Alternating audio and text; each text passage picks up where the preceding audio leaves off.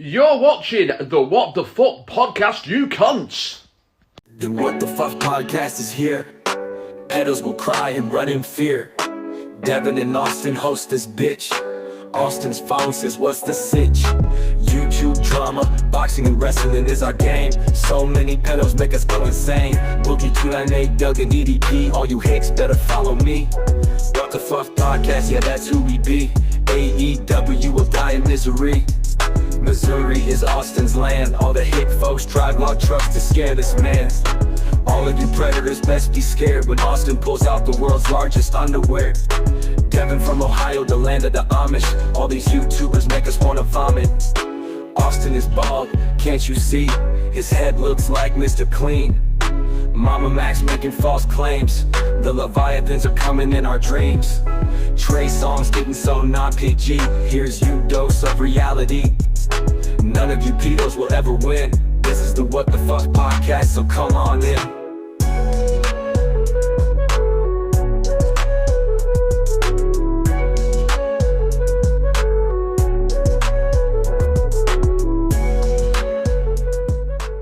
Alrighty, welcome back to the What the Fuck podcast, episode number 85, where we both want to die because of how much we have to talk about.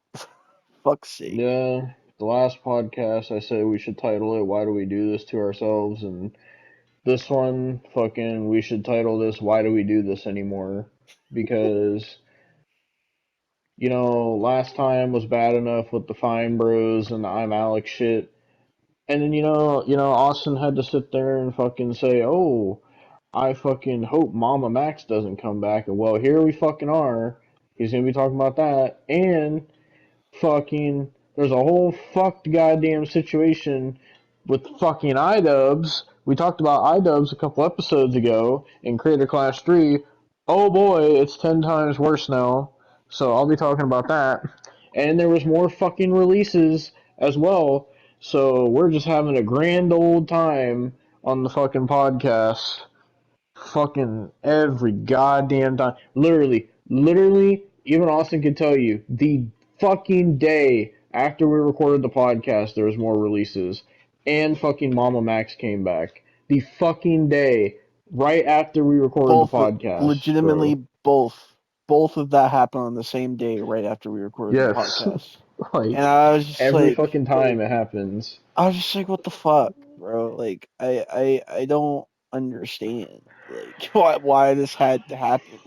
Like, I don't know. But we got a lot of topics to cover here today. Get fucking ready for some more long fucking topics. But, so, I guess we could start off with this. So, let's talk about the next wave of releases of 2025, because there was more. As if the last ones weren't fucking bad enough. There's a lot more. So, I will, you know how we do, I will go down the list, and Austin will give his thoughts. And, yeah, so, this comes from SmackDown Hotel. I'm gonna skip the ones from last time. So, fucking, one that we didn't talk about last time, apparently fucking, well, I mean, her contract fucking ran out. I mean, I don't even think we talked about that whole situation, the whole fucking Carmella situation that fucking happened. I don't care, bro. They didn't fucking renew her contract or whatever, and then she sat there and fucking bitched and complained, and then went on this whole thing talking about, oh, fucking, it's because I was a pregnant woman, and then everybody was fucking saying how delusional she is. She shouldn't even bitch, because they weren't gonna do anything with her anyways, and she wasn't gonna plan on doing anything, because here's the thing, fucking, she's pregnant again. Did you see that shit? No, I did not. What the fuck? Yeah, she's pregnant. They're having a second kid. As if Carmelo has to have any more fucking kids, bro. Jesus Christ. But yeah, apparently she was released on February 21st. I hope to God they take after fucking Corey Graves in the brain cell department. Oh my god. Like, They could take after Carmella in the plastic department also. Oh, Jesus. Up next, we have Greg Miller, who was the host on The Bump, I believe. For him, nobody gives a shit about the bump. Fuck off. Well, Like, I'm just reading the list as it goes on here. He was released March 5th, and then on April 29th, I mean, I don't really count this as a release because she retired, but Miko Satomura was released. oh, okay. Fucking, I But, didn't know that. I but I mean, don't really count that because she had her fucking retirement match. So, does she have a Legends contract, or is it just like, I mean, I would assume because she's fucking still getting cards in Supercard. So, okay. I don't know if she's gonna be in the fucking 2K games, but she's in Valor tier on I Supercard. I don't know, So, cause like even when she was on TV, like wasn't she women's champion at one point? NXT UK women's champion? yes. Why the fuck was she in the games in general then?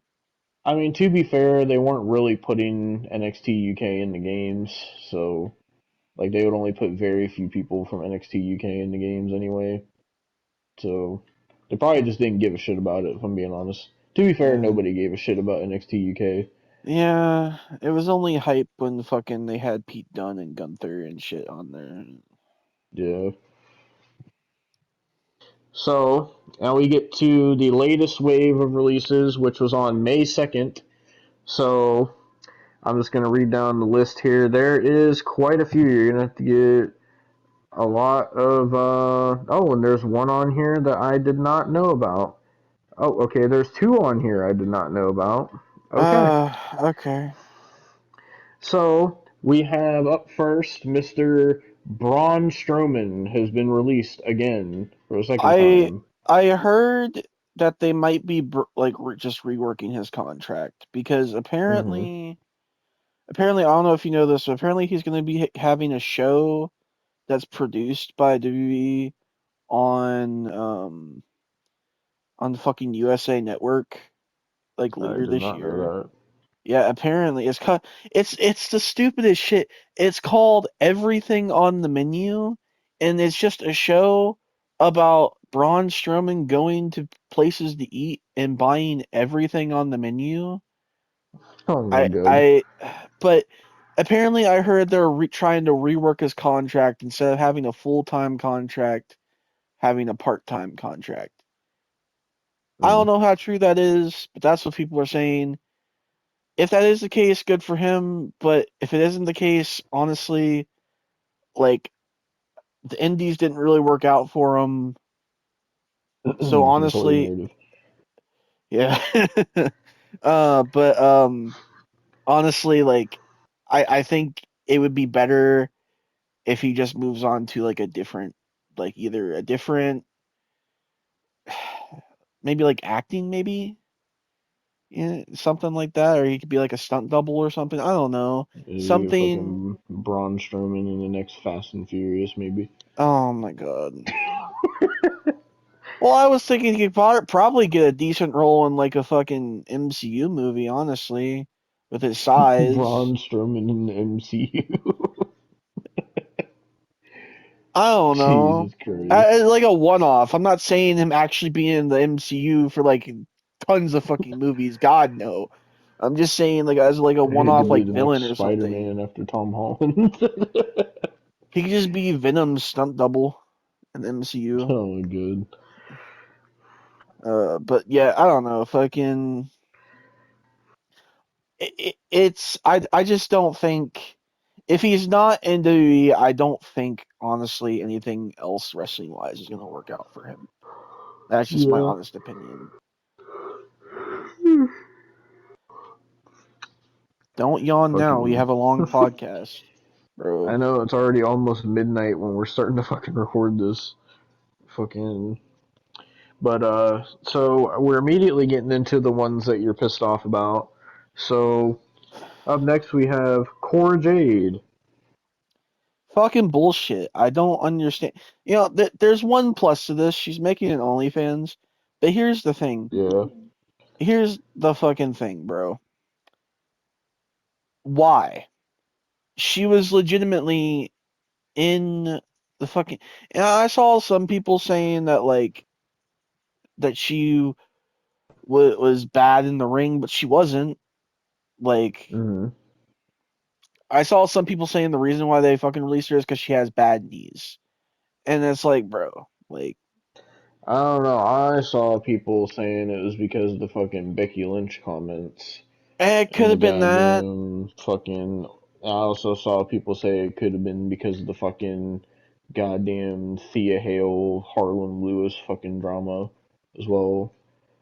It could have been, honestly. I do see probably because if you think about it, like even though Roxanne's on the main roster, I feel like Becky Lynch has heavily affected like that shit, and that's kind of a shitty thing, honestly. Mm-hmm.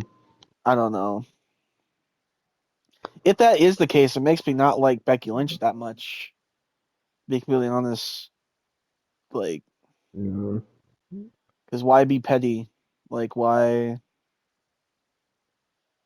Like, Fucking. Well, there's fucking one thing Becky Lynch said that we'll talk about later that you'll like, but fucking I don't know.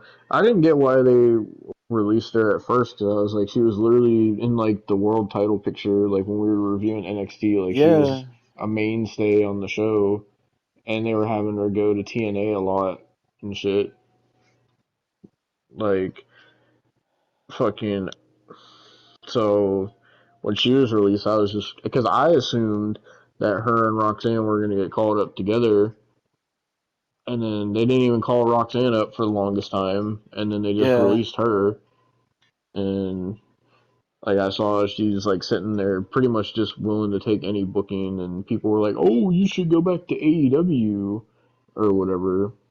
AEW ain't gonna use her, bro. Fucking, I don't know. I'm glad she's making an OnlyFans, but Yeah, fucking.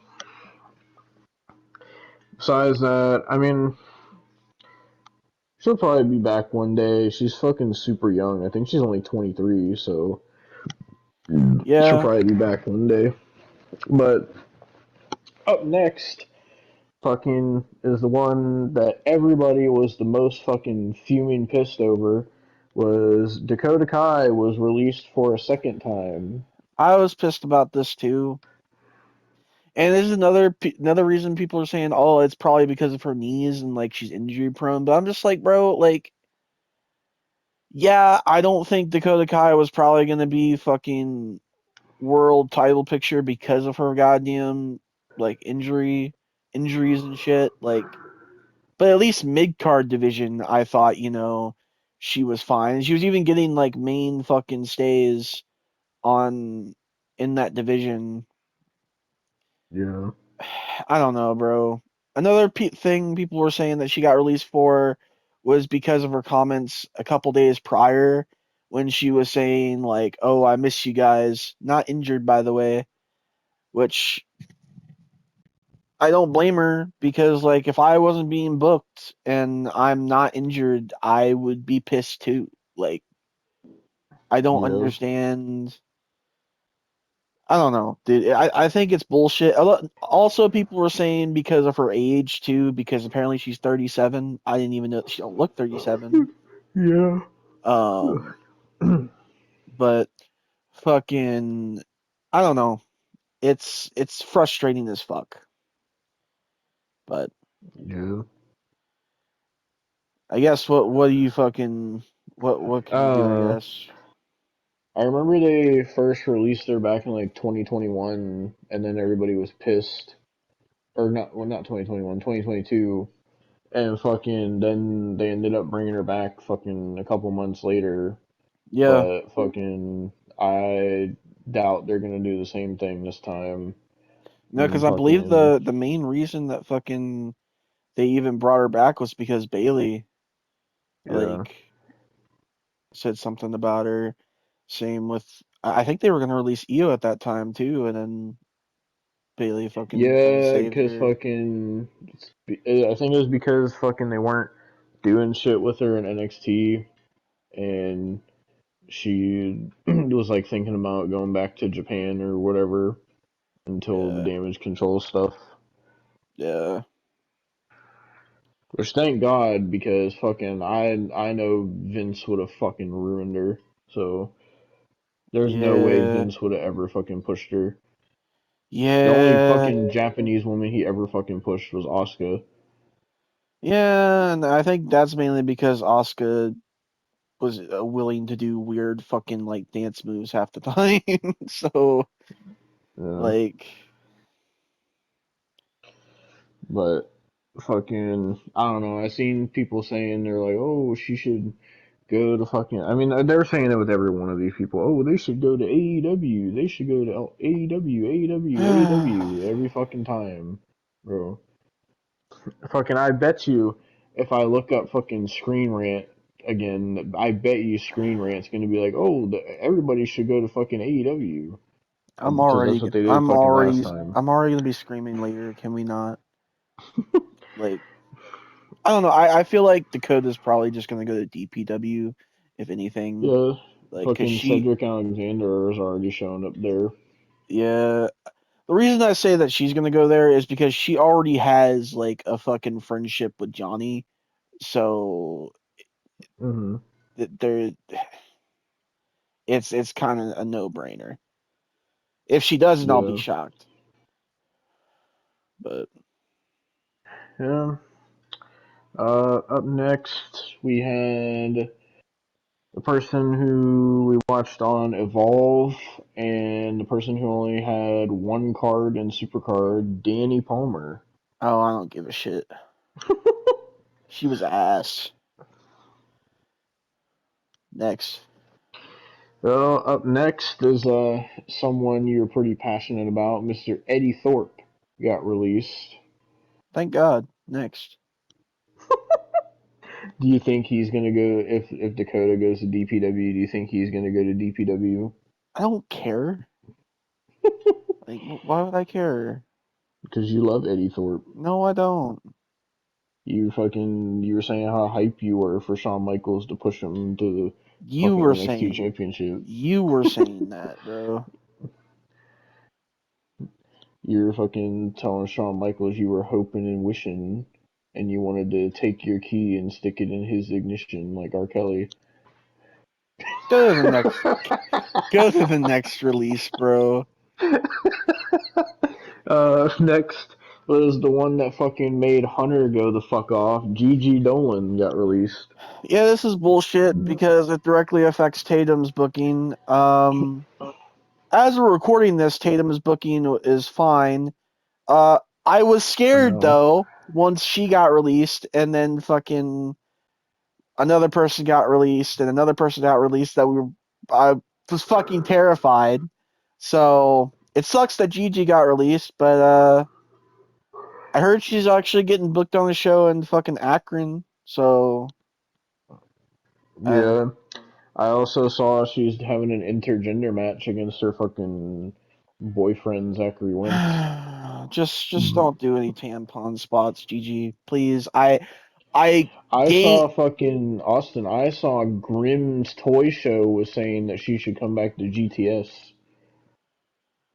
Gigi, for the love of God. I gained respect for you. I gained respect for you after I didn't have any.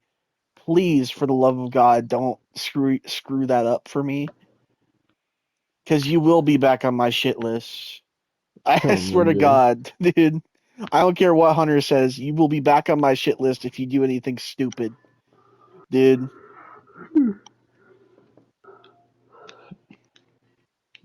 Fucking I don't know. I assume she'll go to TNA since Zachary Wentz is there, probably.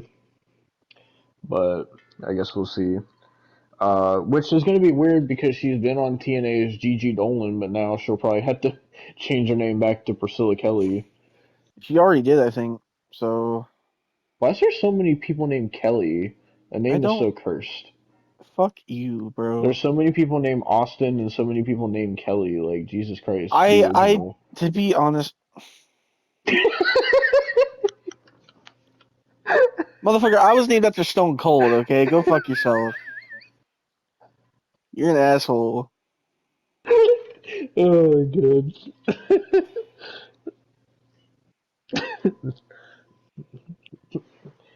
Well, Austin's just such a, like, a generic name, though. I know so many people named Austin. Yeah, most of the people that I know that's named Devin is a fucking chick. So, besides you, And most people I know that are named Austin do fuck shit, so. go fuck yourself, bro. Fucking Austin Jones. Fucking Austin Aries. Austin Kelly. I'll stop. Go fuck yourself, bro. Oh my god. On to Well, the next. up next is somebody that Austin told me he was gonna slit his wrist over, Jakara Jackson. Go fuck yourself. No, I did not. Thank God she got released. I wish they would have released fucking Lash Legend too, but they for some Um, reason fucking want to push her. well, it's like I said, you saw how they were trying to push her in the Royal Rumble. I'm not Well, surprised as the they're gonna thing try to is, push her. honestly, I don't like Jakara Jackson, but imagine this.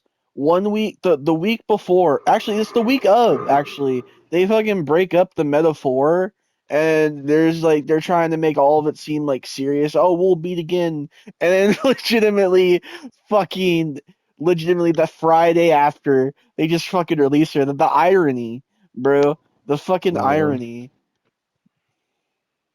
Jakara Jackson seems like she's pretty confident because I've been getting her tweets on my timeline, and she said she's about that action and she's ready to fucking wrestle at other places. I wouldn't So, know because I blocked her, so.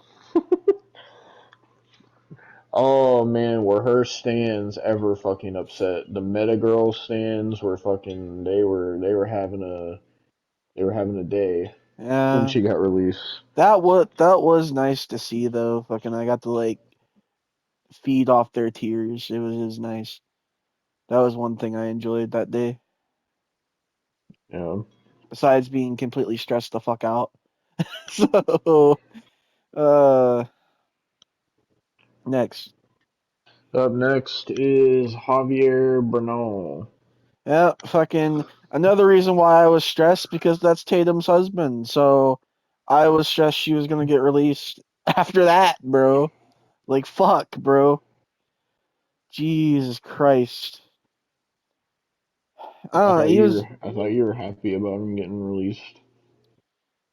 Oh, I mean, he wasn't that great of a wrestler, but it scared me that he fucking Oh, goddamn like that was well, a chance to Tatum because it got released.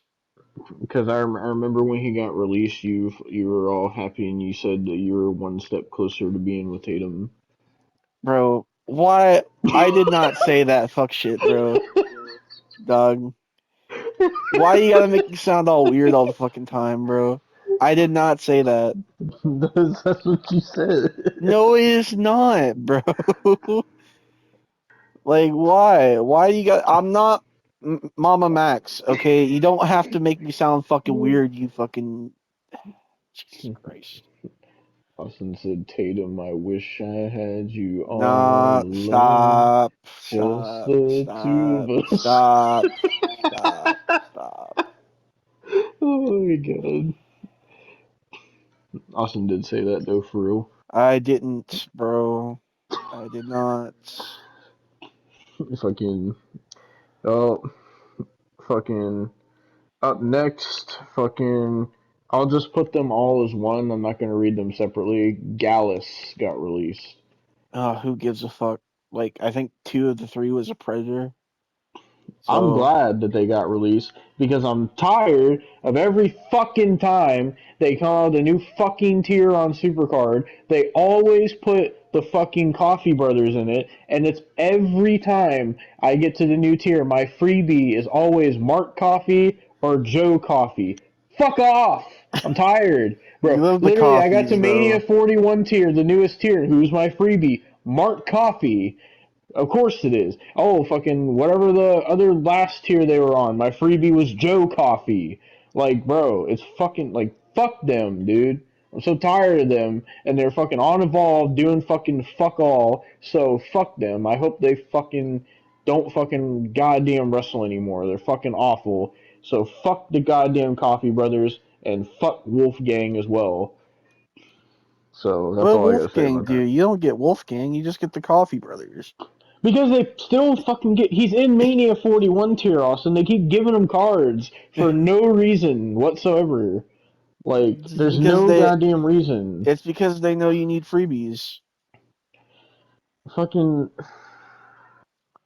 Well, thank God they're not going to be in it anymore. Like, Jesus Christ, dude. I never seen such undeserving people get cards. Tell me how. Tell me fucking how, Austin. The fact that we got so many fucking Gallus cards, but we fucking Cora Jade hasn't had a fucking card. Like, she has a Mania 41 one, but that was her first card since fucking Ink Tier. And we've had like 2 or 3 fucking Gallus cards in between then. Can I ask how the fuck goddamn Wolfgang was getting cards, but not fucking Core Jade? Like, what the fuck are we doing, dude? Why? Why do they keep getting cards? Fuck off, dude. Thank God they're gone. Christ. They're ugly as fuck, too. Jesus. No wonder they Eh, look like predators. oh my god. So, Well, up next was another tag team. The only legit women's team, I guess. Katana Chance and Caden Carter got released. man, I don't think anybody cared about that. Fucking, there was some people that fucking cared Well, about it. I saw. I guess like in one way I do think it's stupid because it's like another case of like fucking over the women's tag division of why it just doesn't need to exist. Like, Hmm. I don't know. That's the only way I could think about it because that was like Yeah. another one of their only legit teams that weren't just thrown together for no fucking reason, you know? Yeah. But yeah. Next. Fucking, they were there for a long ass time too. They Oh really just yeah. did a whole lot of nothing for years. I think Fucking they won the NXT Women's Tag Titles once, and then they won the Women's Tag Titles once, and that was legitimately all they did. I think fucking I don't know how long King Carter was there, but I know Katana Chance has been there. I want to say since 2017 or 2018. I think Yeah. since the Mae Young Classic, actually. The first Mae Young Classic. Yeah, she was there for a while. Fucking, but yeah, fucking. I don't know if they're gonna fucking. I saw Caden Carter tweeted, and they're like, "Oh," she was like, "Oh, we're not done yet." So apparently they're planning on wrestling still. I don't know where the fuck they're gonna go, unless they go to TNA and wrestle in the Knockouts tag division. Jesus Because if they go Christ. to AEW, AEW doesn't have a women's tag division, so No. fucking and goddamn fucking. I don't think anywhere else does either. So at least not that I know of, unless they went to like Stardom or some shit. But Yeah. I anyway, mean, Pulse would definitely like that. yeah. Well, you gotta watch a tutorial first, according to him. Yeah. But up next, we had another person from NXT get released, Mister fucking another member of the Metaphor, Mister Oro Mensa. Yeah, nobody gave a shit, bro. Like he was a decent wrestler, but like he wasn't doing anything. He was on Evolve. Like, Yeah. but yeah. Next.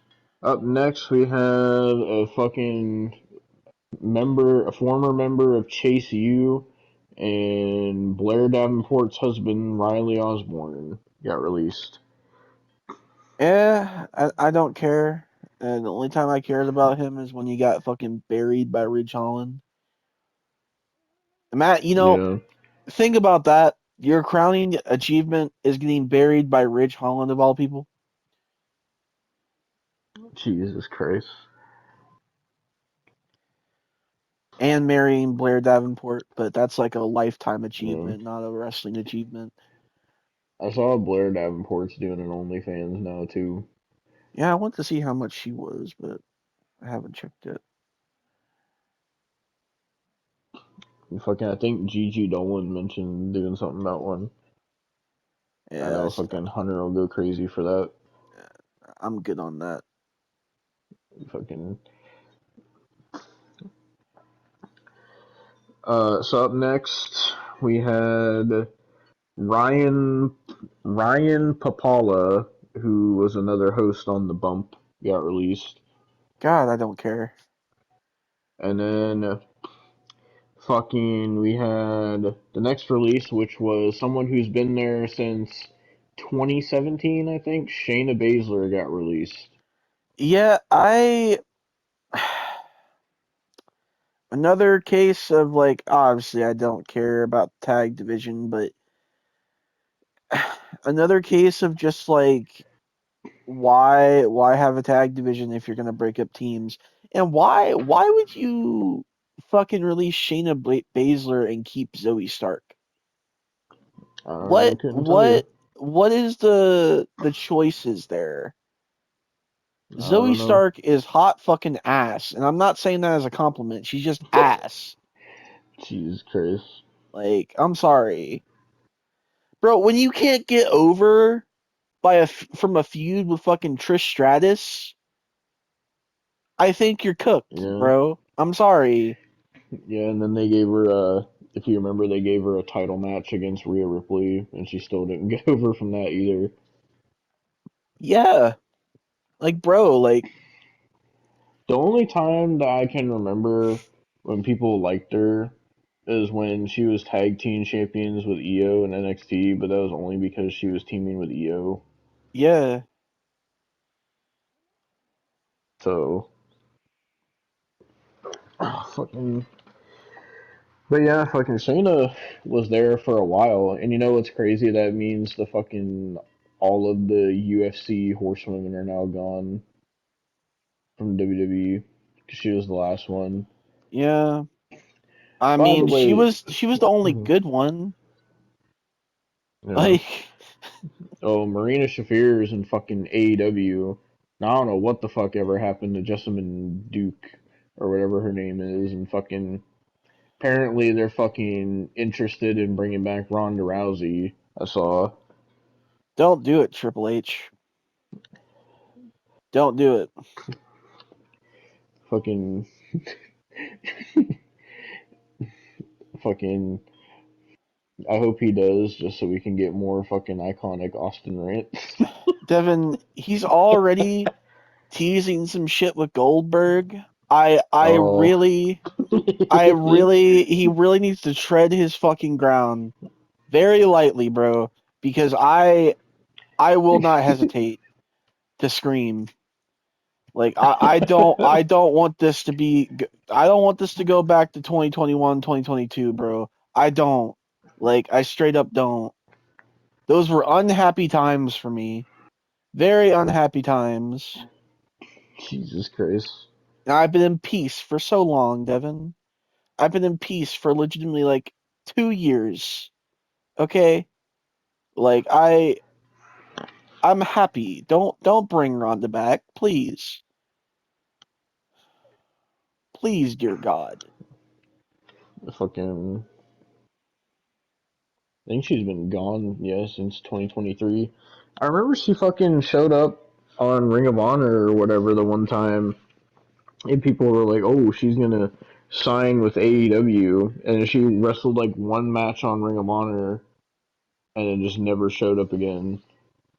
And then I haven't really heard about her since then. I don't bring back trauma, please.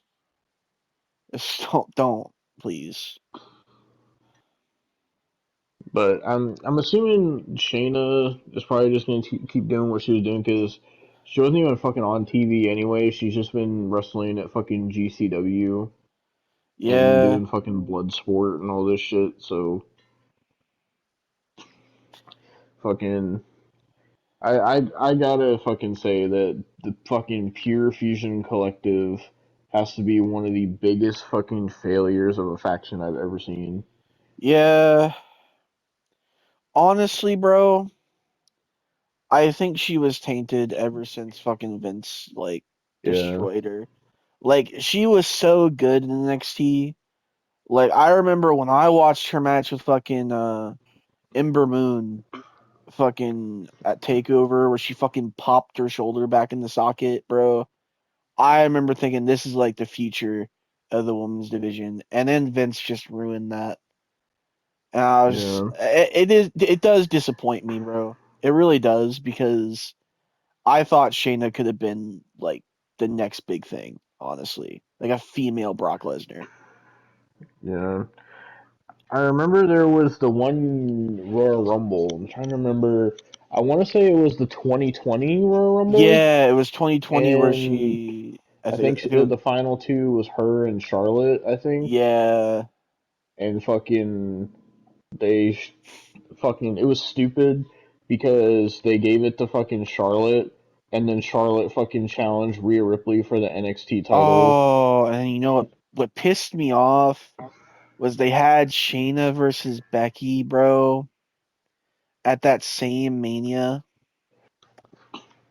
and Yeah. then they had Becky win with a roll up. I was like, nah, bro, like come on. Yeah, and then fucking it was pointless because then Becky got fucking pregnant, so she had to vacate the title anyway. And Yeah, apparently, it's like she knew she was pregnant like during that match too. and that pissed me. I don't know if that was a Vince decision or if it was a Becky decision. That's what like conflicts me because on one hand I want to blame Becky for that, but on the other hand I want to blame Vince for that. Honestly, like if they would have just pulled the plug right there, I think Shayna wouldn't have been released right now. I think we would have actually had it, you know, whatever. I mean, good on Asuka for having her title like run, but like I Yeah. think a Shayna run could have been really fucking good if they would have done it right. But that's besides the point, I guess now. But on to the next one. Um, the next one, oh, the website fucking crashed. I don't know why. That's The lovely. next one is well, you'll talk about this one. Shotzi. Well, she didn't get released. They just didn't renew her contract. Fucking I don't know. Like it sucks because she was part of fucking Tatum's group and shit and everything. I I think honestly at this point I was just fucking terrified that they were gonna release Tatum at this point. Like I like Shotzi, but I don't know. Fucking I don't know. It just sucks. It just really fucking sucks because it's the third person and and fucking like it honestly what pisses me off the most is not just that fucking goddamn fucking they're getting released. Like that already frustrates me enough. But the fact that every time Tatum gets a storyline, it gets fucked on one way or the other. Like, I, so that's what frustrates me. I don't know. Yeah. Again, also, she wasn't really doing much besides that anyway, because I mean, she was also at Disneyland for a month. So I Yeah. I don't know. Hopefully she does well on the indies. Just please don't do anything stupid. Please, dude. Any saw she respect. was fucking already talking about doing some intergender stuff. Oh, great. Okay. Anybody that's going to the Indies right now because of fucking these releases, there's people that I have respect for. If you do something stupid, that's instantly gone. Okay? Like, everything that I say up to this point, even if it's like even talking about Shayna, I have respect for you. But if you use some fuck shit where you're fighting like a goddamn inflatable dinosaur, respect's gone. Okay? Like, next. Next, so this is the last two. These were two I didn't know about. Apparently on May 6th, fucking, I guess, fucking, unfortunately, fucking Yoshi got released. Fucking Yoshiki Inamura from NXT. Oh yeah, fucking I didn't know that either. I thought he was just going back to Noah. I I don't know. I asked what was the point of them fucking signing him. I don't know honestly. Uh, he literally did nothing. Like all he did was just sit there and team with goddamn Josh Briggs the whole time, Yeah, and they did nothing. Like,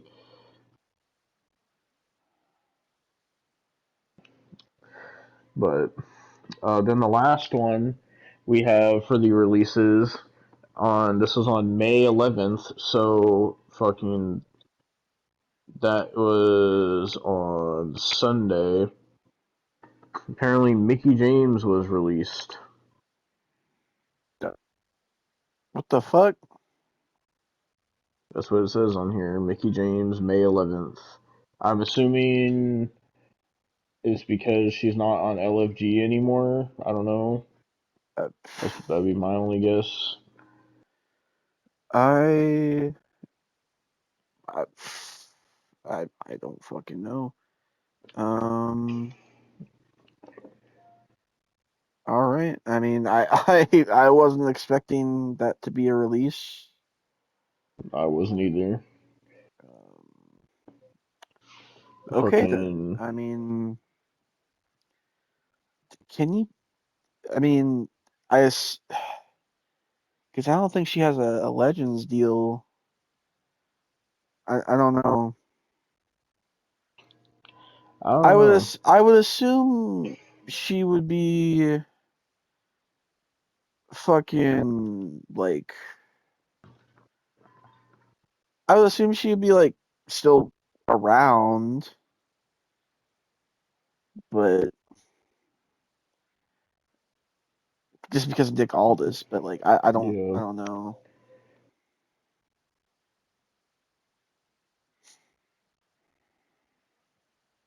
Yeah. I don't know. Fucking. I'm assuming she'll be in the Hall of Fame at some point. Yeah, I'm assuming as well. But yeah, that's fucking all the releases. So as of now, anyway, fucking from what Sean Ross Sapp was saying, apparently there's gonna be more at some point. So who knows? Yeah, fucking I don't know. Sean Ross Sapp is a little bitch, so fucking. But you know who's also a bitch? Who? Well, I shouldn't say who of more of they. Naughty Dog. Um, Yeah, this was the rant Austin was gonna go on last time, but fucking we had so much fuck shit.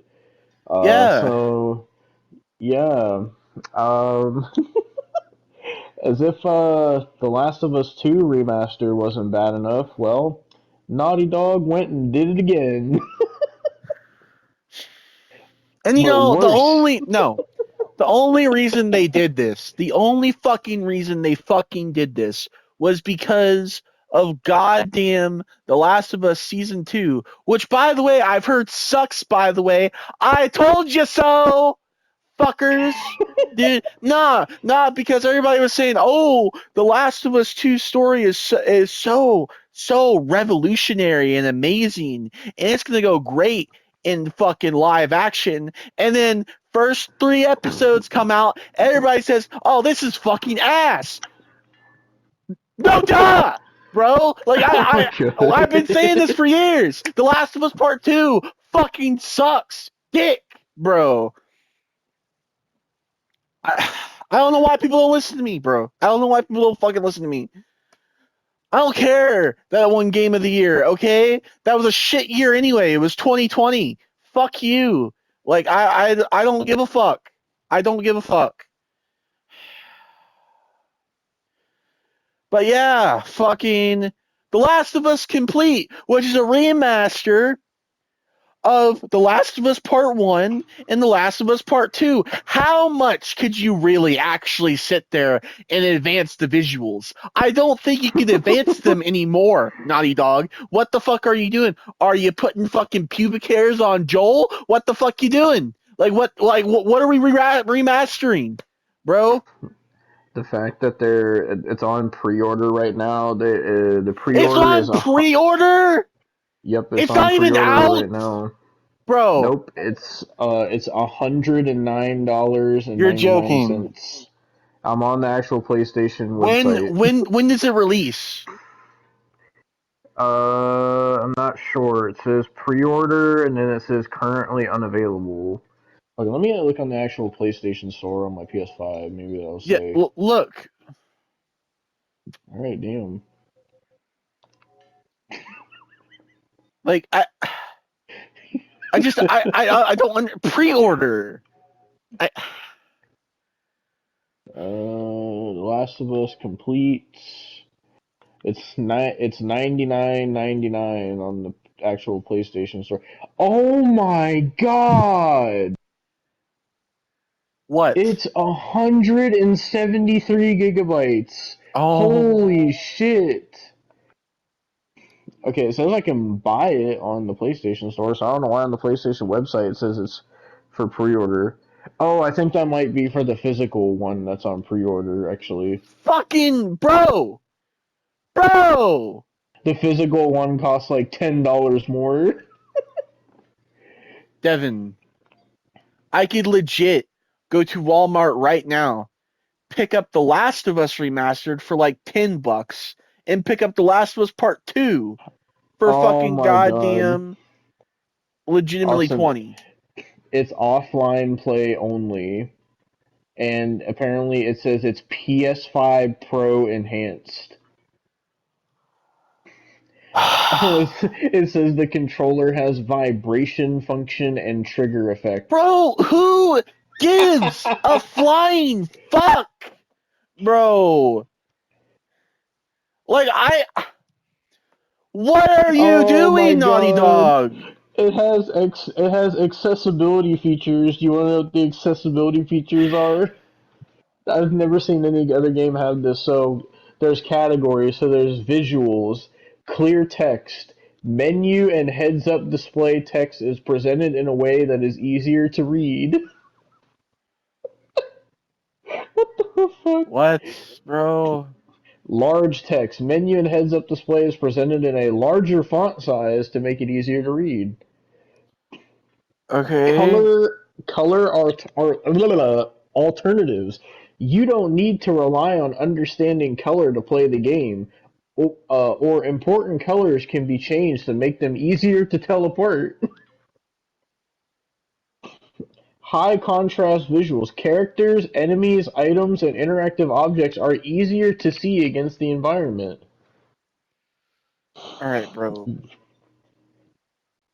Visual comfort advanced. You can play without camera movements and effects during gameplay and cinematics that might result in Wait. visual discomfort. Wait. Okay. Most of these accessibility features I understand, but play to where you can't move the camera? Yep, What? apparently What? moving the camera for some people causes visual discomfort, I guess. What? You have you have to move the camera to play the game. Oh my god, How? Austin, it says, and you can play the game with a dot in the center of the screen to help with visual comfort. Jesus What? Christ. What does that help? How does that help with visual? It's a big ass fucking dot in the middle of the screen. What? That accessibility feature doesn't make sense. I understand the colors because people who are colorblind. Okay, I understand maybe some of the fucking subtitles being changed to different color to clearer subtitles, what have you. Okay, whatever. But why a dot? What does that do? Am I I just don't know. am They I add a just dot to the screen, another $100. It'll be $100 for a dot on your screen. like I just Apparently, there's audio cue alternatives. It says audio information is also communicated visually or through controller vibration. okay, well that makes sense. I could understand that accessibility feature. Directional audio indicators. Additional visual information helps to show where sounds are coming from. Now we move Okay. on to the audio category. Volume controls. You can turn down and mute individual audio volume. Wait, wait. I understand turning it down to where it's not so loud, but full on mute it? What? Mm-hmm. So you can just mute somebody's dialogue. Yep. You know, that actually might be helpful. I don't fucking like hearing Abby in the story, so that actually might be helpful. There's a mono audio. You can set the audio output to be the same from each speaker. And then there's Okay. 3D audio. You can set the audio output so that sounds can be heard from all around you. Screen reader. Okay, that The, makes sc- sense. That makes the sense. screen reader will fully communicate contextual text and visual information essential to gameplay. That makes sense. Yeah. Visual cue alternatives. Visual information is also communicated through audio or controller vibration. Then Okay. there's subtitles. Yeah, that makes sense as well. Clear subtitles. Subtitles are presented in a way that helps to make them easier to read. And then there's large subtitles. Like I said, that's And that's then fine. what controls controller mapping? You can fully customize the in-game controls. No, okay, now hang on now. Hang on. Why? This it gets worse. That's just an extra step that you don't need to do. The control Devin, I know you've played The Last of Us. The controls are Hmm. pretty fucking simple. I don't understand how like would you say from the little you've played, are the controls confusing to you? Fucking. I mean, no. Like they're simple as fuck. So I don't understand why you need a whole like you customized controls. Like what the Awesome. These get stupider as I go down the list. oh my god, great. Adjustable stick sensitivity. Uh, What? some stick sensitivity options are provided, and then there's adjustable stick inversion. Some options to invert sticks are provided. Invert Here's where it's them? here's where it What? That starts to makes get it harder to stupid. play the game. Oh, you want to talk about harder to play the game? Listen to these ones. Playable without button holds. You can play the game and navigate menus without holding down buttons. Okay, well that makes sense in the way of like if somebody didn't have fingers or whatever, but I that Also, the that's next not one. like okay. Playable without rapid button presses. You can play the game and navigate menus without needing to press buttons rapidly or within a time limit. So Okay, this no, is you getting can turn ridiculous button now. mashing off. This It's is worse.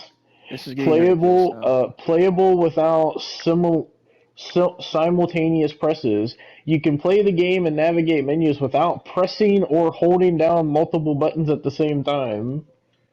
Like I said, that only really helps for like if amputees want to play the game. Like I don't. That's like the Play, only thing that helps that. Playable without motion controls. You can play the game without needing to use motion controls. Wait. What motion controls are in this game? I I never don't used know. motion controls. It's the It's only worse. thing that I can think of that's motion control is the fucking batteries to the flashlight, because you would have to like flip the controller up, but that's like Oh, it. That's all the fucking motion is. Why why would you Austin, this turn it one's on? It's just worse. one flick, bro. Like Austin, get this one. Playable without touch controls. You can play the game without needing to use touch-based controls. It's not a mobile game. Why the fuck would you need touch controls? the only thing I can think of that makes sense with that is the touchpad, like the middle button. Bro, that's the only thing, but you barely use that in the game. So why would you even have that as an option? Bro, you barely use it. And also playable without controller vibration. You can play the game without turning on controller vibration. Why? What does that matter? It's controller vibration. It's like fucking. That's like a Oh consistent in my every fucking god. controller. Now there's a section called gameplay. This is the last section. Okay, hang on. I gotta save a clip before we fucking talk about this, dude. Okay, go ahead. Go ahead. So in the Please. gameplay section, we have adjustable difficulty. You can customize the level of challenge or activate a range of assists individually to help you play the Assist. game. Assist, bro. Then there's skippable puzzles. You can bypass individual puzzles or sequences. So So you're you just. can just decide not to play parts of the game. What the fuck, bro? What is the point of that? Oh, you think puzzles are too hard? Listen to this. Simplified QuickTime events. You can reduce the level of challenge for QuickTime events. Bro, who is that for? Fucking toddlers? I And don't what know. toddler is playing this game? It's in for mature, bro. I. It's a game that has multiple cases of murder and death. Like who? Okay, Then there's game speed. You can reduce the overall speed of the game to slow down gameplay. why? It's already slow gameplay. It's all. I mean, shit. You can look at my playthrough. It took 3 years. It's slow ass gameplay, dog. Like I Yeah. Control reminders. You can review the game controls at any time. that's an accessibility feature now, Yep. brother. And Every game has a menu where you could look at the controls. That's not a feature, Naughty Dog. well, apparently this is a feature, tutorial reminders. You can review the gameplay tutorial at any time. Again, that's like Oh, in every game. That's not a feature. That's like in every fucking game. Austin, look at this groundbreaking feature for $100. Game pausing. You can pause the game at any time.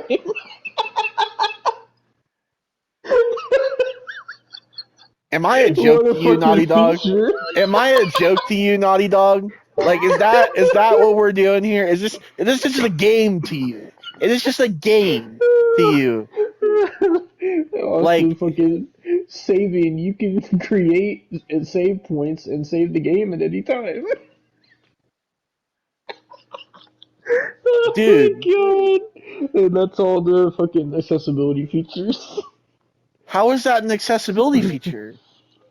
I don't know. Accessibility features are supposed to be for people with disabilities. Why the fuck is saving the game an accessibility feature? Oh, Like, God. what? I like how it only just came out and it's already rated 4.6 out of 5 stars. I just. All right, Austin, it has a description here if you'd like me to Oh, read it. great. I know you're going to. It's not like I have a choice in the So, matter. it says The Last of Us Complete Edition includes The Last of Us Part 1 and The Last of Us Part 2 remastered. It says go back to the beginning and experience the award-winning games that inspired the TV show. As the Oh my definitive god. editions of these two Stop. iconic titles. Stop. Okay. We've been back to the beginning several fucking times. Naughty Isn't this Dog. the third remaster of the first game? Oh, let's see. The first game came out on the PS3. It got Hmm. remastered on the PS4. It's fine. Cool. Then it got remastered on the PS5. So no, this is the fourth one. And this is the second well, because The Last of Us 2 came out and then it got remastered and now it's getting remastered again. This is the third Last of Us 2. Like I kinda with a smidgen of fucking understanding, kind of get re-enhancing fucking The Last of Us Part 1 if it was like at a fucking lower price than $70, you know? But my thing is, and I gotta stress this enough. Why the fuck has there been two remasters of The Last of Us Part 2, which came out not even 5 years ago? Because Like, they had to enhance it for the PS5 Pro. it came out in 2020, dude. How much do they have to enhance? I don't know. I could give them a Apparently little a bit of lot. a. If it was a fucking slashed price, I could give them a little bit of fucking understanding for part one because that came out. The first game came out in 2013, and the first remaster came out in 2014. Okay, I get it. Whatever. But 2020 is when The Last of Us Part 2 came out. 20 fucking 20. Not even half a decade ago. Like, I don't understand, bro. That's Well, like, continue. no, Oh, go Devin, ahead. that's fucking like if goddamn they sat there, made Borderlands 4 this year, right? And then Hmm. 2 years later, they make a remaster of Borderlands 4. And then 6 months later, they make another remaster of Borderlands 4 and put it in a bundle with more remasters of the other Borderlands games and make it like $200. Like I don't understand what the problem is here. I don't. I don't know. They just want money, Austin. That's what they want. Fucking. But continuing here, it says, as the definitive editions of these two iconic titles are brought back together for the first time in one complete collection. Whether this is your first time stepping into the world of The Last of Us, or you're returning to the series since playing on PS4 or PS3, enjoy a host of game-changing graphical and gameplay improvements made possible by the PlayStation 5 console, along with additional content released in Part 1 and Part 2 remastered. I'm gonna need you to say that one more time.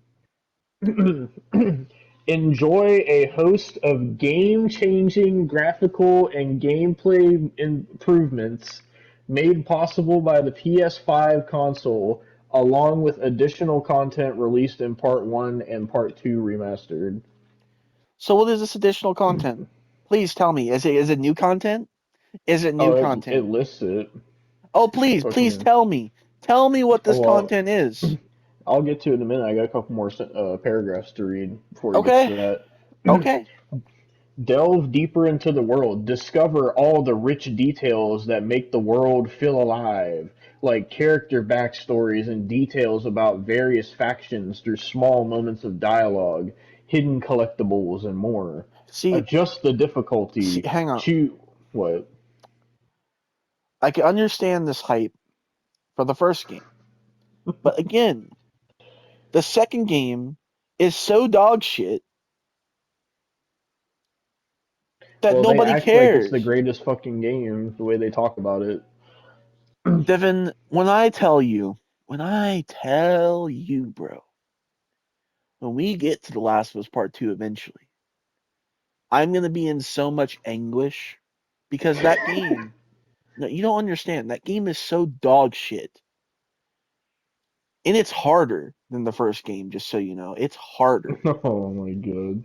And everybody says it's dog shit. I've seen playthroughs where I know it's dog shit, bro.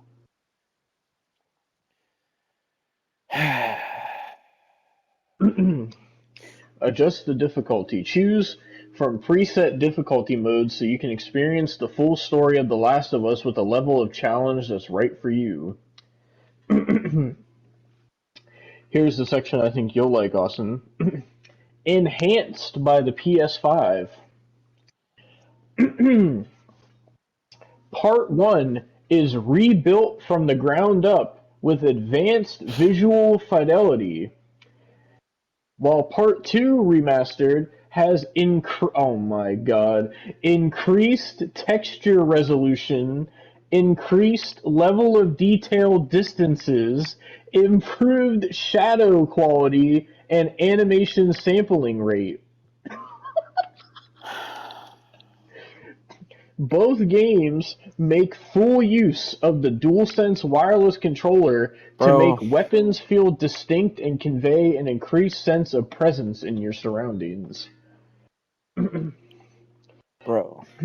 So apparently they somehow increased the textures and draw distance and shadows, and that's all they did. And apparently they rebuilt the first game from the ground up, which I find that hard to believe.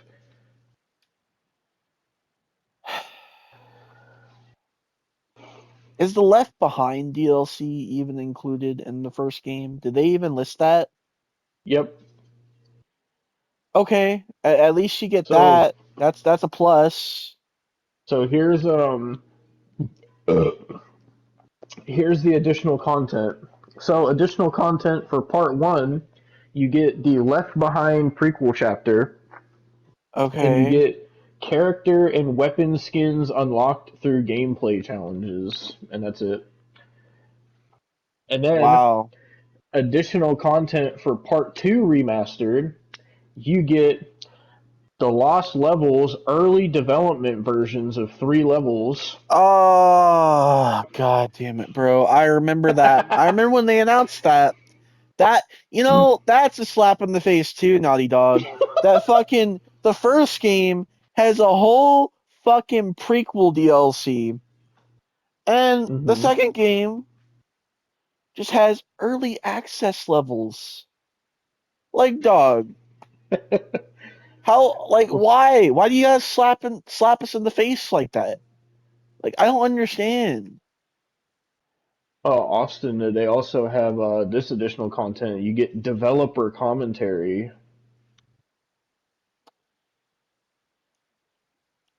Why?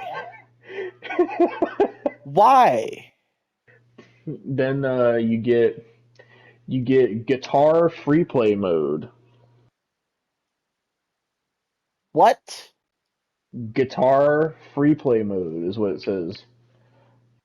So the little mini game you play at the start of the game, you get a free play version of that. I guess. And then finally, you get character and weapon skins unlocked through gameplay challenges, including Jordan A. Munn's jacket skin for Ellie from Naughty Dog's next title, Intergalactic: The Heretic Prophet. $100, folks. $100. 110 if you want it physically, motherfuckers. Yep, Bro, just come like on. Austin. Nah, bro. Nah. I already have the 2 games physically on PS4. I'm not buying them again. Especially Austin, part 2. I am not buying that a second time. well, Austin, you also get something called No Return, a roguelike survival mode. Wow. Why don't you Says, bring back no? Why don't you bring back the online multiplayer mode that was in the fucking first game? Why don't you bring that back? oh, it's offline only, Austin. I know. I don't care about a survival goddamn mode. I'm already surviving the fucking atrocity of the second game. Bring back the multiplayer mode. Oh wait, you won't because you canceled the multiplayer game, and I'm pretty sure you're canceling the fucking third part because Naughty Dog, you're bitches. All you care about is fucking goddamn remasters. I'm sick and tired of remaster. You need to remaster your whole fucking company. How about that? Because I don't know what the fuck you're goddamn doing. I'm tired of seeing Last of Us remastered. I want something new for fuck's sake. For fuck's sake, Well, bro. Austin, their next title is Intergalactic: The And Heretic nobody Prophet. cares, bro. Have you seen the trailer for that game? It looks No. dog shit, bro. Nobody gives a flying fuck, dude. It looks like the same fucking shit they've been putting out for years, bro. Something new, please. God damn Oh it. And this isn't just a Austin. Naughty Dog problem, it's a Sony problem. Because why the fuck are we fucking remastering Days Gone? Oh my god. Well, Austin, it says survive as long as you can in each run as you choose your path through a series of randomized encounters. And then there's a update section. It says in the first major update since No Return launched, unlock characters Bill and Marlene, take on 4 new maps, and earn trophies. Yeah. Unlock a character that's already in the story. Great, bro. Like, fuck if I care, dude. You know what's funny is I'm looking on the PlayStation Store and then the recommended is fucking. So there is a Borderlands collection Oh my that god. has Borderlands 1, 2, and 3, and it came out in 2023. It's $150, You know, and there's also a fucking Resident Evil remake trilogy, and that one's actually only $49, and it came out last year for yeah, Resident Evil 2, 3, see, and 4, I think. Konami actually knows what the fuck they're doing. What the fuck are you Oh, doing, Naughty Dog? Jesus Christ. They have one, wow, they have a Resident Evil triple pack, which is Resident Evil 4, 5, and 6 for $12. And then they have Resident Take Evil notes. fucking 7 and Resident Evil 7 and 8, and it's $80. Still, take notes. And Take then they notes, have dude. Resident Evil Revelations 1 and 2 for $30. Those are decent prices for all these games. Spyro Reignited Trilogy $13.99. Bro, you could legit take Spyro, Resident Evil Revelations, the other fucking one that's $12.99 and whatever, and still not pay as much as fucking The Last of Us complete. Like I that's a problem, bro. But you can get the Mega Man collection with all the old Mega Man games for $20. And you see why I'm so frustrated now. You see why I'm so frustrated. Because why the fuck? Oh, there's even a puppet combo collection where you get Stay Out of the House, Lakeview Cabin, and oh wait, so you get Stay Out of the House, Lakeview Cabin, The Glass Staircase, and Rewind or Die. And you get Like, 4 games for $30. Devin, honestly, I need to ask you, what would you rather do? Would you rather get The Last of Us complete, or would you rather go to Walmart right now and pick up The Last of Us Remastered and The Last of Us Part 2 for a solid $30 physically for PS4? Because you could do that right now. I mean, fucking. I mean, I do the cheaper option, obviously, but But fucking if you had the money to get the enhanced visuals, would you do that? no. I don't give a shit about enhanced visuals. Nobody does, Naughty except Dog these does. fucking sheep. Because you know what? I have to fucking call out all these YouTubers because Oh my everybody god. no, because every time these come out, they play it. Whether it's Nova, whether it's Charlie, whether it's Oh Muda, my whether it's god. anybody, bro. They always play it and give them the money. This is why we have so many remasters. There's no point. It's the same games, bro. Oh my god. So I'm looking on the PlayStation website. They have other Last of Us shit on here. Austin, they have a The Last of Us Ellie bust on pre-order for $150. And then they have a Joel bust for another $150. And then they have the Last of Us Part 2 notebook set, which comes with fucking 2 notebooks, a pen, a pencil, and stickers. $100.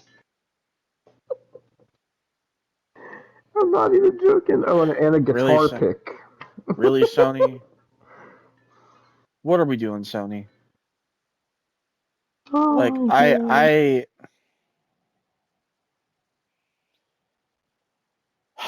He said, "What are we doing?" I Oh, Austin, just there's a The Last of Us Part 2 unisex pullover sweatshirt. $79 for a Last of Us 2 sweatshirt.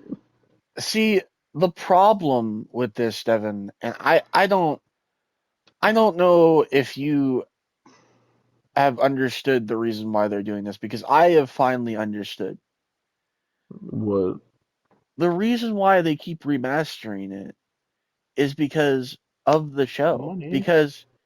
Because they think no, it's because of the show. Because they think if they sit there and remaster it and a new season comes out, like they did the same thing for like season one. All right, that's when part one came out. Is when season one came out. They're Hmm. doing this as a tactical thing to get more money because they know that other people who haven't played the games are gonna watch the show and fucking then they're gonna buy the new game because they're not gonna buy the cheaper one because they're gonna buy the one that just came out. You know, this is the problem. This is the problem. Naughty Dog has now fucking got 2 franchises that have adaptations because of Sony. That is Uncharted, and that is The Last of Us. They ain't doing fuck all with Uncharted because they know the big money maker is The Last of Us. This is their problem. This is the problem. And everybody's buying into it. Whether it's new viewers of the show or old fucking like longtime gamers. And it's a problem. I don't understand why nobody sees the problem with this. Oh. So apparently there's a collector's edition of The Last of Us Complete, and it's like $150. What does it And give you? all you get is a steelbook case for the games. You get The Last of Us American Dreams comics issue number 1 through 4. You get a set of 4 lithographic art prints. Art And then prints. finally, you get a thank you letter from Neil Druckmann.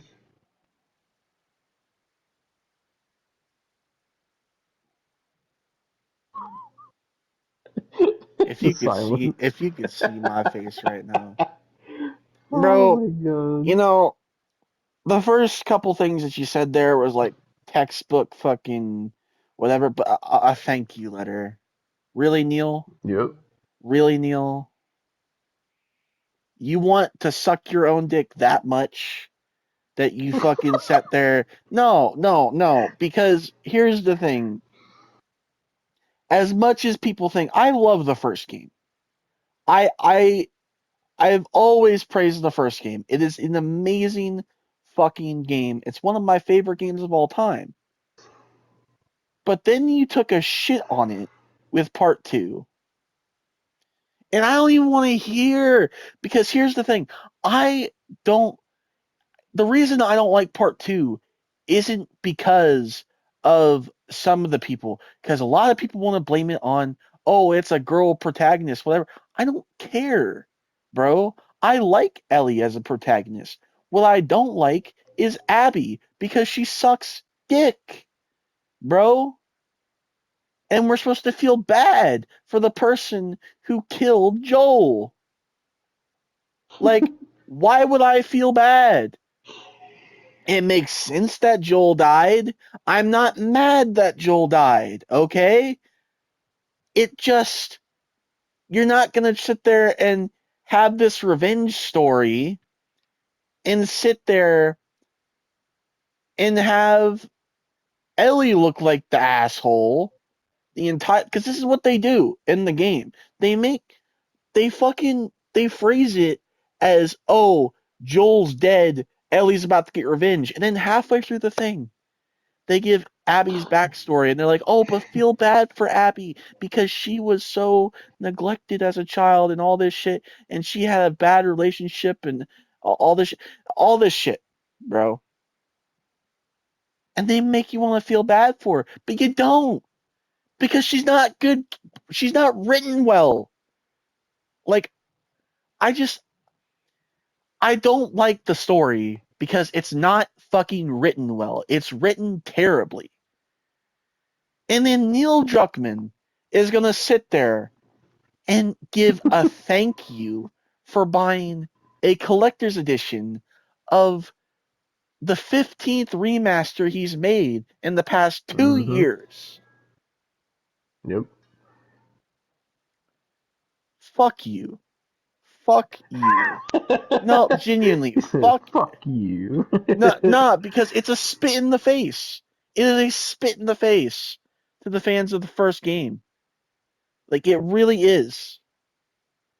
Like, that's like, Devin, that's like if for, because what's one of your favorite games? Just tell me what, like, your absolute favorite game that has a sequel. um, That has a sequel. I mean, fucking. I mean, I guess one that would count would be fucking Psychonauts, because they made Psychonauts 2 not too long ago. Okay, so that's like if Psychonauts, great game, you love the first game, whatever, and then Psychonauts 2 comes out, and it's complete dog shit, written terrible, and then they fucking just take a shit on the whole game. Everybody praises it like it's a godsend, even though it's terrible. And then they remaster the first game 20 times, and then they remaster the second game a year after it came out another 20 times. And then the fucking director of the game puts out a collector's edition and says, "Thank you for buying my collector's edition," and it's like $300. Tell me how you would feel, because that's how I feel right now. I mean, that would be a fucking, like, I would just be like, so I'm spending all this money and all I get is a fucking thank you letter.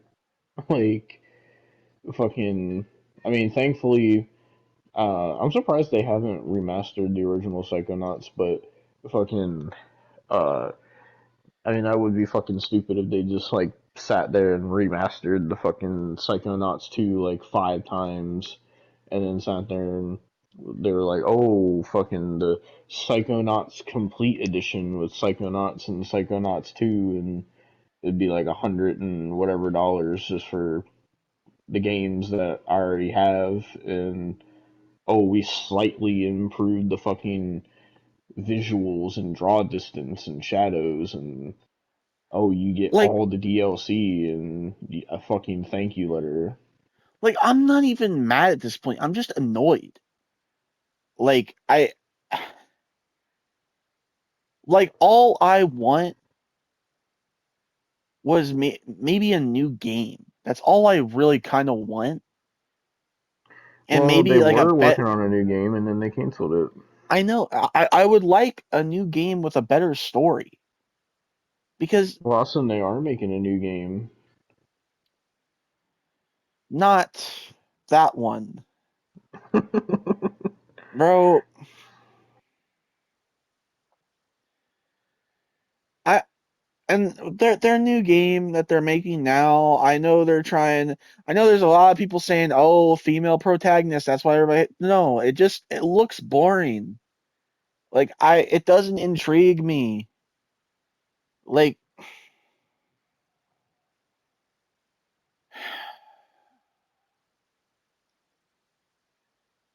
the thing is with The Last of Us is the reason why it was such an intriguing and great game is because it was a unique spin on a zombie outbreak game at a time where it was such a fucking drought because The Walking Dead was out at the time, that it was genuinely dead. No pun intended. Like, that is the reason why The Last of Us is such a fucking good game, because it takes those tropes and uses it in a way that makes it intriguing. The Last of Us Part 2 is complete fucking dog shit, and the fact that we have remastered it 10 fucking times and all we get for a collector's edition is a thank you from the director, fuck you. I'm done talking about it. I'm done. Like, I swear to Well, God. also, I saw apparently the Last of Us TV show has been renewed for a season 3, Well, I already know that, because and see what apparently they're. they're already planning on making a season 4 as well. I don't know what they would do for a season 4 unless they plan on dragging, because I already know they're dragging out season, like, part 2 into 2 seasons. I already know that. They already confirmed that. But if they're going to drag it out into 3 seasons, that's fucking ridiculous. And it Let makes me me not want to see. watch the show. Like, it really does.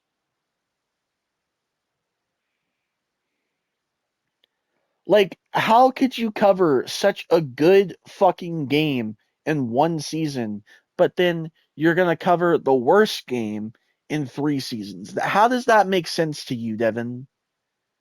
It says Last of Us season 3 is officially confirmed and is in development.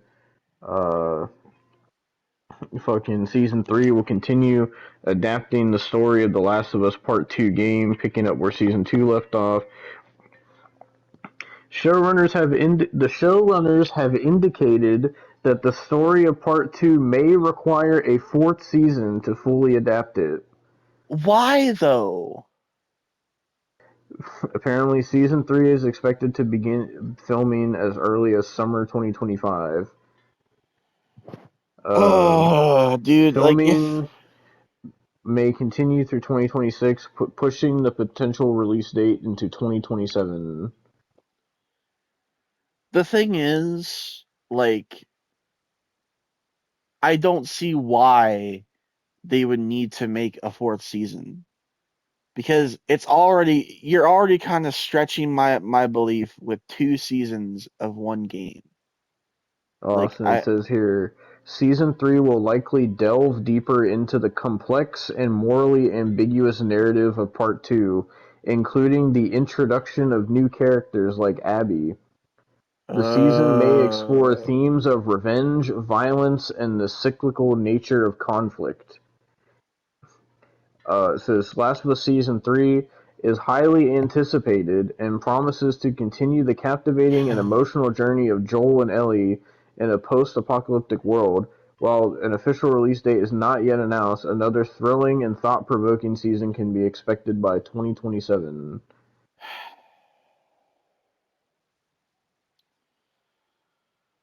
Fucking. the thing is, I know when it eventually all comes out, I'm gonna have to review it. But Mm-hmm. I just, I don't know, man. Like, the way it's looking, I really don't want to. Like, uh, man.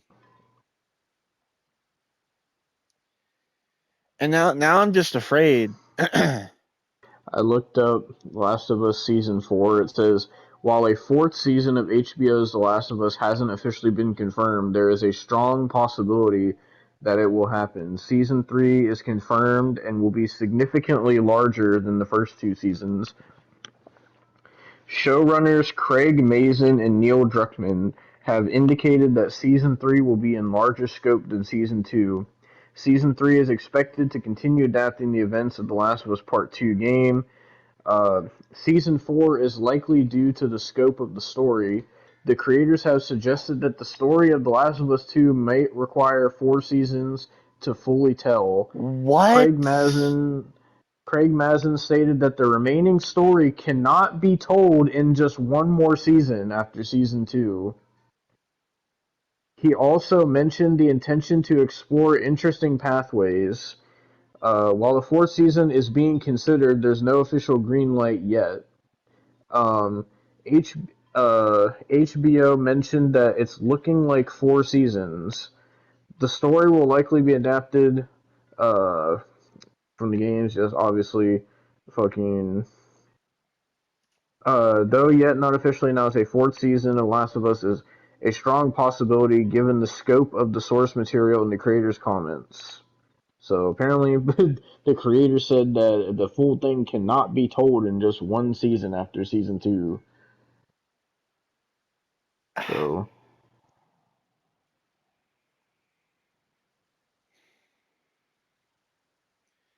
That's honestly just disappointing.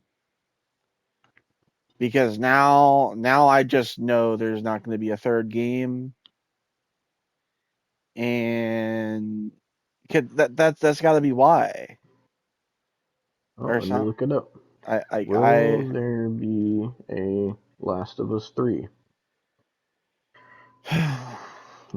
It is difficult to say whether there will be a Last of Us Part 3 as it hasn't officially been confirmed. Neil Druckmann's statements. Neil Druckmann, the writer and director of the first 2 games, has suggested the possibility of one more chapter to the story and has a concept for a third game that he finds exciting. Naughty Dog's past. Naughty Dog, the developer, has a history of creating sequels to successful games. Franchise popularity. The Last of Us is a popular and critically acclaimed franchise, both as a video game and TV series. Uncertainties. Lack of official confirmation. Naughty Dog has not officially announced or confirmed that The Last of Us Part 3 is in development. Naughty Dog is currently working on a new IP called Intergalactic: The Heretic Prophet, which is expected to be released in 2027. Druckmann bro, has that's not stated getting that released until 2027. I guess not. Uh, Oh, Druckmann has stated that a third game would depend on whether the developers find a story they're passionate about and if the stars align. Jesus Christ.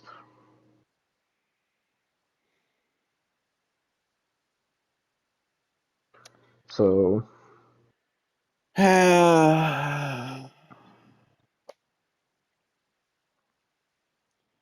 I don't know. I just don't. I don't think there's a point to it all, dude.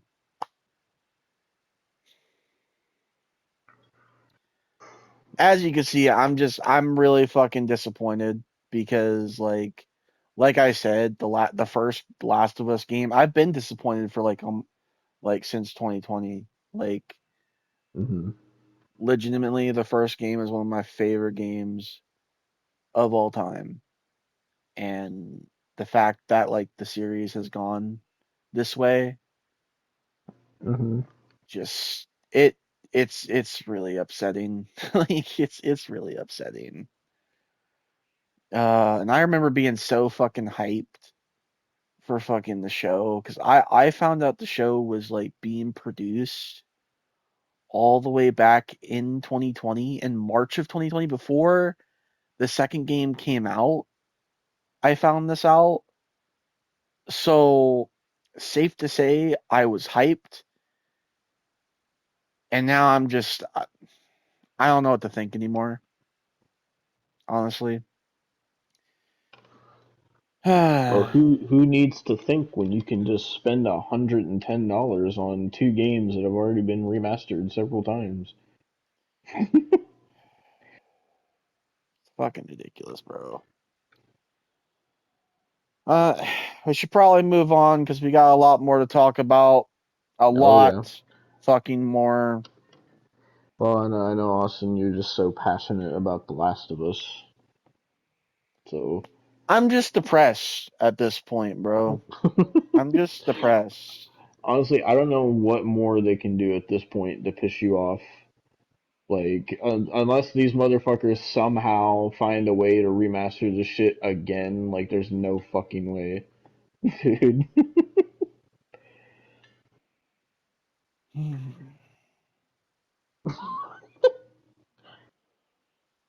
But, yeah, that was Austin's Last of Us rant.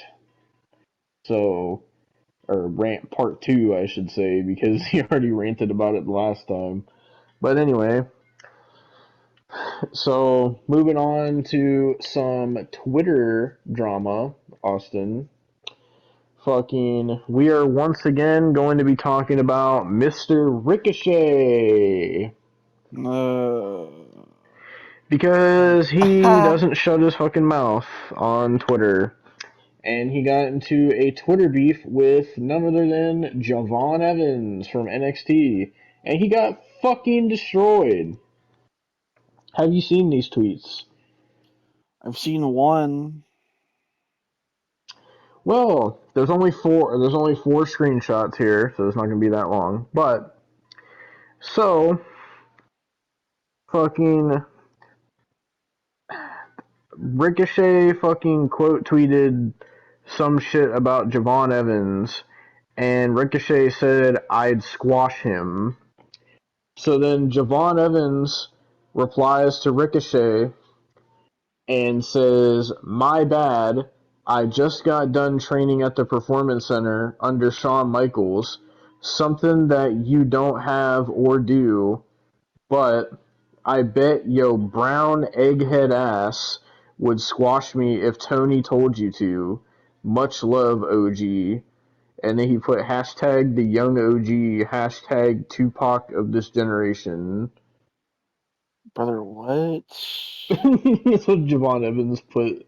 And then Ricochet replies, this was his only reply, by the way. Why did he call him Tupac? Wait. I'm so confused, okay? So, this is Ricochet's only reply. Ricochet says, "Brother, I was learning from Shawn Michaels when you was like 12, then went on to become a multiple-time champion. Let me know when you win one, little boy. And yeah, if Tony asked me, I'd definitely beat your ass, cuh." And then you put a crown. Then Javon Evans replies, and this is where Ricochet gets destroyed. Javon Evans says, "You learned from HBK when I was 12 and became a multiple-time champion. Now you're wrestling in front of 2,000 people every week for a crackhead." Talk about an Oh, upgrade, am I right? Laughing emoji. oh. But that's not it. He replied to himself and said, Javon Evans says, sounds like Mr. Khan isn't giving you enough attention, so you had to come for a successful ass youngin'. You're giving me the most views on my post, and I'm finally helping you get the most attention you've ever had in your career. All love. So, Ricochet gets fucking destroyed once again, and then fucking not too long after he tweeted this stuff, he ended up deleting it. I'm assuming WWE probably told him to delete it, but fucking, I don't know if Ricochet deleted his or not, but Ricochet got fucking cooked so bad. So, like, at least he didn't sit there and fucking try to keep responding to him and make an ass out of himself like he usually does, but fucking he always runs his mouth and talks shit and then sits there and goddamn gets fucking obliterated on Twitter. Because Like he's a dumbass, bro. like even Austin was telling me earlier, someone said fucking Miles Bourne is fucking deaf and he can cut a better promo than Ricochet. Because And he it's sad because it's can. true. Like like, fucking and Ricochet said, "Oh, I was a multi-time champion. Yeah, he won the NXT North American title and he won the fucking United States title. And fucking was that the only titles he fucking won? Those are the only ones I fucking remember I because he want to had such a say, shit fucking career. I want to say he was 24/7 champion, but that would be giving him too much credit. The only other thing I remember is he had a fucking that one random crown Was jewel he? show where they did him versus Brock Lesnar and he got destroyed in like 5 seconds. Wasn't he the first Speed champion? I think so. No, actually, let me look it up. Let me look up what titles he's had. I want to say he was Fucking the first Speed champion. Ricochet WWE title wins. Okay, so Ricochet won the NXT North American Championship, the Intercontinental Championship, the US Championship, and the Speed Championship. And he also won the Dusty Rhodes Tag Team Classic with Aleister Black in 2019. And apparently he won the SmackDown World Cup in 2022. Wow. So yeah, he's won so many world titles apparently, and he hasn't won shit in AEW. So, Yeah. but but yeah, he made himself look like a fucking dumbass again, and it just continues to fucking happen because he just for some reason I don't understand why. Like I don't know if he thinks that running his mouth to fans on Twitter and acting like this is like getting his character over because he acts like it's getting his character over. Like he acts like it's part of his heel work to get people to hate him more, but they just hate him in general. Like so, I don't know. He's a fucking idiot. That's all I gotta say. A fucking goddamn Javon Evans fucking smoked him. So fucking it's crazy because people like apparently Javon Evans was in AEW at one point. If you didn't know, it was when Yeah, I think he he faced like Jeff Jarrett, I think. I saw that. yeah 'Cause people were talking about it. yeah fucking but yeah. So that was the it wasn't much like those tweets happened and then like I said Javon Evans deleted it and then there hasn't been anything else since. But just once again, Ricochet fucking making himself look like a complete fucking dumbass on Twitter, and he got destroyed again and shit. So, fucking, there's that. So, Fucking another fucking topic that I wanted to get to was from one AEW person to another, Austin. Fucking Uh, have you heard what is going on with Mrs. CEO Mercedes Monet? no, but I'm sure Kyle has. Yeah, because he subscribes to her weekly Moan mag. Ew, is that what she calls it? What the fuck? Well, I think it's supposed to be Monet mag, but it reads fucking Moan mag, and it's like her own magazine, and you can fucking sign up for it so you can get it in your fucking email like Kyle does. Jesus fucking Christ. I sent you the PNGs for the releases. Did I miss anybody? Oh my god, I'm getting so many notifications. Gigi, Chauncey, Braun, Oro Mensa, Dakota Kai, Cora Jade, Cara Jackson, Shayna, Mickey, Javier Bernal. You didn't give me Eddie Thorpe. Oh, that's who I was forgetting. Oh, and Riley Osborne. I gotta get both of Mm-hmm. Fucking and Yoshiki. them. And Yoshiki. Okay. Yoshiki. But so Ew, what is that new PNG of Eddie Thorpe? I'm glad he got released. Oh God. so you haven't seen what's been going on with Mrs. Mercedes I've Monet I've heard of the prescription, like prescription subs. prescription. That's what Kyle gets, the prescription to Mercedes Monet. The subscription service that she's done. I don't know the details per se, but I've seen the backlash from it, like some of it, not So all of it. this is from her actual website, mercedesmonet.com. She has her own website. So she basically launched a new texting service where you can pay $100 a month to privately text Mercedes Monet. So it says here, Austin, let's be text buddies. And it has a picture of Mercedes Monet, and it has some messages here. It says, "Hi Mercedes, is Snoop Dogg really your cousin? When did you talk to him last?" And Mercedes responds and says, "He is. I saw him in NYC. We had dinner and talked, fam." Because that seems like a genuine response. That's definitely not AI. Ah, bro. Another one here says, "Hi Mercedes, what are you doing today?" Mercedes responds with, "I'm with my dog trainer trying to potty train Bugs Bunny." I don't know if that's the name of her fucking dog or what. Um, then there's one more here that says, "Mercedes, were you really hurt in your match with Momo?" Mercedes replies and says, "100%.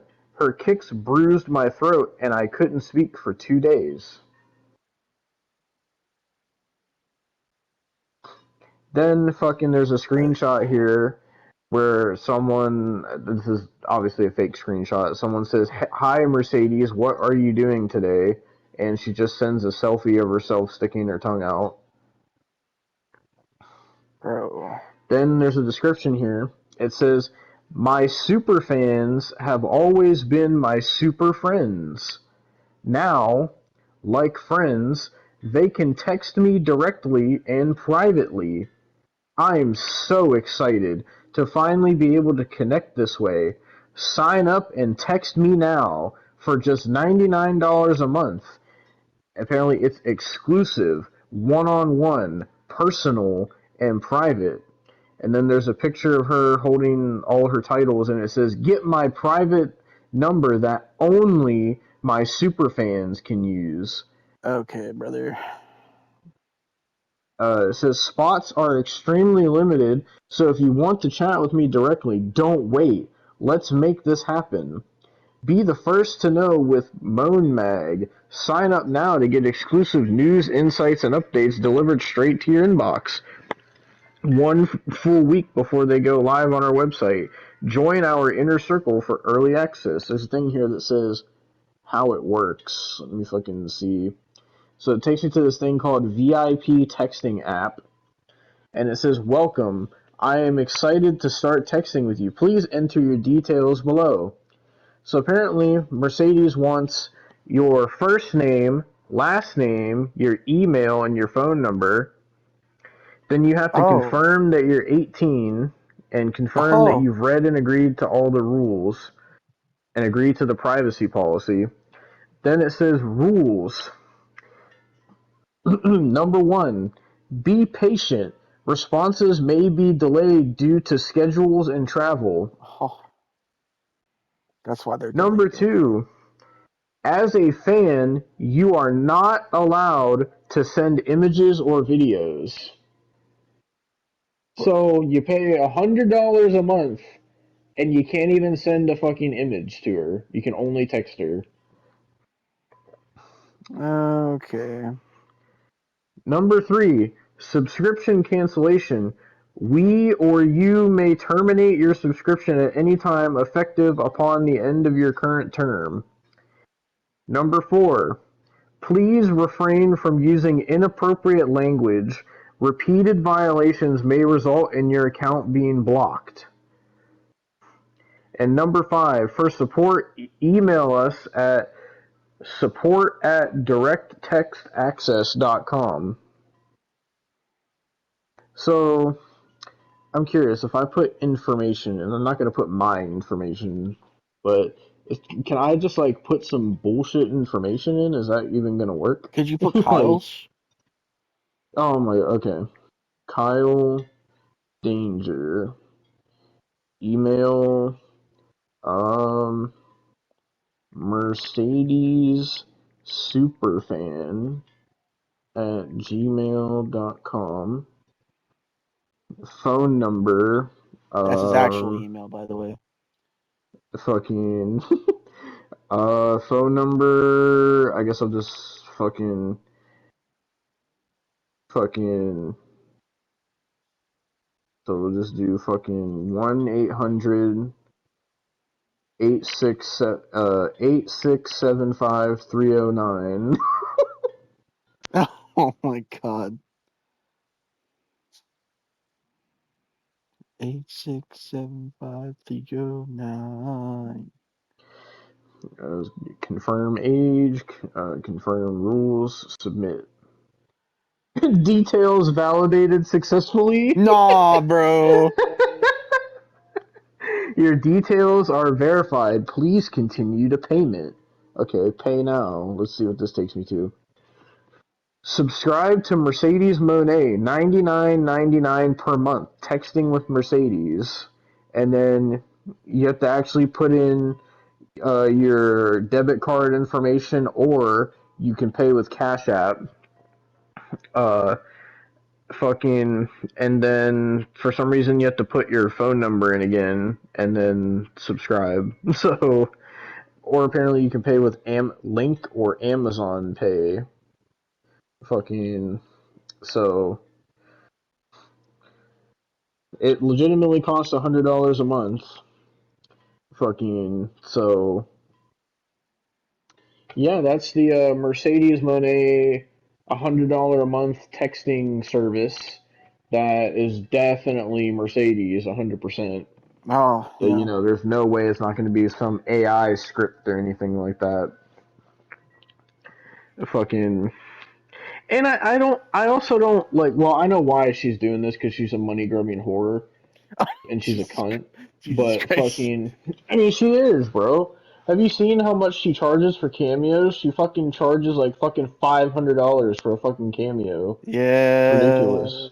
She fucking is doing this for fucking goddamn money, obviously, but fucking, and she's taking advantage of her fucking fans, because she knows that she has fucking obsessive fucking super stands that have actually bought this, by the way. There's people that have actually bought this because they're fucking stupid. Oh my And god. fucking, but I don't understand why, other than that, why she wants to do it, because she was the one that sat there and says all this shit about, oh, fucking being creeped out by fans, and did that one fucking meet and greet where fucking people got paid fucking a lot of money to get photo ops with her, and then she stood like 6 feet away from them because she apparently said she doesn't like men touching her, and she would only take close pictures with women, and fucking sits there and fucking goddamn flips the fuck out anytime anybody says anything to her. If they call her Sasha Banks, she'll fucking crash out and flip out on people. If they say anything about her going back to WWE, she'll flip the fuck out and shit. And she'll say that she's never going back and she's never gonna be Sasha Banks again. And fucking like, and I was just thinking, I was like, man, like for someone that sat there and like says that fans are obsessive and weird and that fucking, oh, men are fucking disgusting and weird. Now she wants a private texting service with her fans, like fucking. And then I thought about it and I was like, well, she's just doing it for fucking money. Because like I said, she's a money grubbing fucking whore. And even fucking Becky Lynch fucking took a shot at her. I don't know if you've seen it, but there was this clip where fucking they were asking her about Bailey or whatever, and she basically made a comment saying, "Oh, maybe fucking Bailey's fucking asking her best friend. Maybe Bailey's talking to her best friend by paying $100 a month to text her or whatever." So Jesus. fucking like what's your thoughts on it? Because I think this is completely ridiculous. It got so much backlash, and everybody is fucking saying it's scummy and it's a fucking scam, and she should be ashamed of herself. And I've fucking watched a video on it earlier from Deontay DDJ, and he was talking about how fucking Mercedes is taking advantage of her fans and this whole fucking run that she's been on post WWE, where basically fucking AEW and New Japan are just letting her do whatever the fuck she wants anytime she fucking wants, and she's fucking burying every fucking women's wrestler that she wrestles and shit. Like that fucking she's completely a fucking different person now, and now she acts all fucking childish because fucking if she doesn't get what she wants, she fucking throws tantrums and fucking goddamn fucking and that's why she fucking freaks out when people sit there and call her Sasha Banks or whatever. And even fucking like Psoriasis fucking said something about that because like fucking someone asked her, they're like, oh, fucking, since Mercedes hates being called Sasha Banks, like, do you hate it when people call you Paige or whatever? And she was like, oh no, I love when people call me Paige. I love being Paige and shit. I'm just like, man, like, as much as we fucking shit on psoriasis the past couple years, at least at the very least, she's not fucking goddamn rude to her fucking fans, and at Yeah. least she doesn't fucking crash out when people sit there and call her fucking Paige, and at least she doesn't sit there and fucking shit talk WWE just because she doesn't get her way and shit. And at least she's not like all the shitty things she did with fucking Ronnie Radke. Like at least she didn't sit there and launch a fucking $100 a month fucking texting service. Like Jesus Christ, man. What's your fucking thoughts on this? This is ridiculous. I just think it's ridiculous. I what like besides the point of just stands, like who actually is going to pay for this? Like Probably creepy ass dudes that think that it's actually her. probably honestly, but then you also gotta think fucking that wouldn't be that much in the question because fucking there's like it's prohibited to use like certain language in the fucking thing. So it's just like why even make this? Like I know for money obviously, but it's just like it's not going to work out well. It's none of it's going to go well. I I don't know. She had a good thing going when she was Sasha Banks. I could tell you that because legitimately like she legit was getting film roles and starring in Disney Plus shows and all that shit. And now what is she doing? Fuck all. Like, Yeah. and I'm not trying to say like every fucking wrestler should transition into Hollywood, but it's very rare for someone to, for Well, somebody to be at that caliber, you well, know. Austin, remember, she said that she believes she's worth. She said, and I quote, "I'm as big of a star as The Rock." Is what See, she said. here's the thing. That's just not true. Um, the only successful wrestlers turned actors is The Rock, Batista, Cena. Best you got. And then Would you even would you put the Miz in there? Miz, yeah, but I'm talking if he was I would like talk about him more if he actually had films that were in theaters. Like if he actually Yeah. got the role as Johnny Cage instead of Carl Urban, then he would have had something there. But Hmm. he didn't. So maybe in the future, maybe he could be in the even I guess even Becky Lynch is starting to be and Roman Reigns are both starting to Hmm. be like get roles and everything. But to even the only person in AEW besides Mercedes that got roles when she was in WWE that is even close to star caliber, and I hate saying this at this point, even close to star caliber is MJF. And even then, the most he's gotten is legitimately 4 seconds in the Iron Claw. I shit you not. Oh my Chavo god. Chavo had more screen time. And Jesus Christ. fucking then he's getting this role in Happy Gilmore, but it's Adam Sandler and it's Netflix. Doesn't he play Adam Sandler's son or Happy Yes. Gilmore's son, whatever? Yes. Jesus. I don't even think it's just his son. I think it's one of his sons. Jesus Christ. So, and by the way, he hasn't been shown in the trailers. The movie comes out this summer. So, I don't know, to be completely honest. But I don't think she should be treating herself like she's this fucking god. Because she's not. Oh, well. Do you want me to read her description on her website? Because it is something. Oh my So, god, okay. this is what you see when you go on the home page. It says Mercedes Monet. It's like her logo, and it says Mercedes Monet is a powerhouse professional wrestler, a versatile model and actress, expanding her reach as a singer, songwriter, and innovative entrepreneur. As a CEO, she continues to break boundaries across entertainment and business. And Okay. then there's an about section here that says Mercedes Monet, the CEO of professional wrestling and beyond. She thinks she's fucking Buzz Lightyear now. Fucking Jesus Christ. Mercedes Monet, formerly known as Sasha Banks, is a versatile force across multiple industries.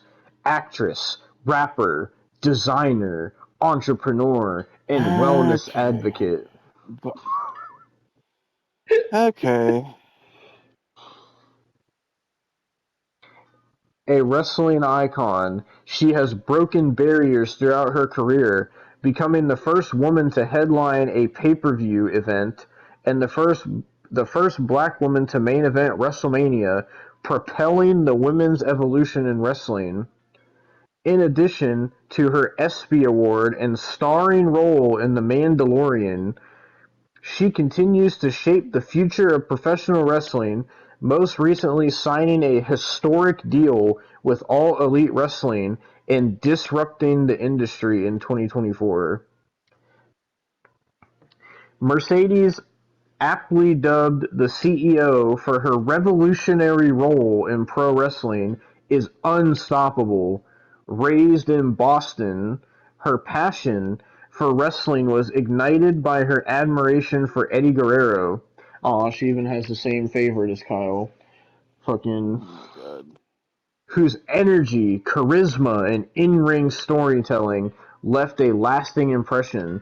Attending Guerrero's tribute show on Monday Night Raw remains a cherished moment, one that fuels her determination to honor his legacy with every match that she competes in. Coming from an entertainment dynasty, Mercedes has made her own mark, with cousins like rap legend Snoop Dogg, music producer Daz Dillinger, and singers Brandy Norwood and Ray J. Mercedes has cemented herself as a standout in her own right. Her infectious energy and rich cultural background resonate deeply with fans from all walks of life. Off the mat, Mercedes embraces her love for Japanese culture and anime, especially Sailor Moon. She famously paid homage to her fandom by donning Sailor Moon-inspired gear at the 2022 Royal Rumble. Mercedes Moné has continually redefined what it means to be a wrestling icon. She shattered barriers by competing in the first ever women's Iron Man match and headlining NXT TakeOver Respect in 2015. In 2021, she once again made history, becoming the first African American woman to headline WrestleMania alongside Bianca Belair. This monumental match not only elevated women's wrestling, but was a defining moment for women of color on the biggest stage in the world. Her international success soared to new heights in Oh my god. 2023 when she made her debut for New Japan Pro Wrestling under her new persona, Mercedes Moné. In her very Alright. first match with NJPW, she captured the Women's Championship. That's when she fucking buried Kyrie. Okay. Goddamn, this is fucking long for no goddamn reason. What the fuck? 2024 accomplishments and beyond, it's continuing. Oh my god. 2024 has been another milestone year for Mercedes Moné, continuing her reign as one of the most dominant forces in professional wrestling. Mercedes has successfully defended her IWGP Women's Championship at several high-profile events, further solidifying her status as a global champion. Mercedes won the AEW TBS Championship in her in-ring debut, and soon after she became double champion when she became NJPW Strong Women's Champion, defeating Stephanie Vaquer at Forbidden Door. Yeah, and look where Stephanie is now. Infinitely fucking better than you. Fucking. In addition to her in-ring accomplishments, Mercedes continued to build her brand outside of wrestling in 2024 when she released her first single, CEO, which is aptly played as her entrance song at all AEW events.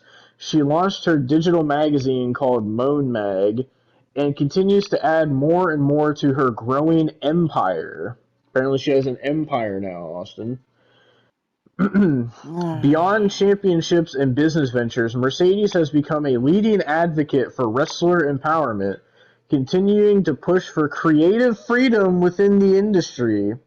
So now but Austin, the fucking AEW said that she doesn't have creative control, though, Yeah. when Mm-hmm. she even admitted that she does. But fucking in 2024, she spearheaded discussions within AEW about wrestler representation and creative control, playing a pivotal role in reshaping the future of professional wrestling.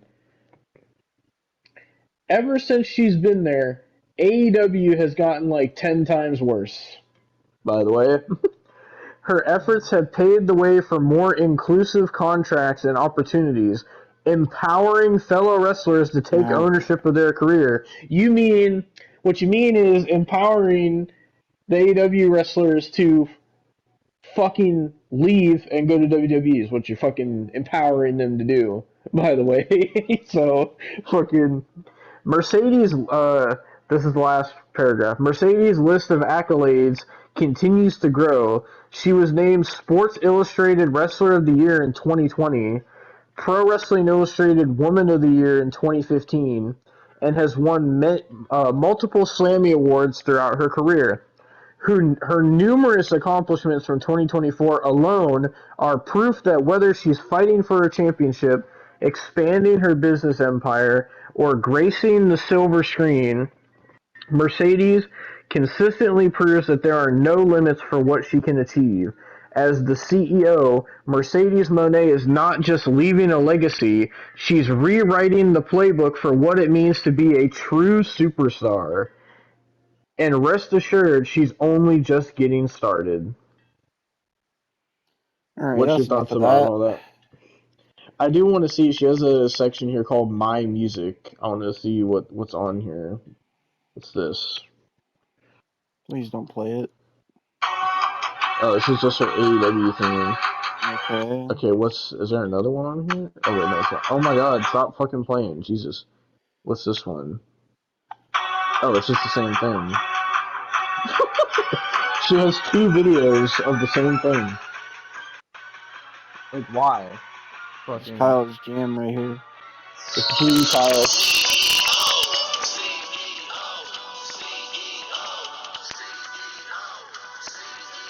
You think Kyle's getting down right now? You think he's doing the CEO dance?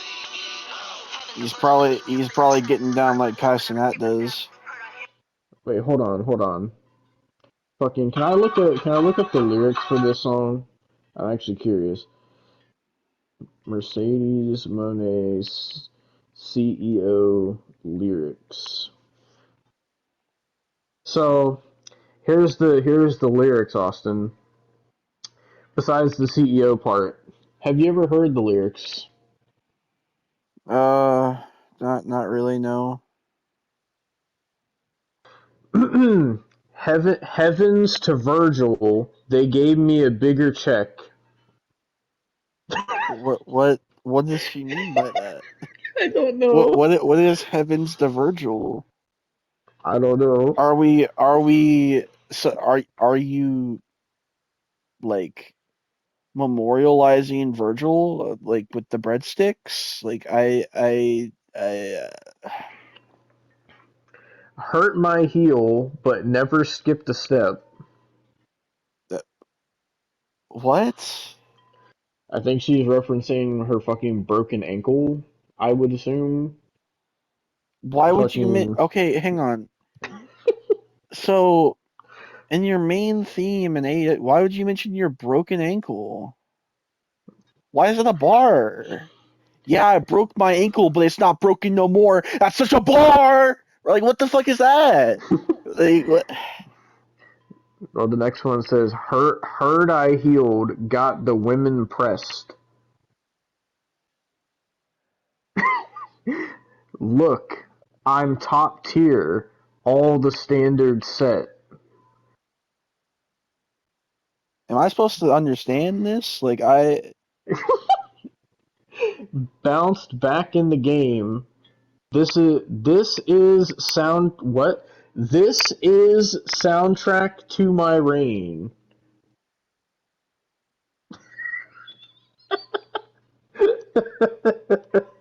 is she okay?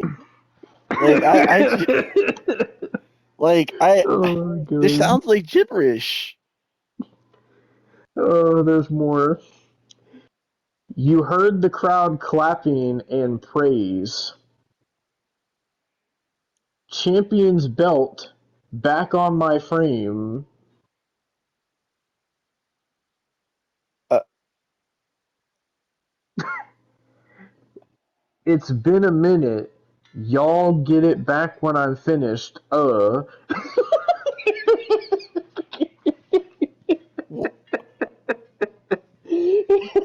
my God, she's so bad at rapping. How is Snoop Dogg your cousin? Oh my god. CEO handling business, yeah. This was the mission, yeah. Wait, how are you handling? How are you handling business. You were just talking about you're just having a bar about how you broke your. How is that handling business?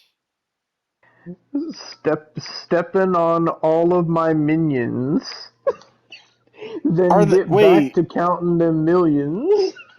Are you fucking Gru? The fuck you mean your minions? Are you They about to shall be fucking in steal the Despicable Me moon?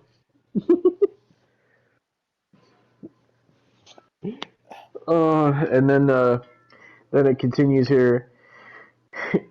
It's been a thing, conquered all my dreams.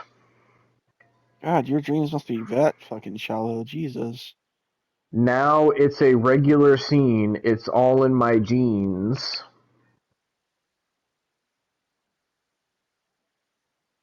Cause soon as I hear a ding, they know that a boss is in the. They know that a boss in the ring. It's so bad. I I'm genuinely at a loss for words. I don't know what to say to this. Like I Look at the scars, all of this pain. I heard the fans calling my name. I know the cost all for this fame. what? You call them dues, I call them paid. That's just lame, bro.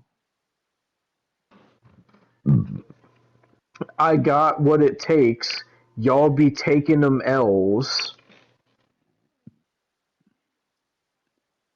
Are you Deji? It's great. No, they aren't taking that well. Mistakes. No, I don't make them as well. Money, I give them hell in a cell. What the fuck kind of bars? A hell in a cell bar.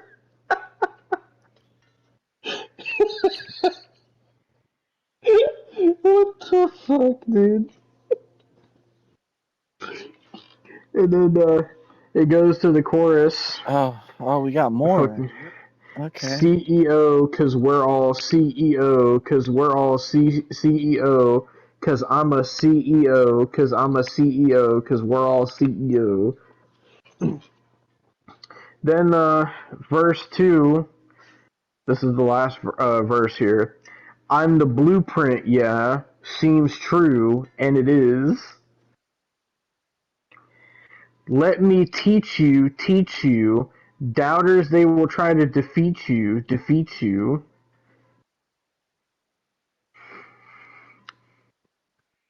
Haters will try to repeat you, repeat you. Don't let it beat you, nah. It's so fucking terrible. Bro.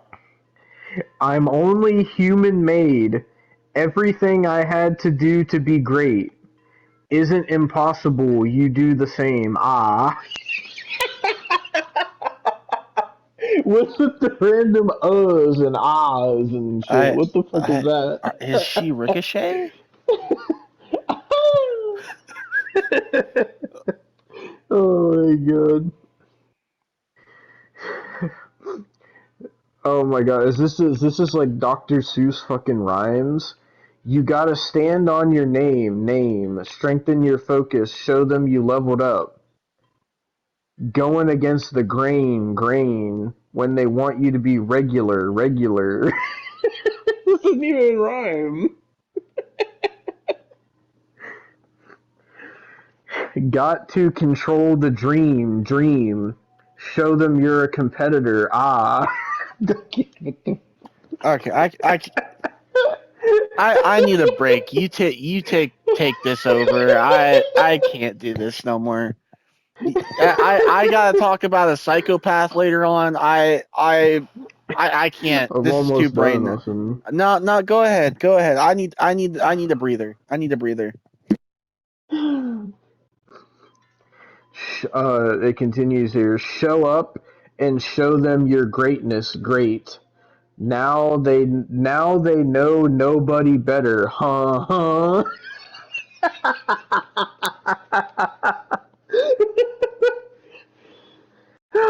And there's a last paragraph here. It says, I never stopped, and neither should you. Fruits of my labor, it gave me the juice. What the fuck? Never say die. See, I'm living proof. Went from living my life to the world's living room.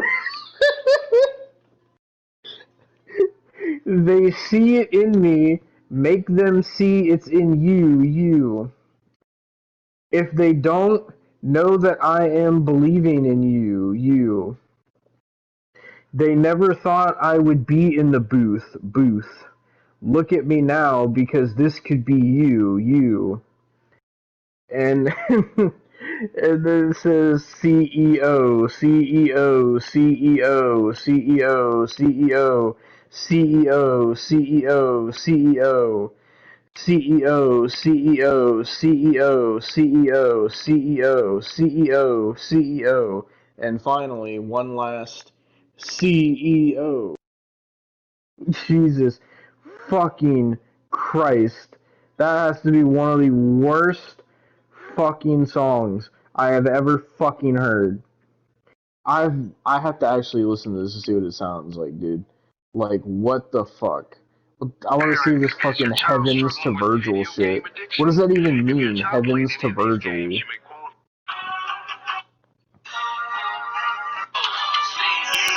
I hope you can hear this.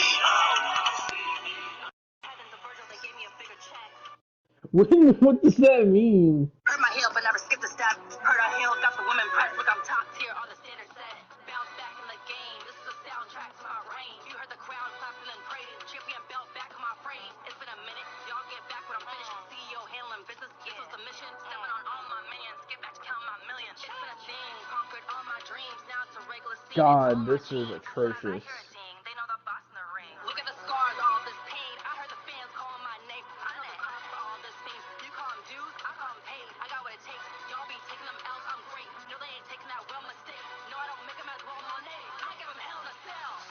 It didn't even rhyme. Oh, someone said the lyrics is pretty good.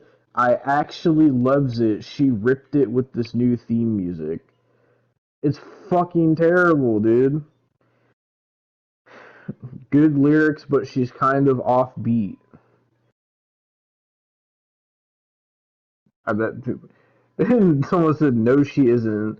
Someone said LOL, yeah, she is. Jesus Christ, dude.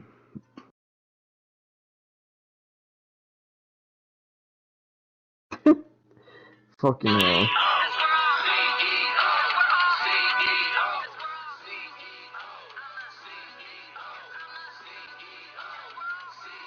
God, this is one of the worst theme songs I've ever heard. Let me teach you. Doubters try to defeat you. Haters try to repeat you. Don't let it beat you. Nah, I'm only human made. Everything I had to do to be great isn't impossible. You do the same. Y'all gotta stand your name. Straighten your focus. Show me a level up going against the grain. When they want you to be regular, gotta control the dream. Show them that you're a competitor. Show up and show me your greatness. Now they ain't nobody better, huh? I never stop and neither should you. Fruits of my labor, it gave me the juice. Never say die, see I'm living proof. I'm living my life to the world's living real. They see it in me, make them see it in you. They don't know that I am believing in you. They never thought I would be in the booth. Look at me now, cause this could be you.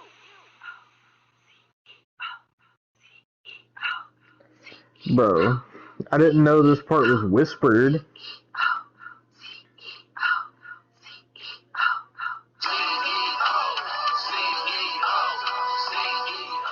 This is genuinely one of the worst theme songs I've ever heard. Why did I come back to hear fucking Kyle CEO ASMR?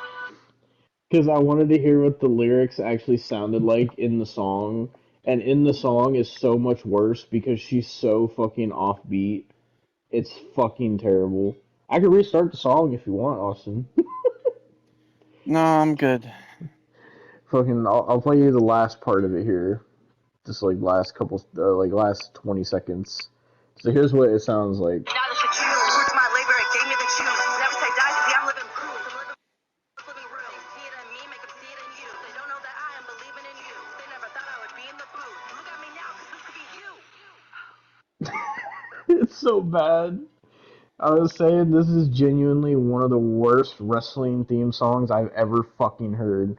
Like, this has to be up there with one of the worst wrestling themes of all time. There's no fucking way, dude. Like, Jesus fucking Jesus Christ. Christ. I don't know what she was thinking. And the fact that she has the audacity to sit there and call herself a rapper and shit, and sit there and fucking try to fucking leech off of fucking her cousin's legacy like that when Snoop Dogg could actually fucking rap. Oh my god. Fucking Jesus Christ. And then now she wants to fucking scam her fans out of money. Fuck her, bro. That's all I gotta say. Jesus. So that was the fuck shit going on with Mercedes. Fucking I know Kyle will pay $100 a month to text her, but fucking, well, he already does, and he's subscribed to her fucking moan mag, where he fucking Jesus. moans while he fucking busts a fat load all over his fucking Mercedes Monet pictures. Jesus fucking Christ. I feel like Kyle would be one of those creepy ass dudes that would sit there and like fucking like actually like send a fucking dick pic to her or something, some shit. Oh my god. Imagine Kyle texts her. Kyle's just like, oh, here's the children in my basement, Mercedes. Oh my god. Jesus Christ. She just sends us the picture of her sticking her tongue out. Oh my god. Oh my god. Fucking sits there fucking like, oh, Kyle, that's cool. Fucking hope it was cool, fam. That fucking obviously AI message was Jesus Christ. Well, Oh my god, what you a got fucking one. con artist. You got one more topic before my big one. Yeah. Oh, this So, is my big one, and this is gonna be long. So, by the way, fucking. before you talk about is that I sent all the PNGs for this next topic. Is there any I'm missing? Like, so I've sent you some of the Uh, PNGs.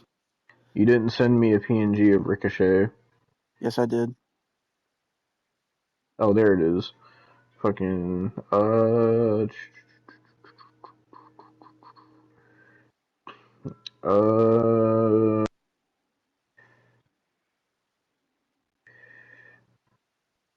I mean, that's basically everybody. There's one more person you'll need to get. His name is Sean DeBlack, because he's in this fucking. Sean, the like how you brother? No, I'm not trying to look up Diddy, bro. I see. Apparently, another name for Diddy is Sean Daddy. I Like, is that what you call him? no. How do you spell the black? D.A. Black. Oh, oh my god! I don't even know if I might not be able to get He's a one. YouTuber. Fucking. I'm pretty sure it's Sean DeBlack. I PNG. think. Oh yeah, okay. Fucking. Of course, the only pictures I could find is from Instagram, bro. Well, so while you're doing that, let's get into this next topic. So, ladies and gentlemen, it is Stop once showing me again. pictures of P Diddy. I don't want that. Don't you already have him on your phone? Go fuck yourself, bro. Isn't he your screensaver? He's Kyle's baby daddy. Fucking. But so, ladies and gentlemen, it is time for us to once again talk about Mr. Idubbbz, Mr. fucking content cop, Mr. fucking Ian and his fucking cunt ass wife, fucking Anisa, because there's been so much fucking drama going on with this, dude. This involves Idubbbz, Anisa, Ethan and Gila from H3H3, and fucking Hassan, bro. It's so bad. And it all has to do with Creator Clash 3. We talked about Creator Clash 3 before. Oh my god.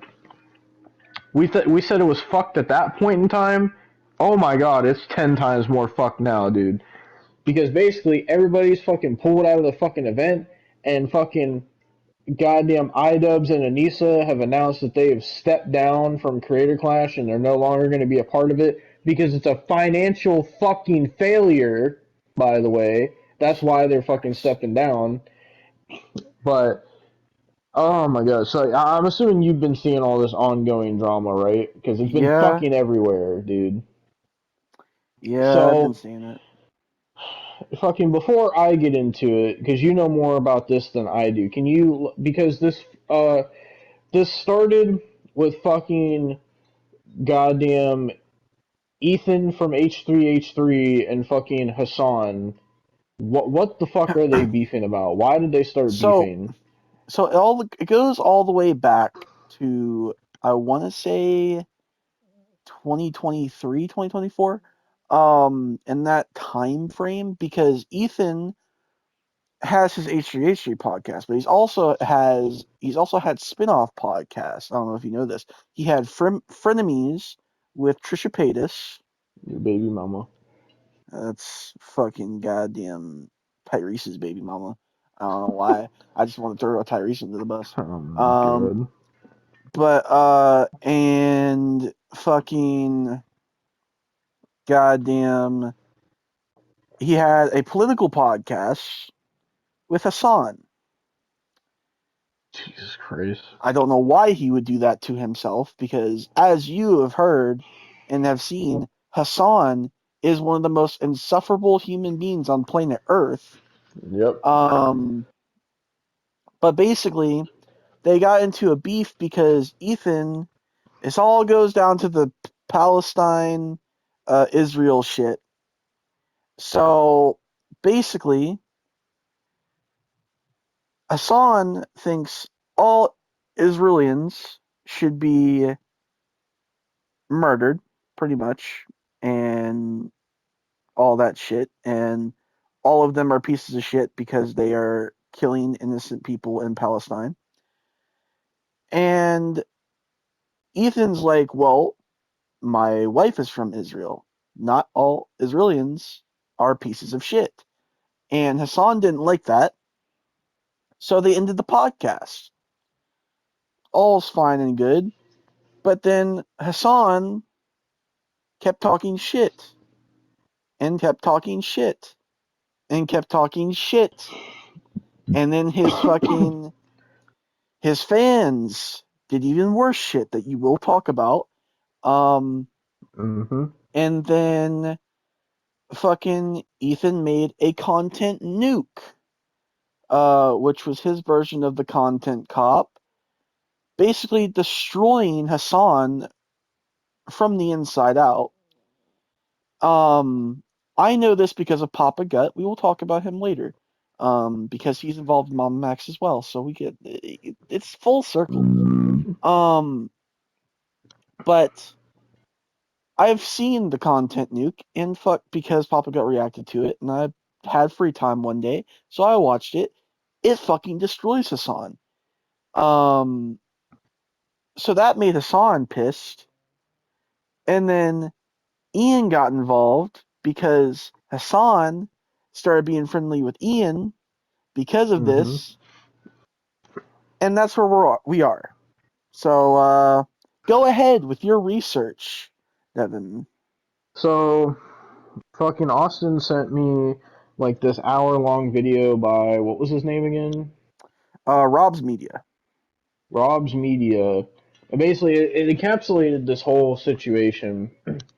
So, the brief version of it is, before I get into my fucking voice messages I'm gonna play, is this guy named Froggy, Froggy Tonic or whatever, fucking basically made up all these fucking false rumors about Ethan, about fucking Ethan and Gila letting their kids crawl around in shit, and that they got sick from eating dog shit, and shit about Ethan murdering his dog and Gila murdering their child. And he went so far as to call Child Protective Services on Ethan to try to get his kids taken away, and also to try to admit him into an insane asylum. And Ethan doesn't fucking play around about his kids. And he said, insulting me is one thing, but harassing my kids is a different thing. And I'm not going to tolerate people fucking harassing my children. And so then fucking this chick named Denims, fucking, she's a fucking toxic ass cunt as well, that's also friends with Idubbbz. And she reacted to Froggy Tonic's fucking video and then deleted it because she got backlash for reacting to it, and then wanted to sit here and say all this bullshit about how she would never condone harassment towards Ethan, and fucking she actually respects Ethan and likes him, and it was fucking bullshit. And then fucking, so because of all this, fucking Ethan, basically he found out that Idubbbz, who's supposed to be one of his closest friends, follows the Froggy Tonic guy and Denims on Twitter, and fucking found out that he was friends with them. So Ethan pretty much did a video saying, like, what the fuck? Like, why aren't you fucking sitting here sticking up for me and defending me against all this fucking bullshit? Because I sat there and defended you and your fucking wife against the whole OnlyFans fucking drama. So why the fuck aren't you defending me? And Idubbbz and Anisa were radio silent, which caused Ethan and Gila to get fucking pissed at them and basically end the fucking friendship, because Idubbbz and Anisa were fucking friends and supporting all the people that were doing all this fuck shit to Ethan. And then, because of the fact that Ethan and Gila were like basically pretty much like, oh, fuck you guys, or whatever, then fucking Idubbbz sat there and dropped a fucking content cop on Ethan. And then Ethan got fucking pissed, and fucking Idubbbz has become so fucking delusional. And then not only did he do a content cop, but he got fucking so much criticism for doing the content cop that he had to do a content deputy to address the fucking criticism, and he still got more criticism. And on top of all of that, because of all this shit of Idubbbz associating with Hassan, fucking Harley from Epic Mealtime, fucking who was supposed to be like their main event fucking fighter, pulled out of the event because he doesn't fuck with Hassan, he doesn't like Hassan, and he found out that Idubbbz and Anissa are friends with him and support him, so Harley said, fuck you guys. So good on Harley for that. And basically, fucking Amaranth was also supposed to box on the card, but her and Idubbbz have fucking beef for some reason, so now she's not going to be on it. And then fucking goddamn Idubbbz is so desperate to try to get people on this card, Austin. Like, he was trying to get fucking Ice Poseidon and fucking all these other people to fight on the goddamn card, and they basically said, go fuck yourself, I'm not fighting on the card. So Creator Clash 3 was in such disarray that fucking Ian and Anissa were like, well, we're stepping down from Creator Clash 3 because they fucking don't like being in drama and they don't like being in controversy, but they sure are in a fucking enough of it. So that's the short version of it. But we will get into the long version of it because I have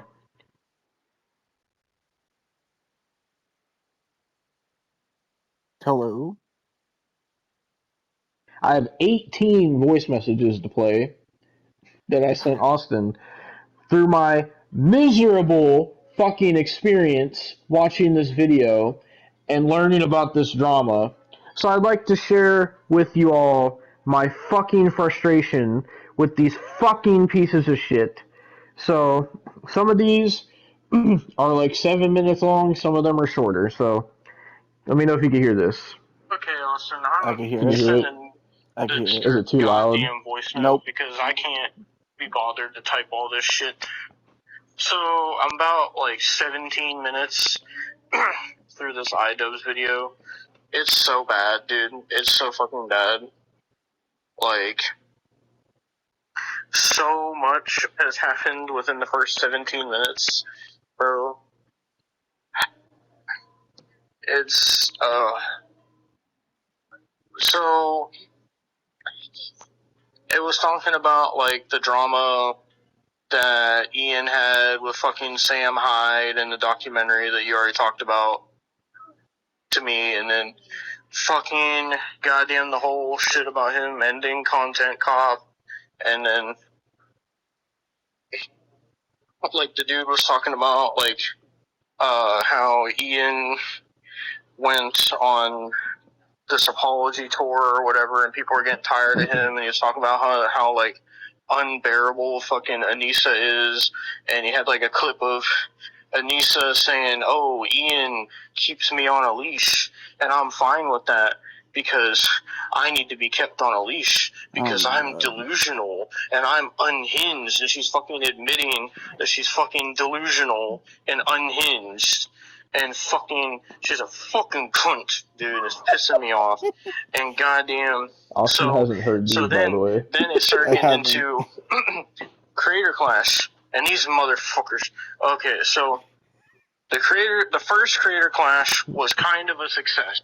I will say, as these go, you're going to hear me get progressively more and more angry to a point where I was like red in the face and I was screaming, just so you know.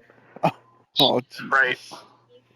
And then fucking, they sat there and basically lied because Ian and Anisa sat there and said, because there's like a clip of them talking to Ethan, and they basically said that they wanted Creator Clash to be a way better VidCon, apparently, and they wanted it to be like an empire, and they wanted basically Ian, this motherfucker, was sitting there saying, "Oh yeah, I want Creator Clash to be like the Super Bowl, and we're gonna do it every year." Motherfucker, the fact that he was trying to compare it to the Super Bowl, and then basically the reason they lied is because they sit there and they talk about, "Oh, it's for charity, and oh, Ian and Anisa were like, "Oh, we're not doing it to make money. We're not doing it to make a bunch of money. No. We're doing it for charity. We're doing it just because it's fun. And we're doing it to just party and have fun and just make it a good experience for everybody, right? Right?"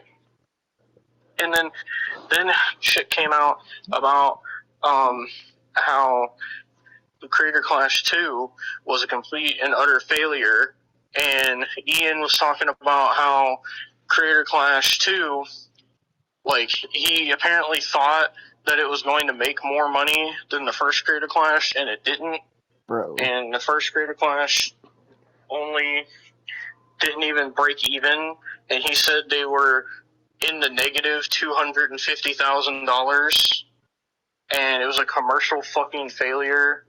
And so Ian and Anisa lied because they didn't even give money to charity. No, they sat there and they blew all this money on the fucking red carpet gala for the event, and they sat there and blew all this money on all like fucking 4, 5, 6 goddamn big ass YouTuber parties and shit, and hotels for all the fighters to stay at, and they just blew all their money.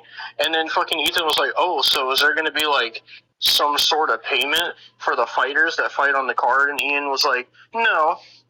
Like, seriously? You're not even going to pay the fighters, Ethan? Or not Ethan, Ian?" Like, and then, oh, dude, it's so aggravating listening to Ian. Like, and so they were talking about how, fucking Ian was talking about how Creator Clash is just supposed to be for fun and for charity, and then that they're not going to pay people just because they're fighting on it, and their goal isn't to make absorbent amounts of money. They don't care about the money, which is a fucking lie. Oh, I hate these motherfuckers, dude. Especially Anisa, because she sits there and, like, gaslights Ian into everything he does. If Dude, only you knew. Is bro. actually aggravating as fuck. So, fucking, and then it talked about the whole Froggy Fresh shit and the Sam Hyde shit, because Ian and Anisa were like, oh, we're not gonna have Sam Hyde fight on the card because he'd be too much of a fucking social risk for us. Oh, he would be too much of a risk, and he could get us in trouble and shit. And then the Froggy Fresh stuff, where they didn't let Froggy Fresh box because he trained with Sam Hyde, and Ian was like, oh, well, he associates with Sam Hyde, and we can't have him on the card. That's how he fucking said it. Oh, And apparently, Jesus Christ. the real fucking reason, Austin, wasn't even because that he fucking sat there and collabed with Sam Hyde. I mean, it was part of the reason, but apparently most of the reason was because Froggy Fresh, apparently, like, he did, like, a video, like, promoting his fight or whatever, and he made a joke about Anisa's OnlyFans, Oh my and God, apparently, dude, really? because Anisa is delusional and unhinged, she took great offense to it, and she told Ian that she did not want Froggy Fresh on the card, so fuck Anisa, bro. All because he made a joke about her OnlyFans. And the OnlyFans shit is what started all this shit, because of her doing OnlyFans and Ian being a fucking cuck. And then fucking that caused a whole bunch of drama, and everybody makes jokes about it, and then Ian just gets so offended about it, and Anisa gets so offended. And it's just like, then they act like they don't. It's so stupid. So, and now I'm getting to the part where, like, they're, Fucking, that was the first message. That was 7 minutes. Jesus There's Christ. the second one. I was saying, now I'm getting to the part where they're announcing Creator Clash 3 and all this shit, and the dude's talking about how they have, like, nobody to fight on the card. Apparently, there's this whole drama with Amaranth and Tommy C as well, because, Oh my God. so, apparently Idubbbz was trying to get Amaranth to box on Creator Clash 3 against this other fucking female creator. I don't remember what her name was. I think it was like Board Pie or something like that was her name. And basically, Ian bro. was sitting there trying to get her to box or whatever. And basically, the reason that Amaranth isn't boxing is, I guess, she got into some drama because a clip came out about, she said apparently something offensive about the LGBTQ community, and people were trying to cancel her, and she just acted like she didn't give a shit and was saying, oh, I can't be canceled and all this shit, and said like some, oh, if I offend one gay person, I guess I offend them all, or some shit, she said. And then apparently she told Idubbbz that she was fucking down to box, and then just nothing. So apparently she was supposed to box, and then the Tommy C thing, apparently one of Idubbbz's fucking friends, apparently he didn't like Tommy C, so he told this whole bullshit story. It made no sense, Austin. I don't even remember what the dude's name was, but basically it made no sense because he was like, oh, well, because someone asked him, they're like, oh, so you sat there, and it was something about, like, how much fucking money that the event costs or some shit like that. It had something to do with money, and basically, for some reason, he messaged Tommy C and told him about it, and then Tommy C fucking spread it or whatever, and the dude was just like, oh, I didn't know that Tommy was gonna leak it. And fucking the dude was like, are you fucking stupid? Of course he's gonna leak it. And the dude was like, oh, I didn't like Tommy, so I lied to him.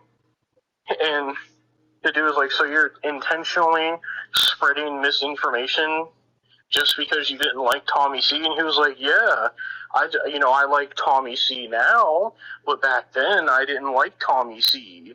And fucking...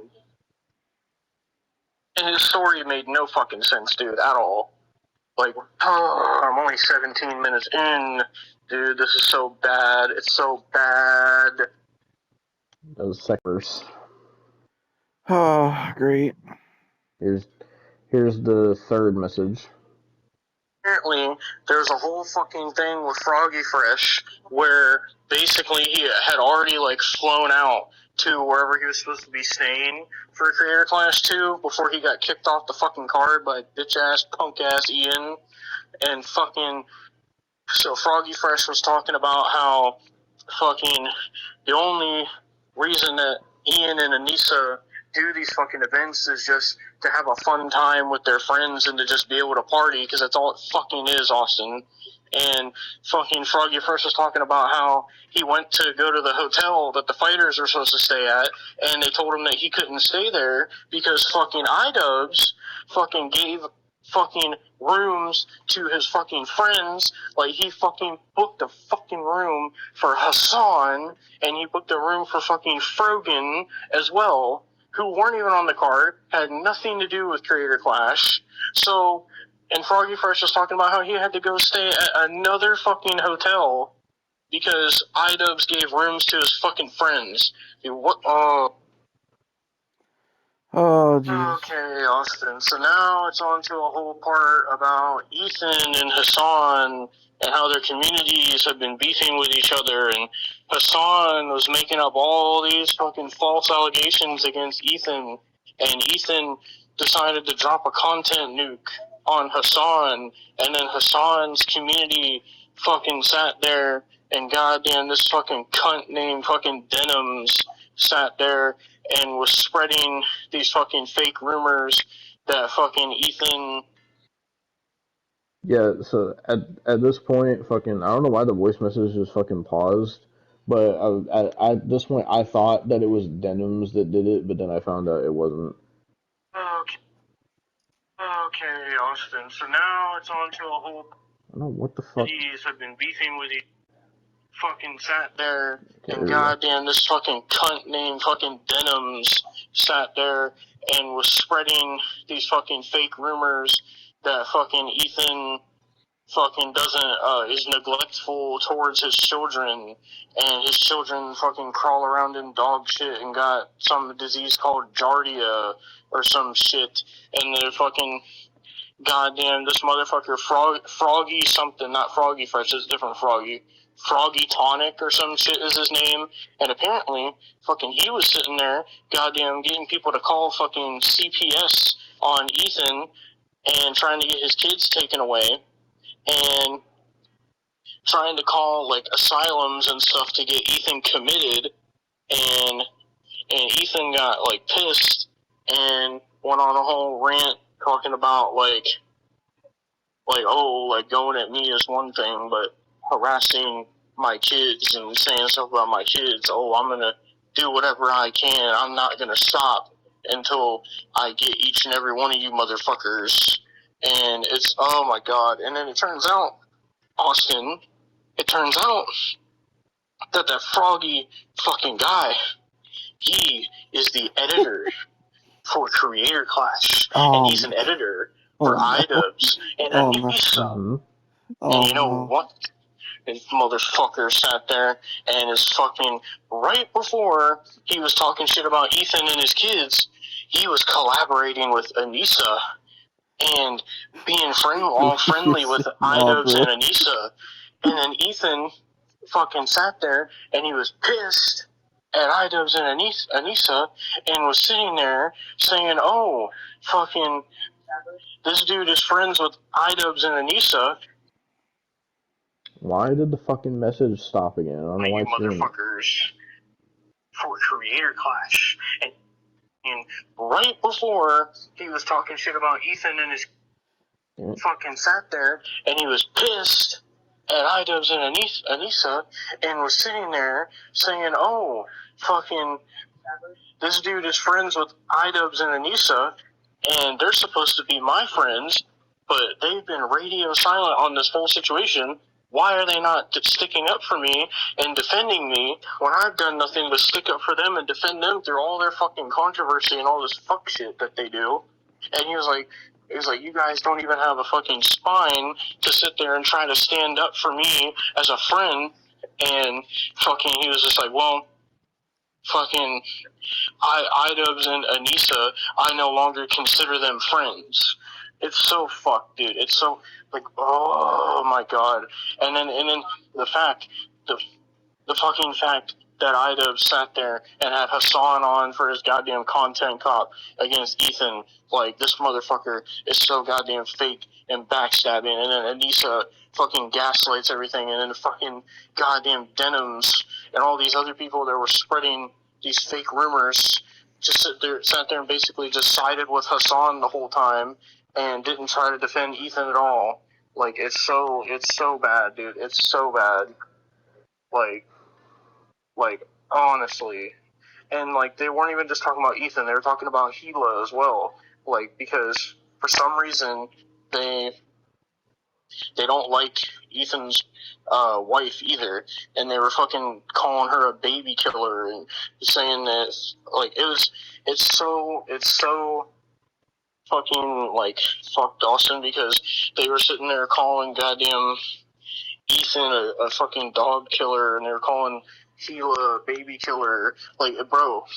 And then Idubbbz and Anisa were nowhere to be found to stick up for their friend, but they'll be all buddy-buddy with the people that's talking shit on Ethan. Like, it's so fucked. Okay. Fucking. Yeah, this is like where I just started getting so fucking frustrated, bro. So, on to the next message. Oh, Austin, these motherfuckers are pissing me off.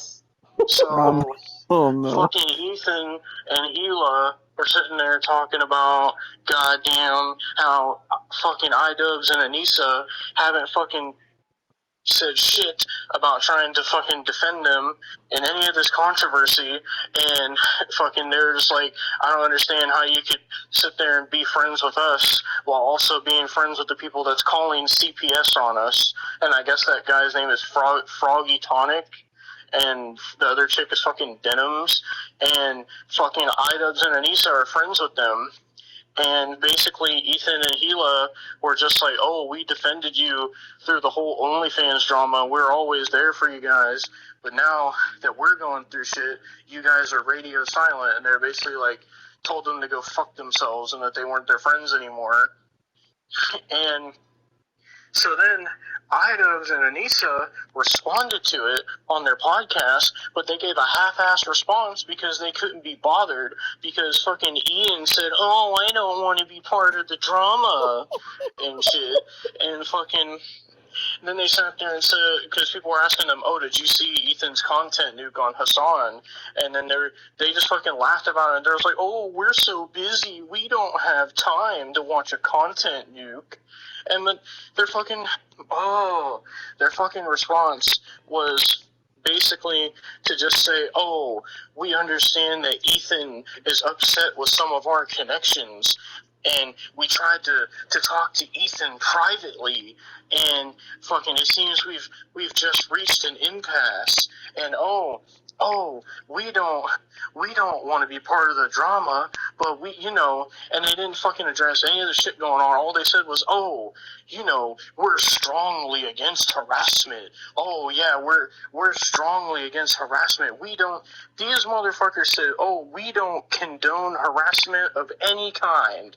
The same motherfucker that sat there and did a content cop on Ethan and his friends with people that's harassing Ethan and Gila, these motherfuckers say, oh, we don't condone fucking bullying and harassment when they're literally doing it and advocating for all this fuck shit that's happening to Ethan because of this fucking Hassan drama. And these motherfuckers are so fucking...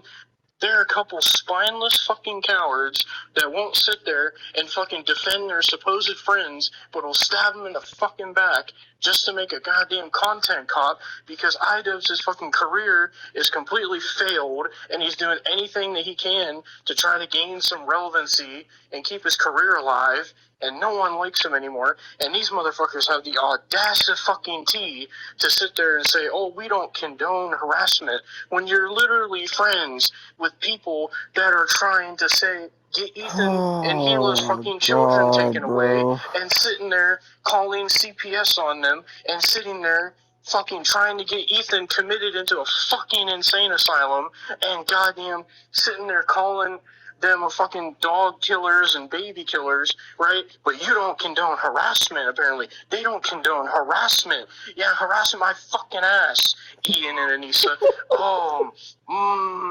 This shit's pissing me off. I'm actually red in the fucking face right now. This actually fucking... I hope you're having a fucking good time. My fucking... Oh my god, they're the two most irritating motherfuckers. The fact that they couldn't even be bothered. They couldn't even be bothered to sit there and fucking stand up for somebody that's their fucking friend. The fact that the reason they didn't is because they didn't want to sever their connections with their editor and all these other creators, because they didn't want Creator Clash to fail, and they didn't want to lose money and all this stuff. Well, they're so frustrating. And I will have you know that I am only 28 minutes into this video. 28 minutes, and I still got like 40 more fucking minutes. And I'm not fucking happy about it, Austin. I'm really fucking not. There's so much more of this fuck shit. I was getting fucking more and more pissed as it was going. Jesus Christ. Oh, these fucking Anisa, dude. I swear to... Trying to breathe. So, these motherfuckers sat there, Austin, and they are talking about how they do not condone harassment, and they are comparing Ethan to Etika, and God damn it!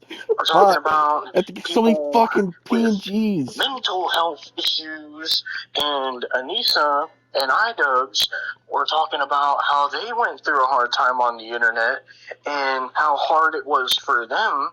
And these motherfuckers were sitting there talking about how they apparently went to therapy, Austin, because Anisa was sitting there saying that they had to go to therapy over the OnlyFans drama, and that fucking Anisa sat there and was talking about, oh, we went to therapy to work out our mental health issues, and so ever since we went to therapy, we don't condone harassment, we don't care about drama, we don't care about this or that, and we're so much better people now that we went to therapy. Yeah, my fucking ass, you.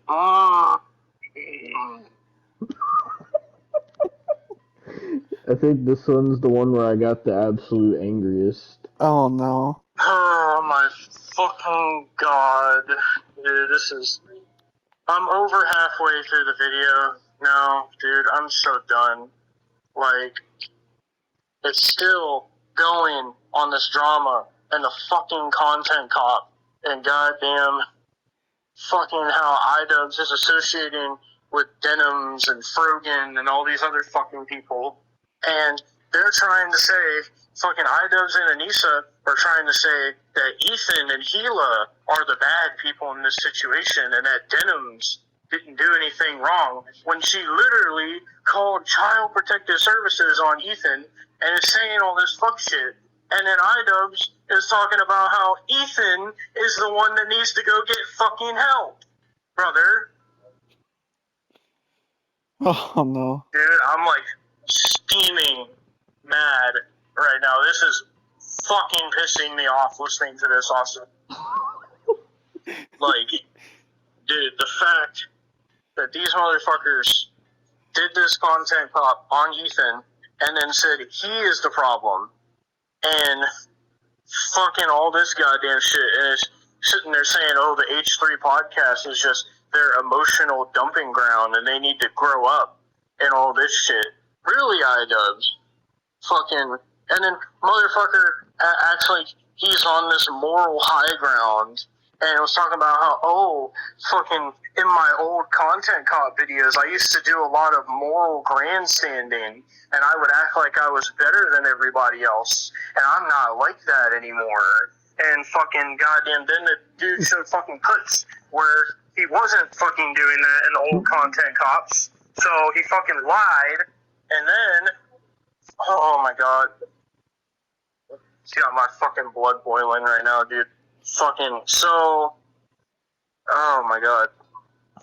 So, apparently, fucking Frogan sat there and tweeted some shit that Ethan didn't like, so Ethan politely unfollowed her.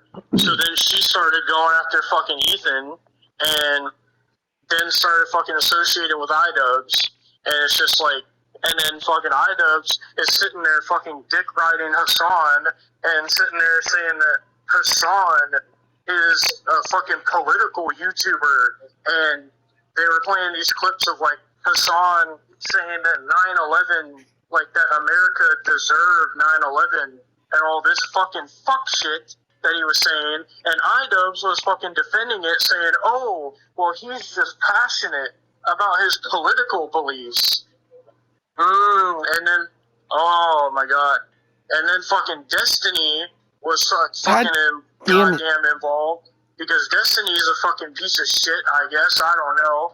I don't really even know what because Destiny did, but they fucking brought up Destiny several times and just said that fucking Ethan doesn't want to associate with Destiny It's because Destiny he is a piece sexually of shit. assaulted people. And oh my god, Jesus dude. Christ. That's a And then whole fucking thing. Idubbbz was acting like such a fake ass motherfucker too.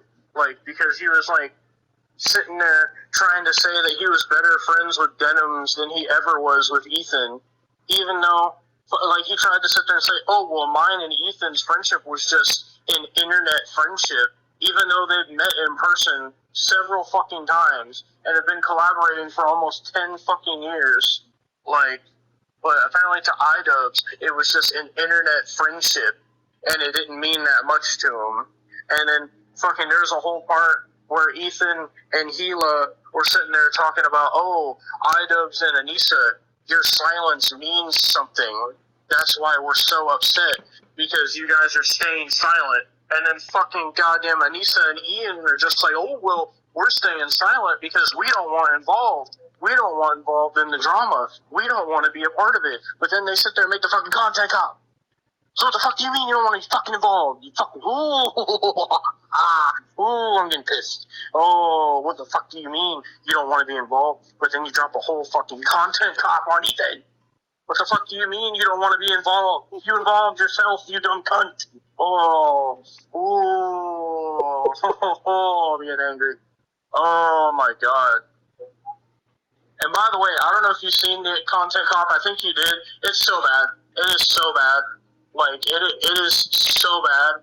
And Idubbbz is so delusional, where he's sitting here talking about, like, all the people he was associating with on the content cop are all these fucking political fucking YouTubers that know what they're talking about, and they're so morally high above everybody else, and Idubbbz only wants to fucking associate with people that are liberal and all this fucking shit, bro. And I was just sitting there listening to this guy, sitting there talking about, oh, liberal and political beliefs, and oh, Hassan is right, and Hassan is a great guy, and Denims is a great friend, and fucking Ethan and Gila are the ones that need to get help. And motherfucker sat there and said, oh, well, maybe if fucking Ethan and Gila go get some fucking help and stop fucking attacking goddamn creators on fucking the website, then maybe Ian would fucking reconsider being friends with Ethan. Go fuck yourself, Idubbbz.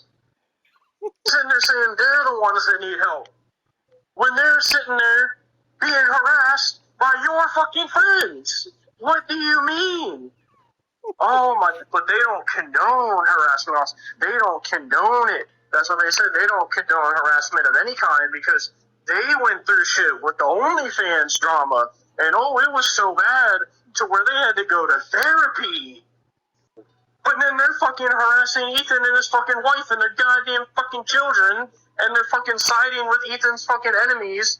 And then all Ethan was asking was just some support from his fucking friends, and they stayed silent, and then they stabbed him in the fucking back, and Idubbbz said, they need to get help. You need to get help, Idubbbz. You! I was fucking like, it was fucking like on the voice message. It's not as loud, but I was legitimately fucking screaming when I was like, you. Like, it genuinely had me so fucking angry, dude. I don't even have the energy anymore. This is why I just started getting depressed watching it. So, Idubbbz was sitting there trying to goddamn say, because apparently Ethan did an apology video for some shit, and Idubbbz was like, oh, well, I think we need to get his apology grade changed from an A to a B, because there's like this YouTuber that grades people's apology videos, and so Idubbbz like reached out to the guy and sent him all these clips of Ethan attacking people or whatever, and then there's a fucking clip from the dude where he was just like, oh, Idubbbz, I've seen all the clips you sent me and I see where you're coming from, but he's dead ass said, oh, well, I think Ethan's a good person and that fucking, yeah, he has his faults, but in the future, I think he'll feel a lot of sorrow for things he's done and apologize then and feel sorry, but I'm not going to change his grade. And then Idubbbz, because he didn't get what he wanted, started acting like a little baby and was just going, wah, wah, wah. He didn't want to change the grade, and that's okay. And then he started insulting that guy. I was just like, oh, well, anybody can grade apology videos on YouTube. It doesn't just have to be one person, because he didn't get his fucking way. And so he was like, oh, I think Ethan's apology is a B-, in my opinion. And fucking... And then this motherfucker sat there in a goddamn content cop and inserted a clip of him fucking crying on this podcast for fucking sympathy. And he was talking about how hard it is to be a couple online and how hard it is for your partner to get harassed. And fucking the dude that made the video had me laughing because he was like, oh, boo-hoo-hoo, fucking... your girlfriend got fucking harassed because she's a delusional fucking e-whore cunt that fucking sits there and harasses people. So, like, oh my god, and he's sitting there trying to gain sympathy, like, by just crying, saying, oh, you you don't understand how hard it is to be a couple online, and I understand Ethan and Gila and how, like, they get harassed and how hard it is because me and Anisa get harassed. And basically his whole point of the fucking content cop was to basically get Ethan to stop going after his critics, even though Idubbbz does the exact same fucking thing. So he's a fucking hypocrite. Dude.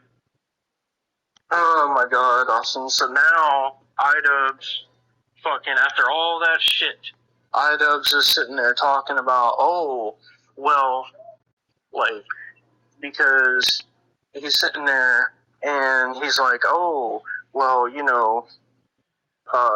because the guy that he sent the clips of Ethan to was like, oh, well, honestly, I think Ethan needs a hug. And Idubbbz was like, oh, are you kidding me? Ethan doesn't need a hug.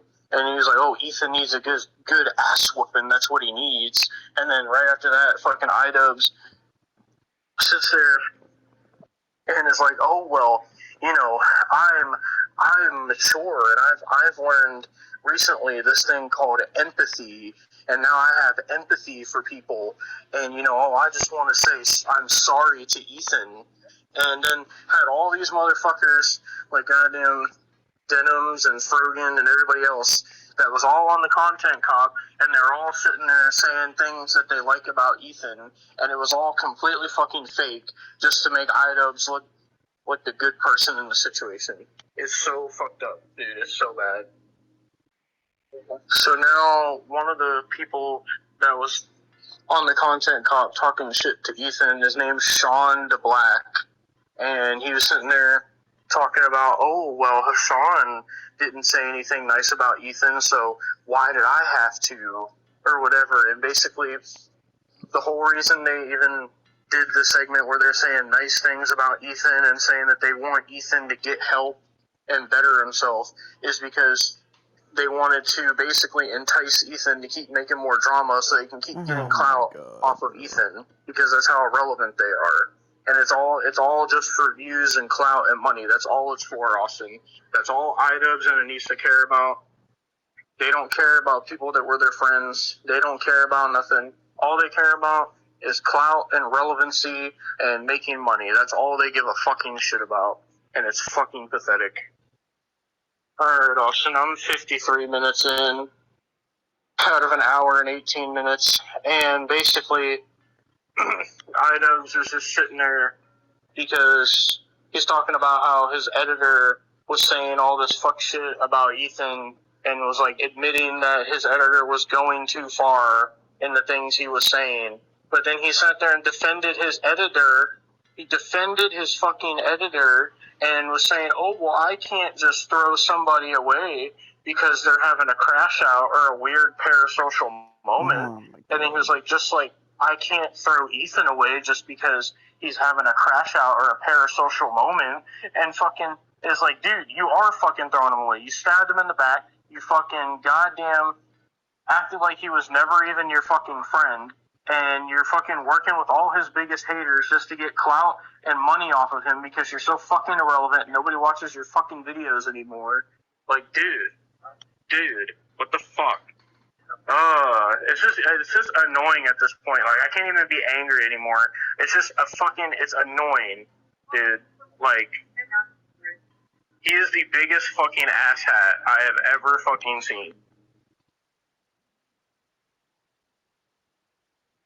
For some reason, this message isn't playing. I don't know why. Hold on, let me fucking close the messages and reopen it. I don't know why it's not playing. It's just loading.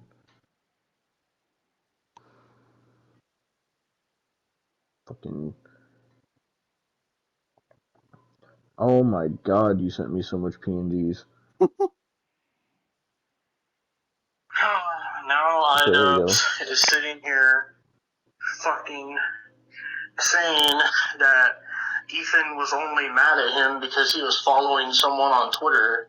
And then Ethan was like, oh, I'm not mad at you for following somebody on Twitter. I'm mad that you're engaging with all these people in DMs and shit that are harassing me, and that you just didn't give a fuck about trying to be a friend to me and shit and going behind my back. And then Idubbbz was just like fucking acting like it's nothing. He's just like, oh, apparently me and Anisa are the worst people in the world because we follow people on Twitter. Oh my god. And he was like, oh, because I'm a bad friend and I'm a piece of shit because I follow someone on Twitter.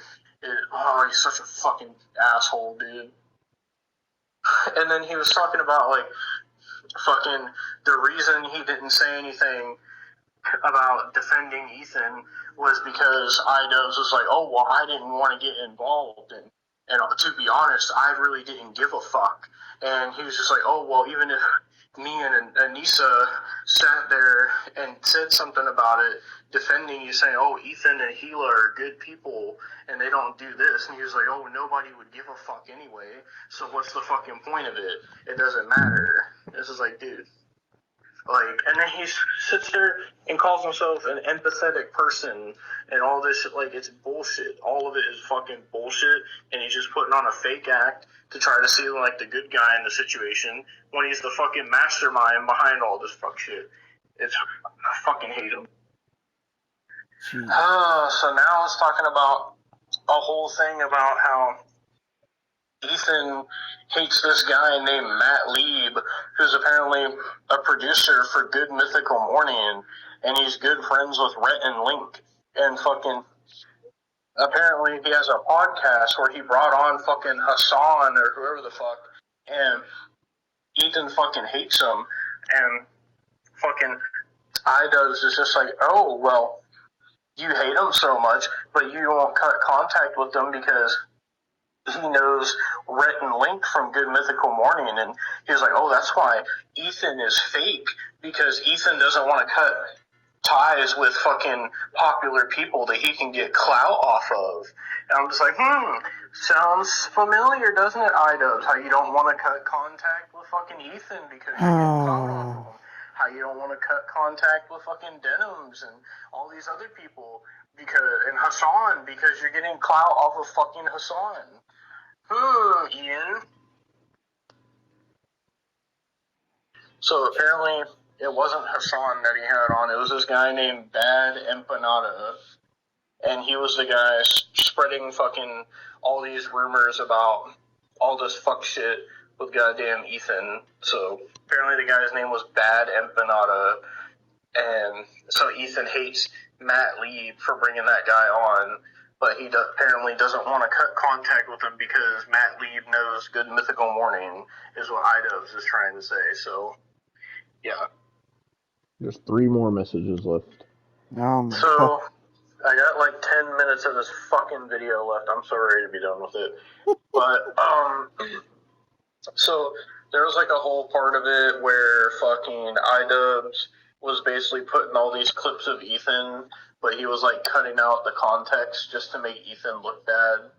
And then fucking there was a whole bunch of drama with Creator Clash 3 because apparently, so the reason that Harley from Epic Mealtime, the reason he pulled out of his fight, and apparently he was like an avid defender of Ian and Anisa, apparently, and I guess the reason that Harley pulled out of the fight was because he fucking hates Hassan and what Hassan says and stands for, and he saw that like Ian and Anisa were like friends with him and they dick ride him pretty much, and so Harley pretty much said fuck Idubbbz and Anisa and pulled out of the fight, so good on Harley for that. And then there's this other chick named Lena.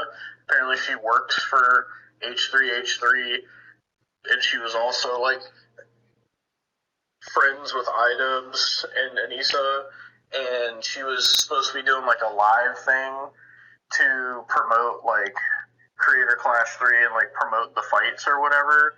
But while that was going on is when Ian dropped the content comp on Ethan, who was her boss and her friend. So apparently because Ian did that, Lena had like a massive fucking panic attack and she couldn't fucking do the event to promote the fights.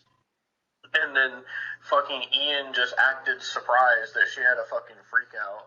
And then there was like a whole part where on the H3 podcast, this the dude that Ethan had on, I don't remember his name, basically like Idubbbz texted him and was saying like apparently that he tried to call Ethan to like hash everything out, but was saying like Ethan like refused and Ethan didn't want to de-escalate the situation and Ethan was just so confused. He was just like, what? And he was like, what the fuck is this guy talking about? He was like, bro, I was just mad because fucking he wasn't fucking trying to defend me as a fucking friend, and he went behind my back, and he was like, how the fuck am I not de-escalating the situation? And he was like so confused. So fucking Creator Class 3 apparently they also tried to get Tectone and fucking Ice Poseidon to fight at the event, and they both declined it. I'm just not getting no more PGs, bro. They got like fucking nobody better. else. And like I said, Amaranth was apparently supposed to fight, but then that didn't happen because the stuff that came out about her, and apparently she had a fucking beef with Idubbbz as well. Apparently it was some Twitter beef, I have no idea. But, so I guess she's not cool with Idubbbz anymore either. And fucking, so they got like nobody to fight on Creator Clash 3 now. And I guess the last 10 minutes of this video is talking about the content deputy that Idubbbz put out, so let's see what that is. And this is fucking. After all that shit, this is the end of the video, getting into the content deputy, where Idubbbz had to fucking respond because when he did the content cop, it got so much fucking criticism because he just didn't address the fucking CPS call and everything. So it's not really even a content cop, it's just Ian ranting to the camera about Ethan and fucking saying like, oh, of course I'm not going to make a fucking statement when you shit talk me on your podcast or whatever. And was sitting there saying, oh, me and Anisa had nothing to do with the Child Protective Services call and shit. And fucking the dude making the video was just like, well, that's not the point, Ian. The point is that you associate with the people that did do that. And that's what he's mad about. But Ian just is stupid. And then he was sitting there defending fucking Denims, who sat there and basically watched the goddamn video of the dude doing the fucking Child Protective Services call on Ethan and spreading fake rumors and everything. And then fucking she deleted the video because she didn't want to get fucking harassment. And then they played like a clip of fucking Denim saying, oh, I would never condone any of that, and I would never do any of that. Oh, I respect Ethan Klein. And I was like, really? Because all you did was fucking shit talking me, stupid fucking bitch. So it's like a fucking goddamn, it's like a fucking roller coaster, man. It's just around and around, or not even a roller coaster, this is like a fucking merry-go-round at a fucking circus. It's just all these fucking goddamn fucking terrible ass people just fucking going around and around and around and around and around and around and around and around talking about fucking Ethan this, Ethan that, Ethan this, Ethan that. Like, shut the fuck up, dude. Like, Jesus Christ, Idubbbz. Just accept that your career is a failure. Just accept that Creator Class is dead. And I mean, they already have, because fucking, I know I'm going to be talking about this, where they fucking stepped away from Creator Class because it's such a fucking failure, dude. Like, it is ridiculous. one more message to play. Okay, Austin. It's done. It is done. I have finished the fucking video. I am so done with Idubbbz. The rest of the video was just more of the same shit. Like, just Ian fucking complaining about Ethan without including context, and fucking apparently goddamn Froggy Fresh's wife put out a fucking statement. I screenshotted it. Fucking Froggy Fresh commented on the video too, by the way, and all he said was goddamn whatever I don't even remember what the fuck he said, but I couldn't even be bothered, bro. I was so fucking done. oh, I'm so done, I'm so done, I'm so done, I'm so done, I'm so done. The basis of it is everybody fucking hates Ian and Anisa now, and fucking goddamn Ian was just like talking about how they're stepping away from Creator Clash, and then apparently it came out that Ian and Anisa, this whole time they've been doing Creator Clash, never were even barely actually in contact with the fighters. They barely ever had communication with them. So Ian fucking lied about all of that. And, yeah, hasn't... basically the content fucking deputy was just him addressing the drama of the Child Protective Services call, and then all that happened was he just got more drama because he didn't talk about all the other fucking stuff. So, and then the video just fucking ended, pretty much. Like, and the fucking dude that made the video is just like, oh, fucking, if you fucking still support Ian and Anisa, what the fuck is wrong with you? They're fucking rotten people, basically. Fucking. So, yeah, I am done, Austin. I am fucking goddamn motherfucking done with this motherfucking video. Oh my god.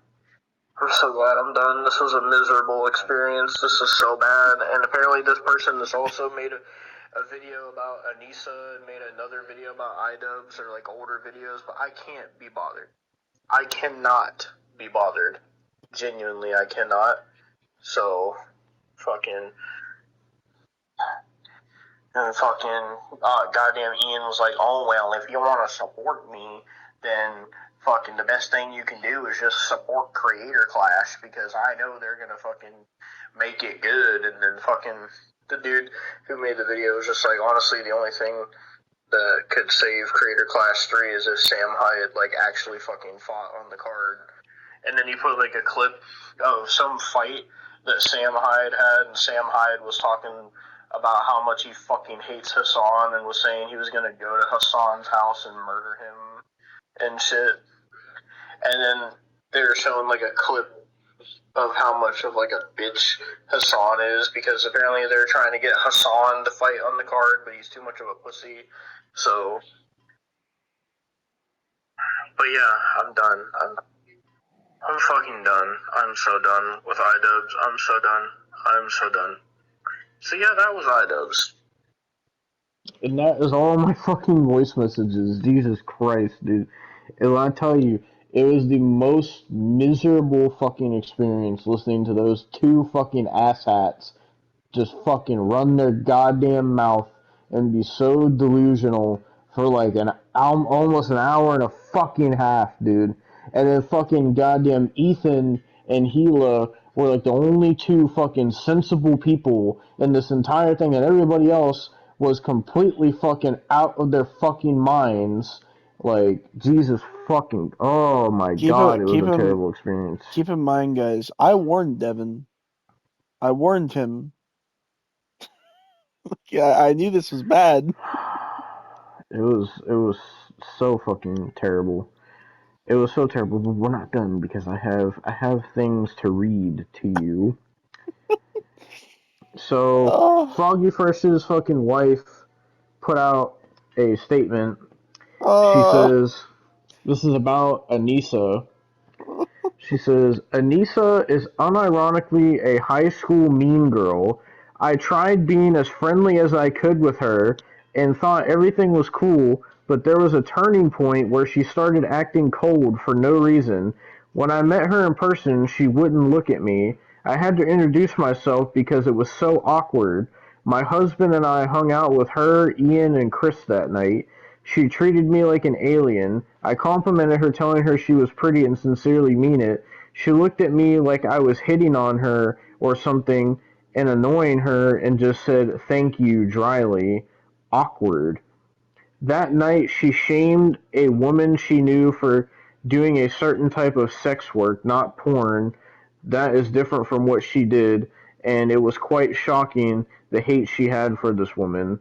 If this woman was bad, okay, but she made sure to highlight the sex worker part of it as if it was the worst part about her and the part everyone should be focused on. Awkward. After meeting everyone, back when I had Instagram, I followed everyone I met that day, including Ian and Anisa. Every single person followed me back except Anisa. It was so weird. I didn't need her to follow me, but I kept asking my husband if I had done something to offend her, considering Ian followed me back, but not her. I have to go back on fucking X to read the rest of the goddamn shit that I fucking sent you. I don't even know where to start with this shit because it was so much. I don't know, dude, but this is almost an hour. I hope you know. Fucking. Oh, we still Trying to got find when it fucking Mamamax. started. Fucking. Okay, now that's a thing I sent you about Mamamax. That's not what I was trying to fucking. Okay, so fucking goddamn. Here's the statement they put out about Creator Clash. It says Ian and Anisa Joma have made the difficult decision to fully step away from Creator Clash, both publicly and behind the scenes, and are relinquishing ownership of the event. This decision wasn't made lightly, but it's a necessary step towards returning Creator Clash to its core purpose, bringing communities together for a night of boxing, fueled by passion, discipline, and the goal of raising money for causes that matter. Since the beginning, this event has been about more than just the fights. It's been about the creators pushing themselves beyond their limits, fans rallying behind something positive, and using that energy to do some good in the world. Since Creator Clash's inception, we've been able to raise meaningful funds and awareness for charities making real impact. That mission has lost focus in recent weeks, and it's clear that for the event to move forward, things need to change. We're making space for that change now. As a part of the fallout, both Harley Morenstein and Lena Ayad have stepped away from their scheduled fights. While we were disappointed to lose two creators who brought so much heart to this event, we understand and respect their decisions. The fighters still on this card have been training for months in silence, in sweat, and in the shadow of everything else going on. They deserve the spotlight, not the fallout. This event was never about any one person, and it shouldn't be defined by internet drama or personal conflict. Our hope has always been that this event could be a force for good, one night where entertainment, effort, and community come together to support causes that matter. That hasn't changed. If you felt disappointed or let down by the noise, we hear you, but we hope you'll continue to support the people stepping into the ring. They've worked too hard, and the charities we fight for are too important to let the mission get lost. Thank you for being here. We're still fighting for something bigger. So fucking goddamn fucking I don't even know where to fucking start here. So apparently this guy named Freddie Wong dropped this message in the Creator Clash Fighter Discord. So he says, illustrious fellow warriors and event handlers, I hope everyone's getting a good rest day in the wake of the new announcement video detailing the change in ownership structure of Creator Clash, or to be more accurate, the brief statement detailing changes in the ownership structure of Creator Clash, followed by 28 minutes of continued relitigation of what I'll charitably call internet nonsense. There remain some lingering questions that I, as well as the other fighters, would appreciate clarity on. As I noted in my previous message, I would expect communication with the fighters to be at the absolute top of your priority list, as I don't believe any of us enjoy finding out substantive developments via 15-second clips from muckraking Twitter accounts. What is the communication strategy and cadence we can expect from the organization moving forward, and how do we ensure we, the people signed up to get punched in the head, receive information ahead of the general public? Ian noted in his video that I can't really have my cake and eat it too. You're either going to talk shit like a foul beast on the internet, or you're going to have a charity event. It really can't be both. Does this mean we expect continuing back and forth post separation? While I don't need all the monotony of the separation agreement, are there non-disparagement or broader agreements in place to protect Creator Clash's reputation and public standing? What are the plans to proactively address uh, the comment miasma? I don't know what that word is. That, at least for me, disincentivizes any social media comms, as I prefer to spend my time training and not slogging through the comment output of internet morons parroting the talking points of the streamer they have pledged allegiance to. How are we reasonably expected to promote this event? What are the plans and projected timetable with regards to finding replacements for the dropped fighters, and what is the strategy behind how they will be rolled out? At the onset of the event, the character of the individuals on the fight card was a major factor in my participation. What say do we, the fighters, have in this decision? What assurances do we have that whoever gets recruited doesn't bring more controversy and negative attention to the event? Do we plan on continuing to honor the commitment of pay parity amongst fighters, and does that restrict the organization's ability to feasibly find replacement fighters this close to the event? In other words, if we're paying everyone the same, do we think that amount is going to be enough to commit a fight-ready heavyweight and welterweight willing to withstand the crossfire by being in the midst of aforementioned internet nonsense? Moving forward, what are the plans and projected timetable to market and promote the event? Who is taking the lead on this? An individual within the organization, a PR agency? Can you provide an outline of the comms approach given the current situation?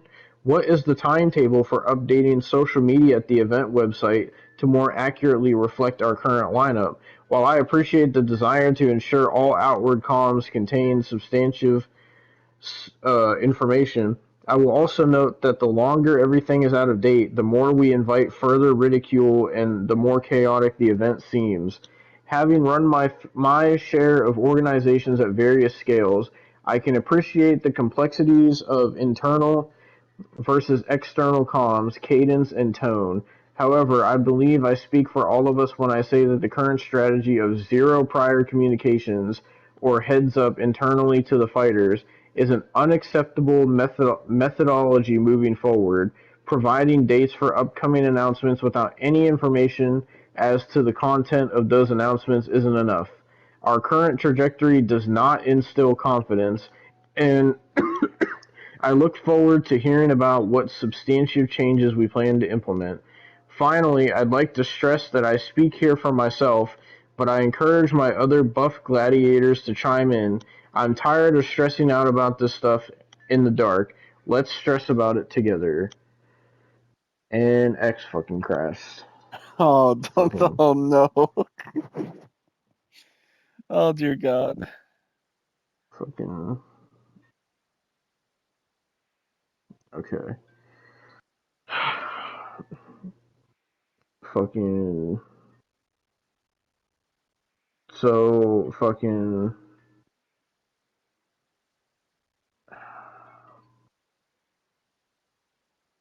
So this person named Buckley replied to that and said, "This is such a good post about Creator Clash 3 from perhaps the person you'd least expect. Freddie Wong basically outs the organizers for not communicating with the actual participants. They're all learning everything from public tweets and clips."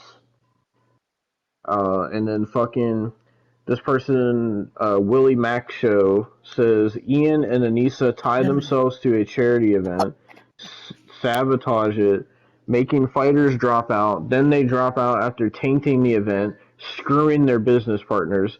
And Anisa thinks she's a genius for it. Wow, you guys really showed us. And there's a screenshot of a comment from Anisa. It says, "Hey baby girl, I know you're so desperate for any crumbs from me, so here's a really big piece of fuck you. We are not financially tied to this event, and even when we were, we had it structured to protect us and the charity. You have no power over us, you're just an asshole." Fucking...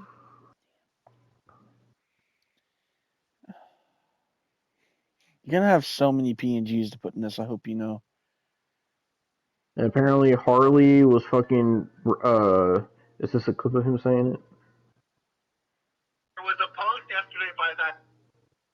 Fucking... Apparently Harley revealed he was removed from the Creator Clash Discord. There was a post yesterday by that account with the smiley face there. That was like from inside Creator Clash Discord. Like it was shared. message that went out, and I was like, I saw that, I was like, oh fuck, I'm like, everyone's gonna think this is me. And then I went to the Discord and I was removed. And I messaged people that I know working with. I was like, just so you guys know, by the way, I don't have comms with that guy. This was not me. And they're like, no, it's okay. We're removing people that weren't in the phone, which is cool. That's standard procedure. Totally normal. Yeah. I respect that. You should do that. But I did find it, there was a call from within the Discord. By the way, while Harley's here, they're spamming in chat. Harley's charity is National MS Society. If you want to contribute to anything, to this thing, contribute to that instead, okay? Yeah, so I guess they kicked Harley out of the Creator Clash Discord. And then apparently fucking Creator Clash is apparently giving people refunds for the event over this shit. Oh my god, dude. So it says, just got an email from Veeps after a refund request was denied before. If the same happened to you, check your email. It says, hi there, thanks for reaching out. We received your refund request for the upcoming Creator Clash live stream. Apparently it's going to be on June 28th, by the way. As a one-time exception to our usual refund policy on live streams, we are able to accommodate your request. If you'd like to proceed, please confirm by 5 p.m. on May 7th. Unfortunately, we won't be able to accommodate requests submitted after this deadline. We are excited about the event and hope you still consider tuning in. Fucking, and here's another clip from Harley, because apparently after he fucking dropped out of the card, fucking Ian and Anisa, or whoever, tried to fucking get him back on the card. This is the hardest part for me, is that, like, all of the fighters on the card, I really want them to have a great event. Like, I don't spend a second cursing the event. Like, I do want it to go over well, you know? But, like, it's been feeling more haphazard than in the past. And it kind of was very easy for me to separate. And then when, you know, there's like Ian and Anisa are stepping down, you want to come back? I was like, that was never a fucking problem for me. Wow, wait a minute. So wait, they dropped down and then they tried to bring you back to the table? What do you know? You didn't know that? That's not... you didn't say anything publicly. I don't know what's public or not. But no, yeah, I was separate, and then when they were... Wait, so are you saying they dropped out to try to bring you back and they still failed? I don't think they dropped out to try and bring me back. I don't exactly know why they dropped out. I think they have their reasons, and I think they really wanted to put the event first. But also, I always default to people being a YouTuber, and, you know, I don't want to speak for Ian, because I can't, because I don't know. But, like, the way I see it is, I'm like, oh, I think he wants to make fucking videos. Wow, like, dude, I don't know if he wants to make videos. Have you seen his rampant usage of clip art? He thinks that he can just put clip art on the screen of a dog saying no, and that's like the hilarious joke. You know, the iconic hilarious moment. So there was that clip. Fucking...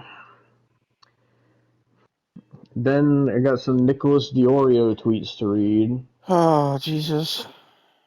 So, Nicholas Diorio says, oh great, he was replying to a Hassan tweet. That's wonderful. Oh, that's great. No, bro. Hassan said, it's context nuke day, reacting with friends to my career ending while fundraising for Idubbbz charity Stand Up to Cancer. Trump no longer going to bomb Yemen after Israel bombs civilian infrastructure. And more news. Get in now. And then he links his Twitch. And then Nicholas Diorio quote tweets it and says, prior to this announcement, Ian and Anisa raised $18,000 outside of Ian's $15,000 contribution with 1.5 months left. I learned last night that Stand Up to Cancer is literally Creator Clash 3's charity component. There is no guarantee that any of the ticket or pay-per-view sales actually go to charity. That's wonderful. Great, bro. When you buy a ticket for Creator Clash 3, your money goes towards the event costs, like previous years. Only the excess goes to charity. And at Creator Clash 2, there was no excess. Ian and Anisa added to this donate button separately to eBay for donations so they could call their event a charity event. The money Hassan inevitably raises outside of the Creator Clash 3 event today on stream will be used to justify the event's existence despite not actually having anything to do with it. And then he quote tweeted his tweet and put a screenshot here. Nicholas Diorio says, in 97 days, Idubbbz and another creator raised around $33,000 for charity with his sinking Creator Clash 3 event. In a few hours, Hassan raised $190,000 watching a YouTube drama video. Creator Clash 3 is a worthless event and doesn't need to exist. Jesus.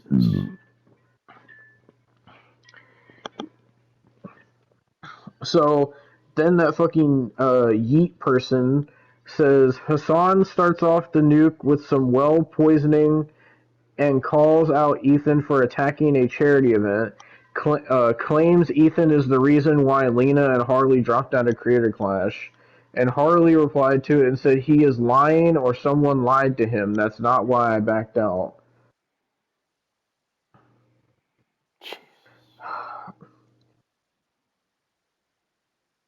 So fucking Ethan tweeted about Anisa, and he said, basically he made a joke, fucking, let's see if it, By the way, so this is what Ethan said.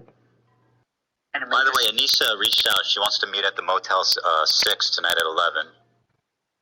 Excuse me? Because I'm gonna fuck him for her? Because she's the cuck? No good? Okay, Ian? Him. Right. Anisa reached out to me. You know, the first time that you made the Anisa the cuck joke, What it hit happened? really good. Well, And what I feel like each subsequent one we're getting further and further. What was wrong with the one with that? I thought that just sounded weird, kind of creepy. Well, it is. That's her thing. I wasn't gonna show up, by the way. Okay. I was gonna send fake Ethan. So Idubbbz replied to that and said, ha ha ha, what a freak, the new king of the incels. Jesus. Fucking, so then the fucking yeet person tweeted and said, Anisa Joma's latest tweets take aim, or her latest tweet takes aim at Gila Klein. She also throws a stray at Tectone. It comes shortly after Joma expressed how much she loves humans. So fucking, basically she posted like a picture of Anisa. So Anisa fucking said my other favorite sticker I'm using is this one, but it didn't really apply. It's like a picture of Tectone looking surprised, and then there's a sticker of fucking Gila looking disgusted. And then Anisa says, you guys have made me so beyond emotional and thankful, and just words can't express how much I love humans. I love how no matter how scary, hard, exhausting the world can get, so many of us still want to help one another. It's incredible. And there's a fucking,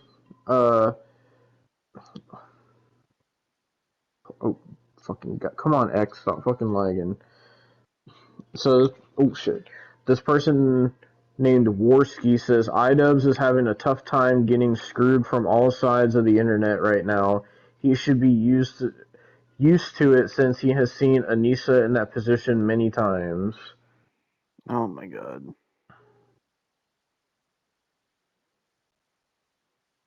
Fucking.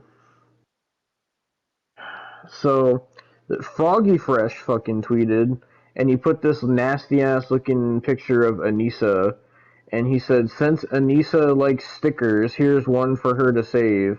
The only difference is this sticker isn't of an intelligent woman who runs a successful business and who has a family that loves her. And then Froggy Fresh posted a clip from fucking goddamn Denims. Here's the clip. he says, then I'm starting one against her. Oh my god. He was just posting Nazi shit. Okay? I don't know how to explain it. I don't know how else to explain it other than he was posting Nazi shit. And I'm going to say it, honestly. I'm going to say, good on them for kicking him from the fight. You shouldn't have spaces that are welcoming to Nazis. I'm trying to see who she was talking about. Explain it other than he was posting Nazi shit. And I'm going to say it. Fucking... And he was explain it other than he was posting Nazi shit.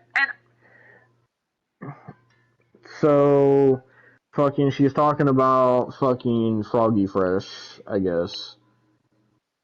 I mean, I really doubt he was talking about Nazi shit.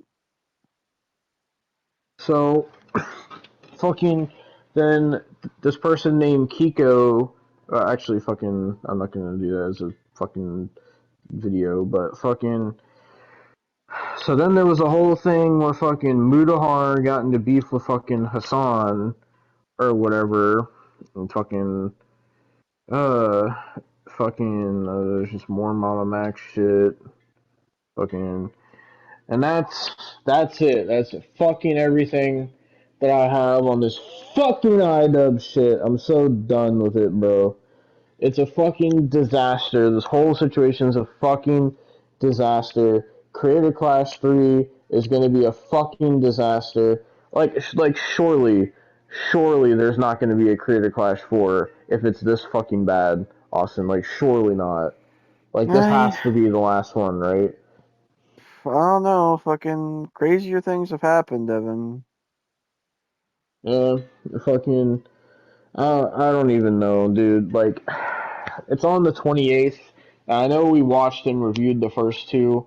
I know we're going to watch and review this one, but at this point, it's going to be so bad. It might not even be bad as much as it's going to be fucking boring, because the card is going to be so ass because of fucking Idubbbz and fucking Anisa, dude. Like, Jesus Christ, we're fucking goddamn hype about the first one, and then we were somewhat hype about the second one, and then fucking goddamn, in the span of all that happening, because the second one was in 2023, in the span of all that happening, influencer boxing fucking died, and now they're trying to do a third one, and it's not even going to have Idubbbz in it. It's not going to have Harley. It's not going to have anybody from the other ones. I guarantee you Chills and Charlie are not coming back. So this is going to feel so lifeless and soulless. Like, and the fact that people are getting refunds from it, the fact that, like, the money they make from it doesn't even actually go to charity either. So it's all just a fucking lie. Every fucking thing is just all lies by fucking Idubbbz and Anisa, bro. Like, Jesus fucking Christ. With that being said, what is your thoughts on this whole situation? Because my fucking throat is killing me right now. Fucking Ian. Such a fall from grace. Honestly, that's all I gotta say. There's nothing. I would say more, but I have so much more to say about the next man that I have to talk about. Fucking goddamn fucking Jesus Christ, dude. It's already fucking 3:30 in the morning. Jesus fucking We're Christ, probably dude. gonna be here for another hour and a half. It's fucking, oh my fucking god, dude. Because you know him, you love him, you know who we're talking about next. Yeah. Before we talk about that, I just want to say, fuck you, Idubbbz, and fuck or Ian, fuck you, goddamn Anissa, fuck you, goddamn fucking Denims, fuck you, goddamn Froggy, fucking Taint or whatever your fucking name is. Fuck you, Frogan, you fucking Jabba the Hutt looking fucking whale. Fuck you all. You all made me have a miserable fucking day listening to that shit. You so forgot, go fuck yourself. You forgot about your baby daddy Hassan. And fucking fuck goddamn Hassan, because I just keep getting clip after clip after clip after clip of fucking Hassan on my timeline, just all this fuck shit he says, and then I just see everybody fucking hates him. I'm tired of it. Just fucking Jesus Christ, fuck off Now, already. God fucking damn. Fuck you, Idubbbz. Devin, Fuck you! would you say My fucking throat. would you say the Leviathans have came for Idubbbz? I don't know, but they certainly have come for you because you jinxed it, Austin. I Because you said, "Oh, I hope he doesn't come back," and he's back. know. Well, here, just for old time's sake, let's play this banger here, by Mamamax. I just want to play this to start this out. You hear it? No, I got it I don't hear it. playing. Oh, now I do. You just gotta play this banger here.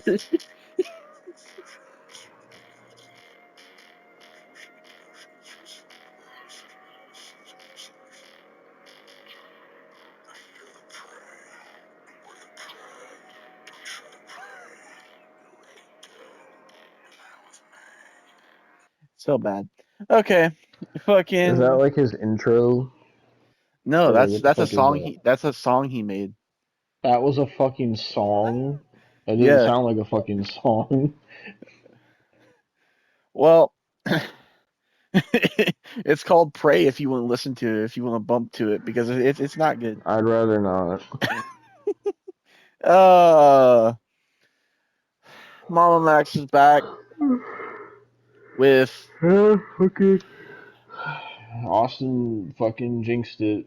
I After did. last time, he said, "Oh, I never want to talk about Mamamax again," and Mamamax said, "Fucking Well, fucking." see, it wouldn't be so bad if it was like the I'm Alex shit, where it was just like, an hour and 40 some minutes, maybe a little bit longer, like 3 hours is fine of research.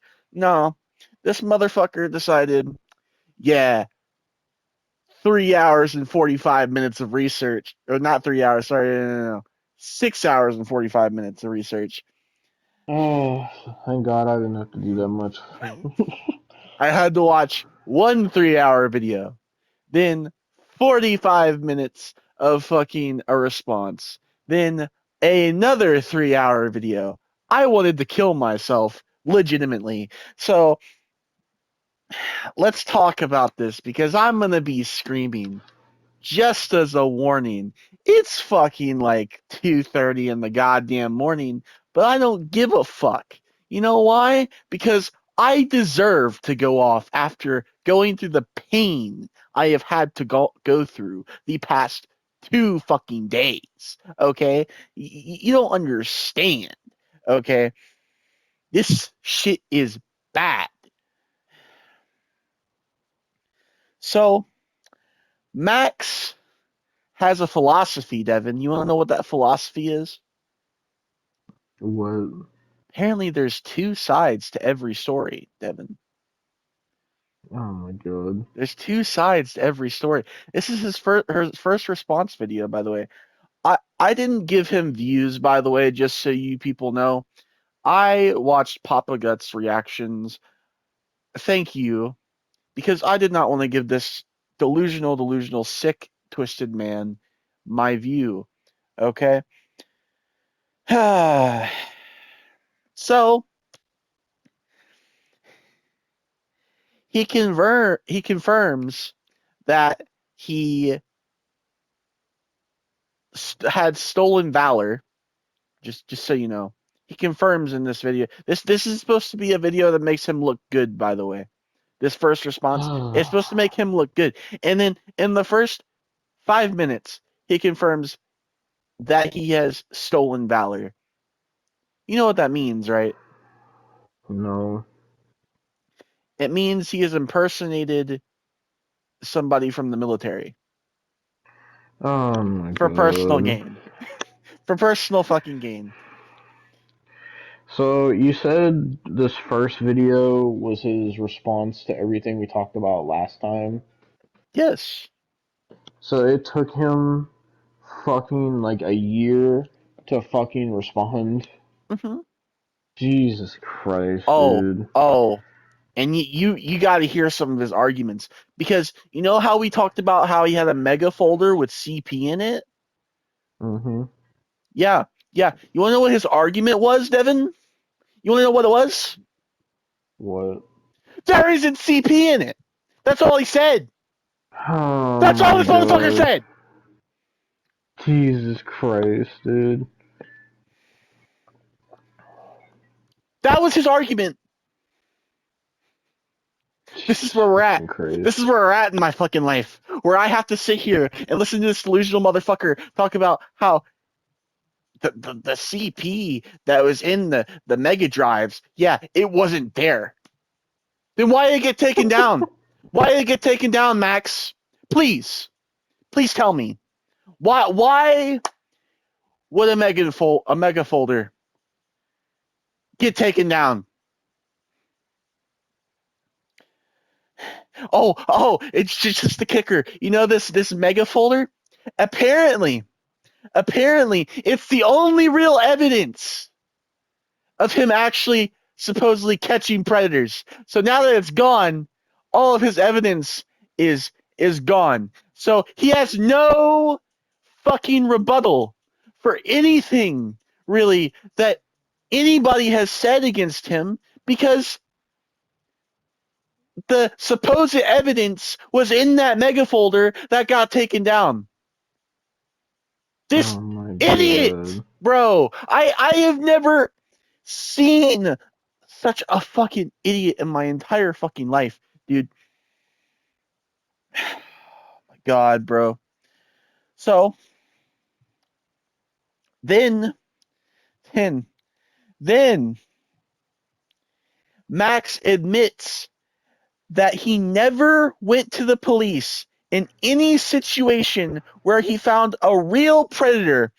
He just uploaded the recordings to that said mega folder. Oh He didn't contact the FBI. He did not contact the police. He uploaded the recordings to YouTube and the mega folder. Jesus Christ. I cannot explain to you how fucked up and irresponsible that is. Who sits there and fucking supposedly catches pedophiles? And by the way, he also shows people who have been convicted of fucking pedophilia before that he has caught but doesn't get arrested because he is fucked up so bad and has not contacted the proper authorities. Jesus Christ. We talk about the predator poachers and how they fucked up the EDP situation. I want to know how much he's fucked up in these catches, bro, that he's supposedly fucking done.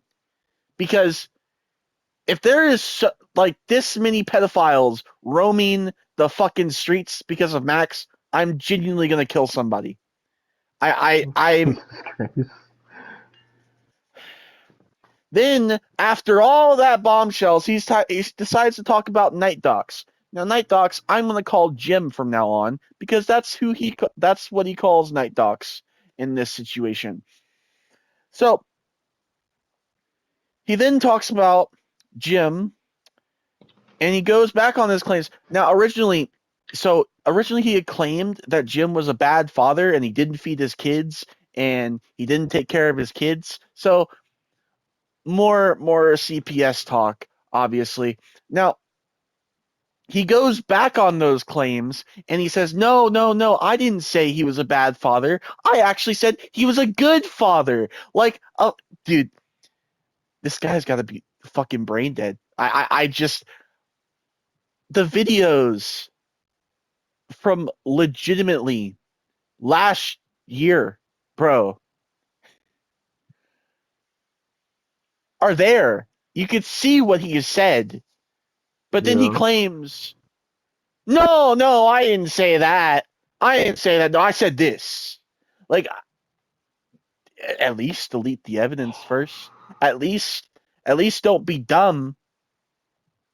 I put here, Mamamax is only saying this to save his ass after he claimed that. Because that is the truth. Max then goes after Mudahar. Oh, we have so much to talk about with Mudahar. Oh, don't you worry.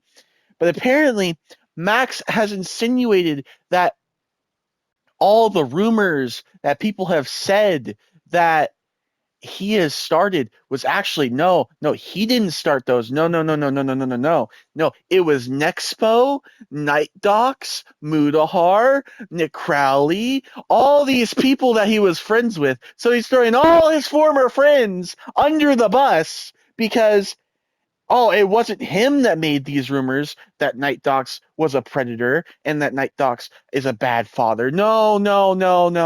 It's all of them. See, does this sound convincing to you? Does this sound like a good person to you, Devin? Because I don't see it as so.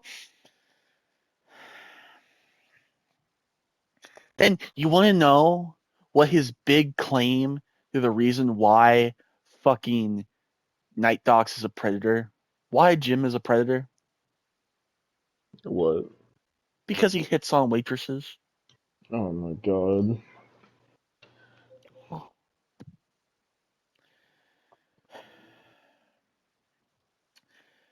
Fucking. Then he goes at Mudahar's wife. You want to know what he goes at her for? What? Gossiping. Oh my fucking god. Oh, and then after that, he would brag about how he dates fans. What the fuck is this response video? Like, what the fuck? This isn't even getting into the point where I get mad yet, because there is a point in this where, and it's coming up soon, where I just start writing in all caps, Devin. Oh my god. Okay, so we got one more thing before that. Max then claims that Nicholas Dioro didn't have any criticism against Max's Camden Gerard Davis video, but in the next screenshot he shows Nicholas did. Oh my god. Like, how dumb can you be? Like, I just this is where we get to the all caps. Max then claims that everyone that has ever made a video on him hasn't gave any evidence. Really, Max? My god. Really, Max? No, really, Max? There's no evidence against you. There's no evidence. Are you serious right now? It's not like I watched several hours of videos last year showing how much of a piece of shit you are. There's no evidence, bro. If anybody should be talking about evidence, we should be asking you, Max, because why isn't the fucking vampire werewolf cult leader in jail if there was evidence of that, Max? Please tell me, because I cannot believe what I'm fucking hearing right now. Evidence. There's no evidence. Are you fucking high right now? Like, Jesus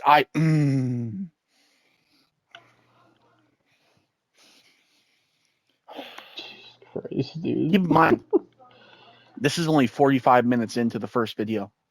Just so you know. My god. You said the first video was how long? 3 hours. Oh my god. Max then claims that he never had a mentor to help him. Then, Jesus Christ. right after that, he states that Nexpo was his mentor. And I quoted here, I said, "Are you fucking Kanye?" Because I that's quite the contrary. You know, if you never had a mentor and then Nexpo was your mentor, okay, Max.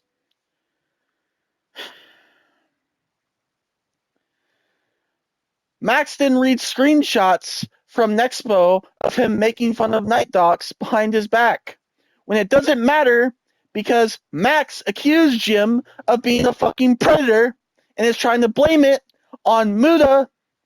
You have got to be fucking kidding me. Like I'm then Max gets to a point in this video where he can't be bothered to talk. So he gets this guy who looks like he's never fucking goddamn touched a seed of grass in his goddamn life. His name is Prox. Terrible ass name. Apparently he fucking sat there and was in the friend group with all these people and fucking I at this point I don't know what I'm even looking at this point, and I say, who the fuck is Prox? He looks like a pedophile. Either way, he's talking about how Muda, Nick Crowley, Nexpo, Night Docs, they're all toxic to bro. I thought this was gonna be about Max, but he just wants to blame others. Like, go fuck yourself, Max. Die, end your life. Go do the world a fucking favor. Oh, and you want to know the best part about this? I'm watching Papa Gut's reaction, right? Guess who pops in the chat? Who? Nick Crowley pops in the chat, which is part of their friend group, right? And he states to Papa Gut, "Oh, yeah, Max made up all these rumors about Jim.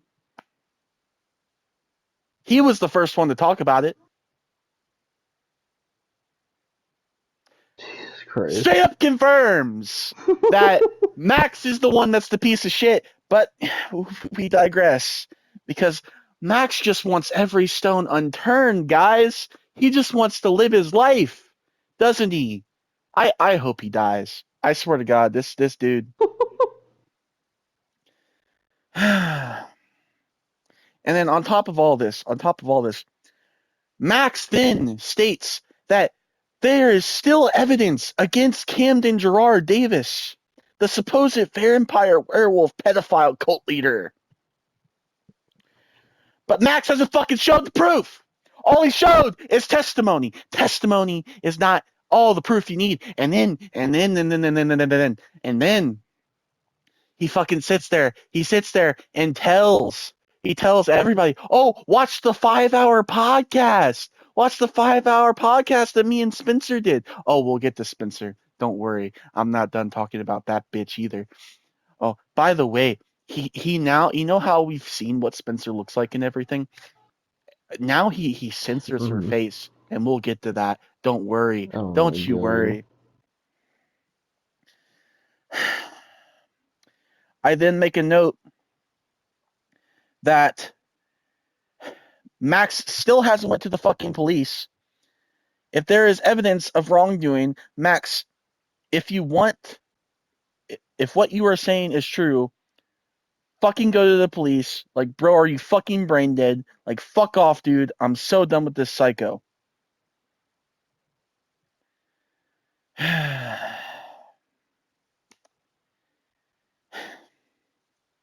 Then Max admits to using his audience to find the predators. Because here's the thing.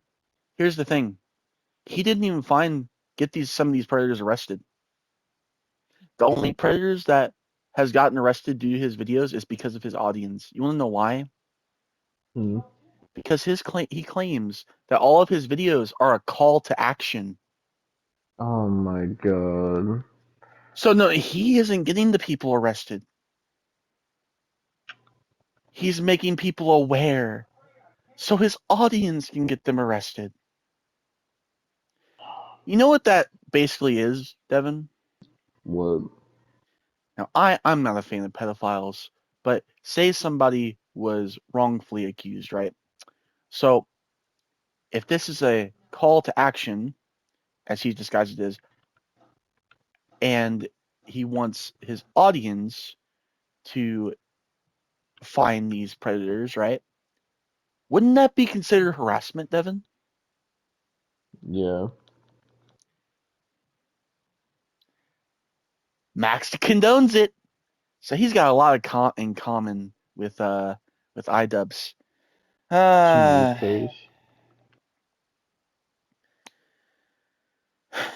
Now we get on to Spencer, Devin. Don't you just love it? Then Max lets us know that Spencer, the survivor he was housing, turned on him. You want to know why? Why? Because apparently he was starving her. Oh my god. Now, Devin, you've seen what Spencer looks like. Yeah. Mm-hmm. So, tell me how that can be starved. No, because no. Because she's built like Jabba the Hutt had a love child with Peter Griffin. So how the fuck is she starving? I don't even want to defend Max here because he's a piece of shit, but how the fuck is that in any way possible? Okay. How the fuck is that in any way possible?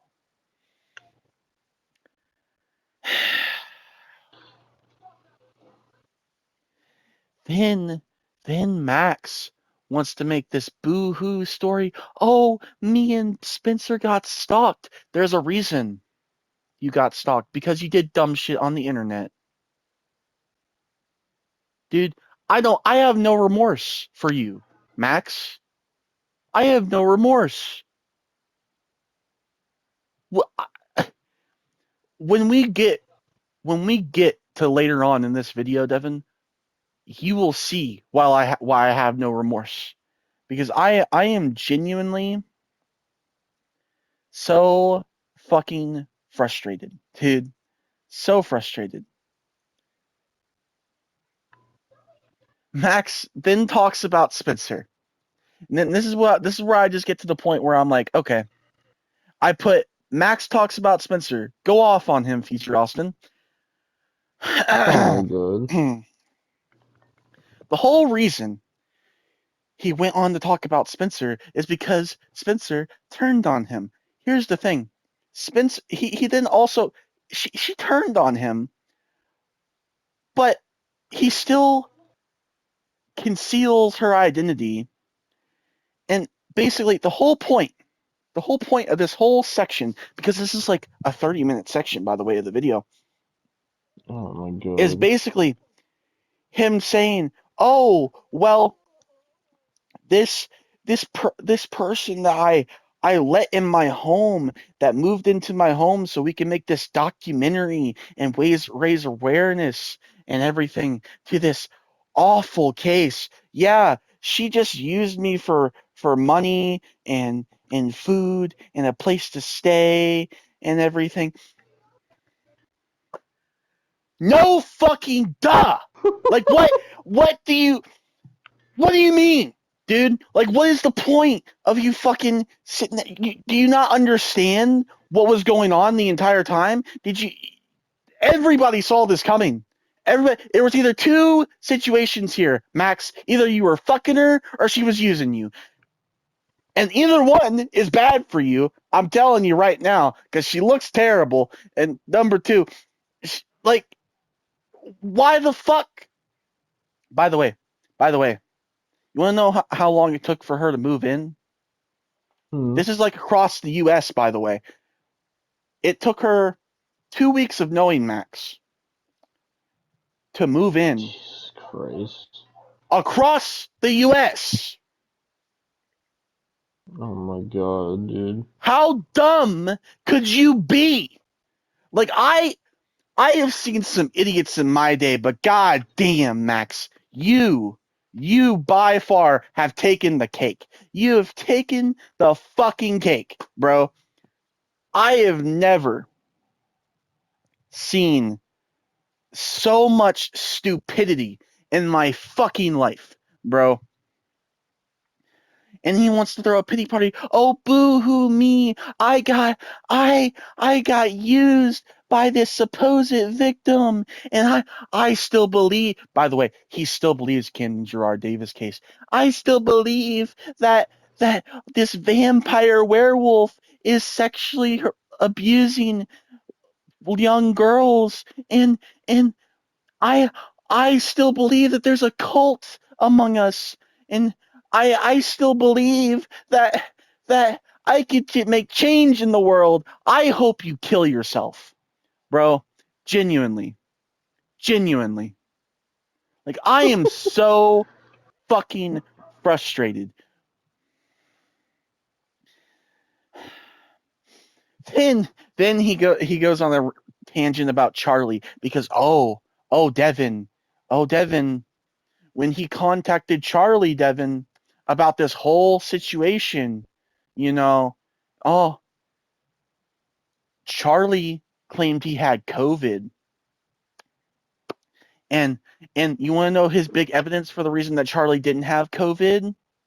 What? He made videos. Oh my god. So just because he had to make money, you're going to make a whole fake expose video on Charlie. That was your big reasoning. It took him 12 days, by the way.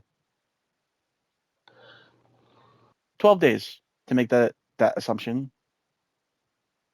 Jesus. Fucking unbelievable. Fucking unbelievable, bro. I don't understand how fucking delusional you have to be to message somebody on Discord about already something fucking ridiculous and then say you want to raise awareness. By the way, there was NDAs involved in this. He was really, I'm sorry. During this whole case last year and during it now, have you believed any word that Mamamax has said in his entire life, Devin? Because No. He had NDAs for a case that involved a vampire, werewolf, pedophile cult leader. Jesus Christ. Like anybody was going to take this shit seriously.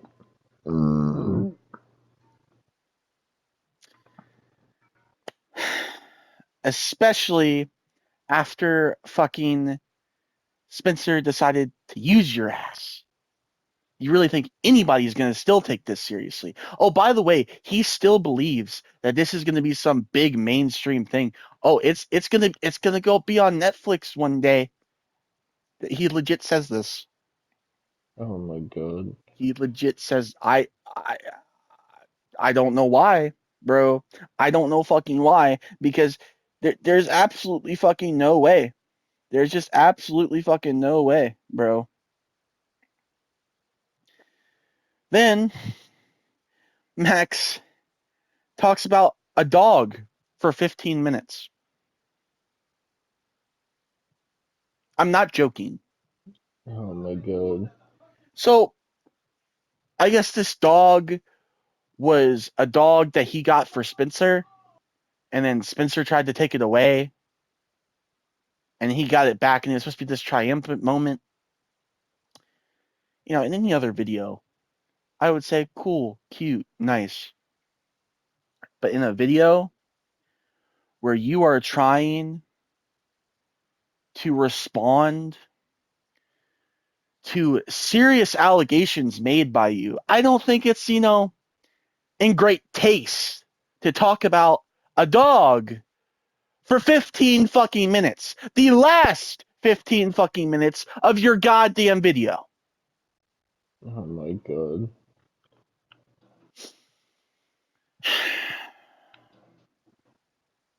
That's where we end video 1, Devin.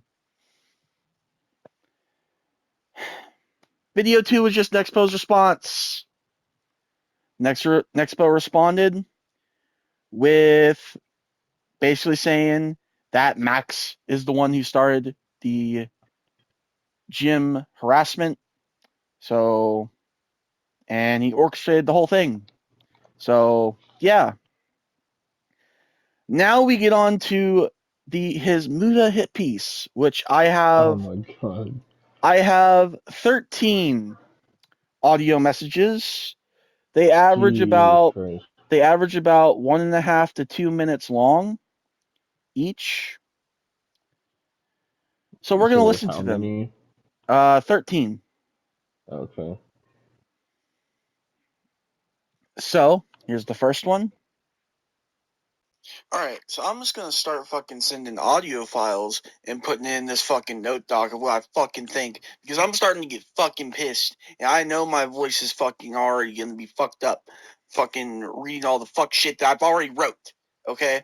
So we're starting this fucking Mudahar video off, Mamamax fucking talking and all this shit. He's not even talking, bro. He said, oh, fucking my former best friend, goddamn Muda, fucking fuck the fuck off, bro. And then he's fucking showing all these clips that's supposed to be damning evidence that fucking Mudahar is a fraud. Bro, motherfucker, dude, all it is Muda taking the situation seriously in one video and then him not taking it seriously in the other video. You want to know why, Max? You want to know fucking why, Max? Because you're trying to make us believe that this serious fucking predator is apparently a vampire werewolf fucking cult leader. That's why, Max.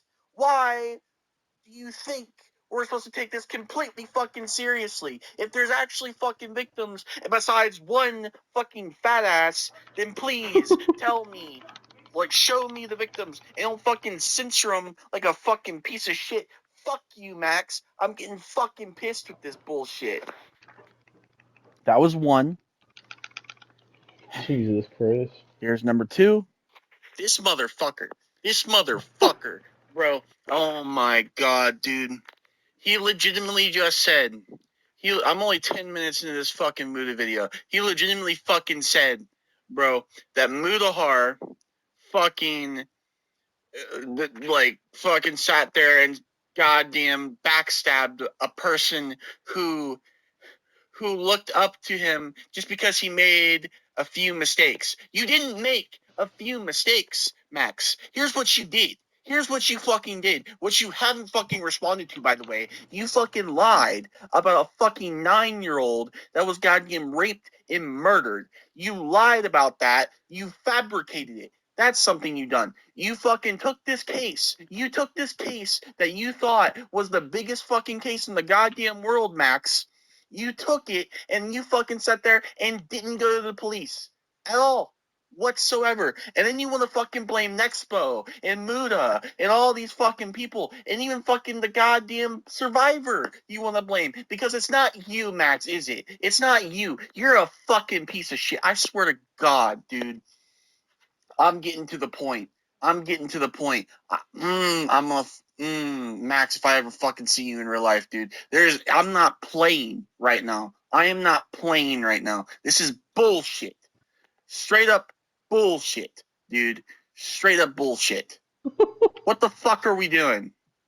A few mistakes, Max. A few mistakes. You've got issues. You've got major fucking issues. Your face is so goddamn punchable, dude. You've got so many goddamn fucking issues. You need to be put in the fucking psych ward, bro. I swear to God. I swear to fucking God. Who thinks this behavior is normal? Who? Bro, who? Fucking ridiculous. That was my second voice message. Number 3. Alright, so now this little motherfucker is trying to say, oh, well, Muda accuses me of not working with law enforcement and everything, and I actually do work with law enforcement. And this motherfucker's like, oh, well, in multiple cases, even if you do work with law enforcement, nothing happens. Yeah, obviously, because some people fucking don't handle it right. But here's the thing, fucking Max. Here's the fucking thing, bro. Here's what you do not get. Muda fucking Skier Gene, fucking even the Predator approaches. All these people, all these fucking people who now go through law enforcement to get these predators caught do not sensationalize their content to the extent that you do. They do not make up false stories of sick and twisted things as a call to action, Max. That is your problem. And you're not fucking focusing on that because you know it'd make you look dumb, bro. You fucking idiot. That was number 3. On to number 4. Oh my fucking god, bro. Like, this dude, 37 minutes in. 37 minutes into this fucking video, dog. Tell me why the fuck it's just been constant of Max saying, oh, I tried to communicate you using chat GPT, bro. Chat GPT is what he was using to communicate with people. A fucking idiot, bro. And then talking about how Muda kept making content about Xbox and PlayStation and while he was trying to communicate with him. Maybe, Max, it's because you don't get that this whole situation sounds dumb and that you've barely given us any fucking goddamn information! Bro, I swear to God, dude. If you would actually give fucking information and actual evidence and actual bullshit instead of a fucking terrible ass fucking fake exposed video and all this shit, maybe, just maybe, we would take you seriously. Maybe anybody would take you seriously. But Max, here's the thing. Nobody fucking takes you seriously because you didn't fucking give no goddamn evidence, bro. Dude. Like, I'm fucking losing it. I'm fucking losing it with this dude. Dude. Like, I don't fucking know what I'm even supposed to say at this point, dude. Like, what the fuck? What the fuck? I was getting mad at this point. Like, I was genuinely fed up with watching his videos. I was genuinely fucking pissed. Oh, number 5. Motherfucker, dude. This dude fucking asked Muda in this video. He said, why should the evidence be public? Why should the evidence be public? I don't know. Maybe, just maybe, so they could catch the fucker. Max. and then you're gonna fucking sit there. Oh my fucking god. This dude. He fucking said that fucking Muda wasn't alleging that Max is a fraud. Max, you are a fraud. Here's the thing. You're a fucking fraud, dude. You have fabricated, fucked up shit for clicks and views, Max. What is your problem? Why the fuck? What goes on in your brain? What seriously goes on in your fucking brain? Are you actually brain dead? Like, I have never seen someone so fucking deluded in my goddamn life, bro. You sit here and try to act like this high and mighty fucking person that makes videos that's a fucking call to action so your fans could get the people arrested instead of you actually doing it yourself, you lazy fucker. I swear to God, dude, I don't understand how you think you're this fucking god. I don't understand what is wrong with you, Max.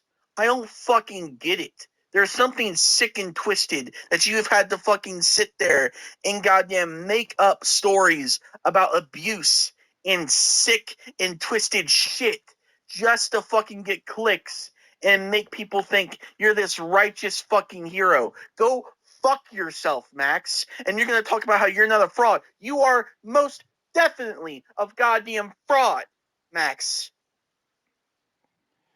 Is number 5. I honestly cannot believe what I'm fucking hearing right now. Max just said that getting an arrest is not justice. Arresting the pedophiles is not justice. What's justice then, Max?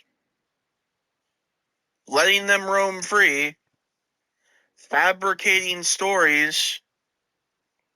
What is justice? You're trying to make a hit piece on Muda when, bro, you're trying to make this out to be like you're the one that's serving justice when all of you have done is fuck all and a call to action, and none of the predators that you supposedly got arrested, that you claimed you did, have gotten arrested. And apparently fucking getting them arrested isn't even justice to you.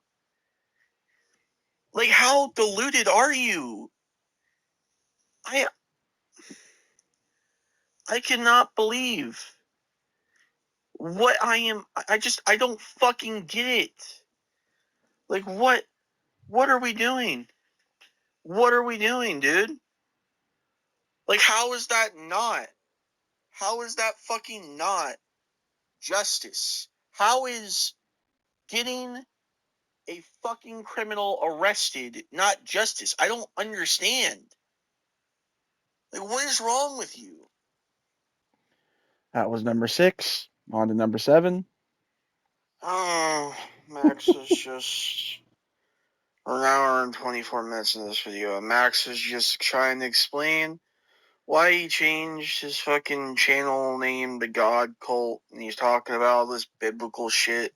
Why did anybody take this dude seriously? Like, I don't understand how we're at this point.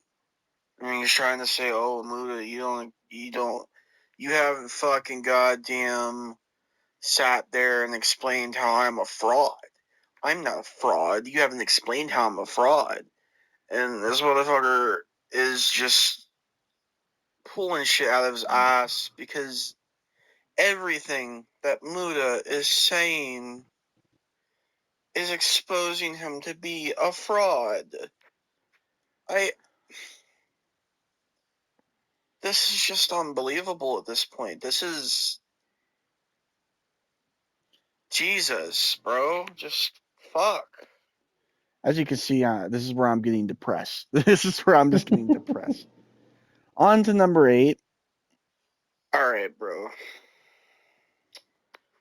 Now, Max has just showed a picture of Camden Gerard Davis, and he just had it in silence and put words over it.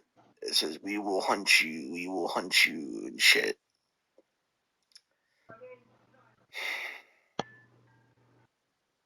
This is so gay. Like, I'm so... This is what so the fuck gay. is this, bro? Like,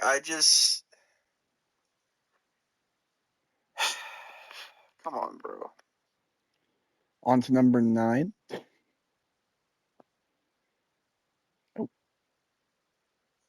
Oh my god.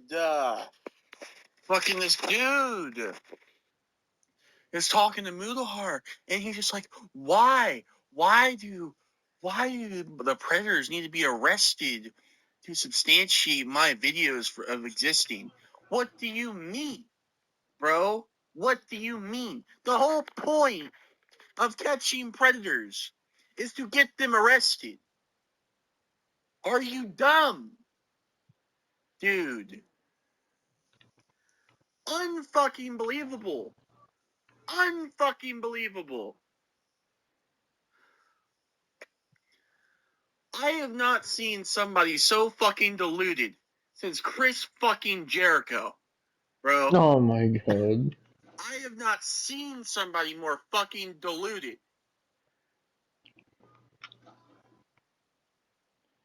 Fuck's sake. On to number 10. Bro, oh fucking 2 hours and 16 minutes into this fucking last Mamamax video. And fucking this dude is the biggest sniveling little pussy I have ever fucking seen.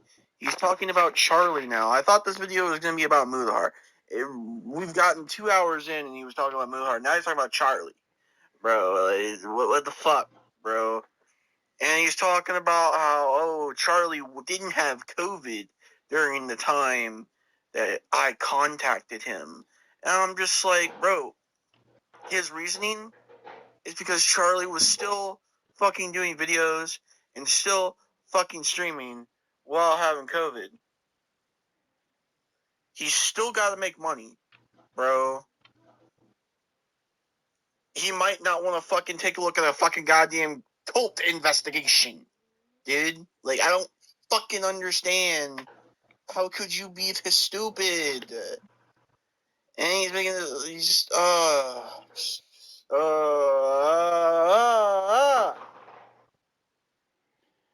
On to number 11. Max.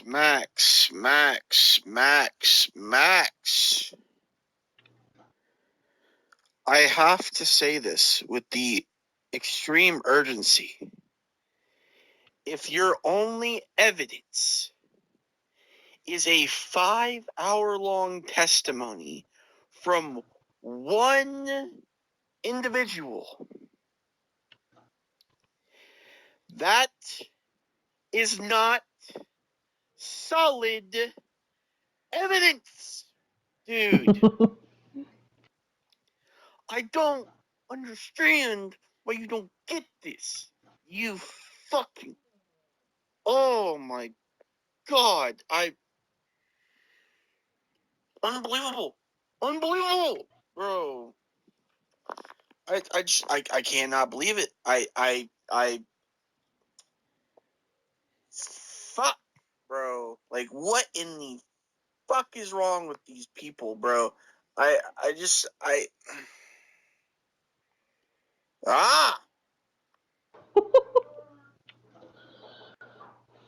On to number 12. It's the longest one, the 3 minutes long.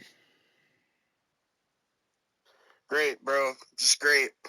2 hours and 56 minutes in, we finally get the resolve of this fucking 9-year-old that he talked about, that he fabricated. Apparently it's a real fucking child that he has contact with, that, by the way, is alive. This dude, not only he lied about a child being raped and murdered, said he fabricated the whole thing, then he admits that it's an actual child that didn't get raped and murdered, but he fabricated that she died.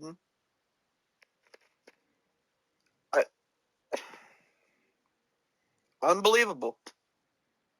Unfucking believable. What the fuck is wrong with you? Dude, this is an actual child. An actual child. And you want to talk about how you're a fucking child advocate. You advocate for children. You're this fucking... I am a social worker, dude. I am a social worker. This pisses me off. Dude. Like, what is wrong with you, Max? I'm so lost on how you thought any of this was okay. You just thought, it's going to be entertainment. This isn't entertainment. This has pissed people off. And you're making it out like it's no big fucking deal. Fucking ridiculous. Like, I just...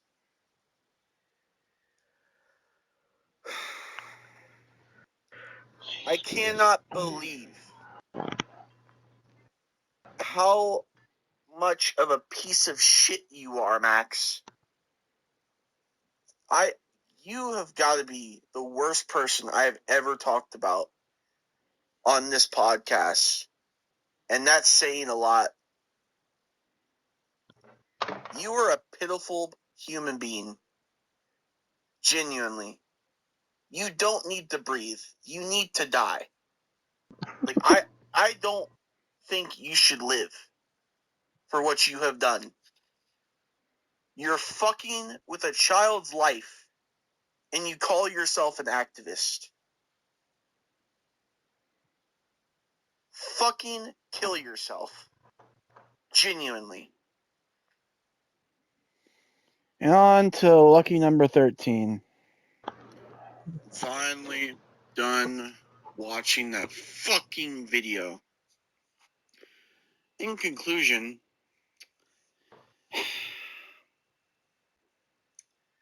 Mamamax is the biggest fucking piece of shit I have ever fucking seen.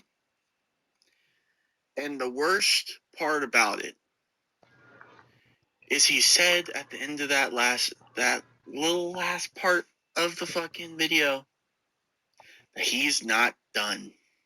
So, oh no. This is going to be a multiple podcast subject.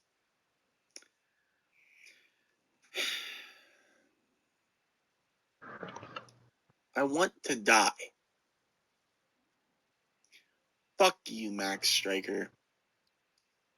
Fuck you.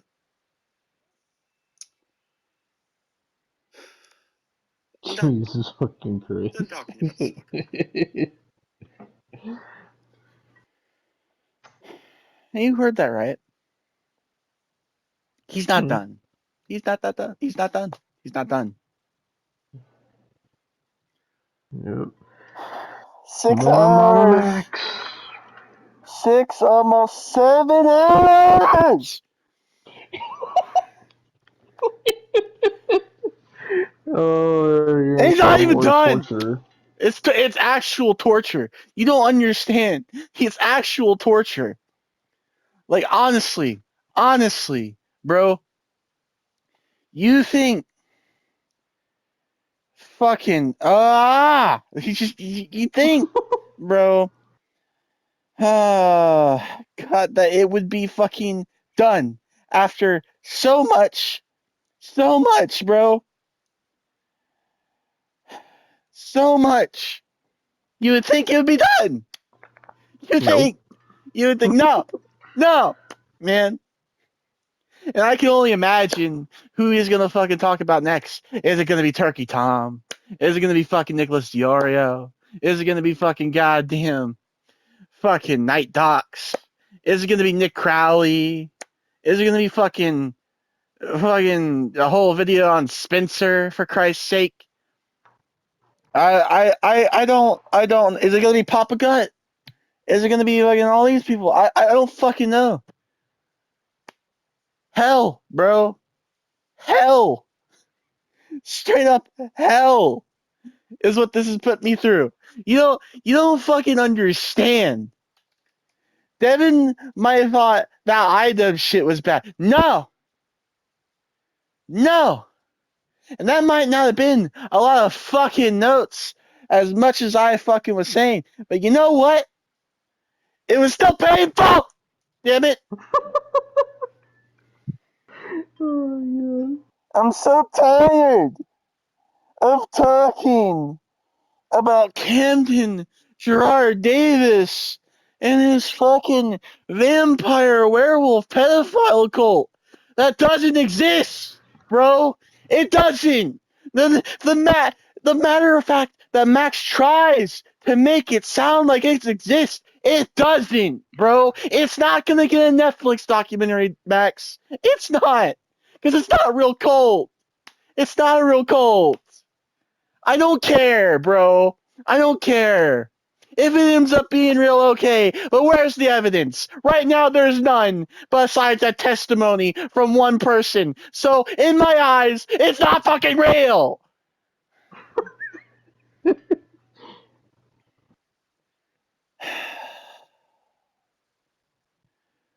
I cannot believe the amount of talking this dude does. And it's not like he's just talking. He tries to make jokes throughout. Like, I didn't even talk about the jokes. He has this fucking creepy ass like a fucking goddamn predator. He sounds like a predator himself, bro. Just unbelievable. Unfucking believable. I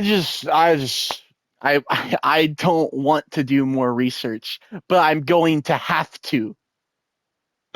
I'm gonna start getting grays in my hair because of this man, dude. Like, it stresses me the fuck out every time. You don't understand.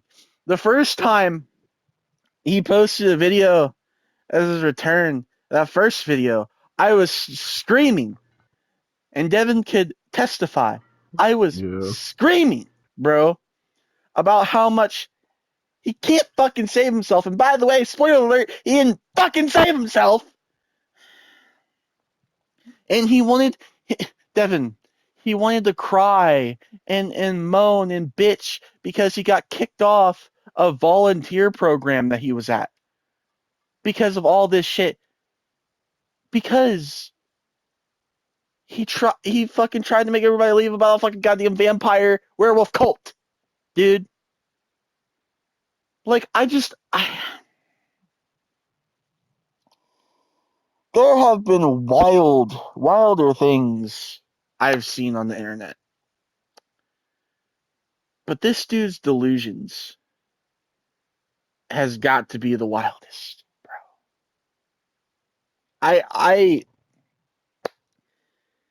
And you know what? He didn't even respond to everything. That was supposed to be his response to everything. That first video. Oh my god. And now he's just going to be responding to separate people, I'm assuming. So,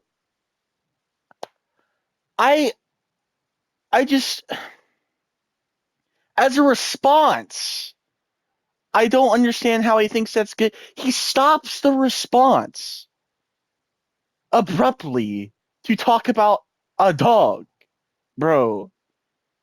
This dude doesn't care. I'm sorry. He does not give a fuck, dude.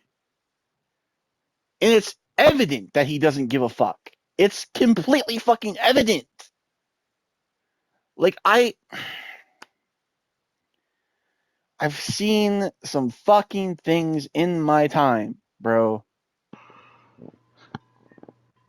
And then what pissed me off at the end? I didn't put notes on it because I wanted to talk about this at the end.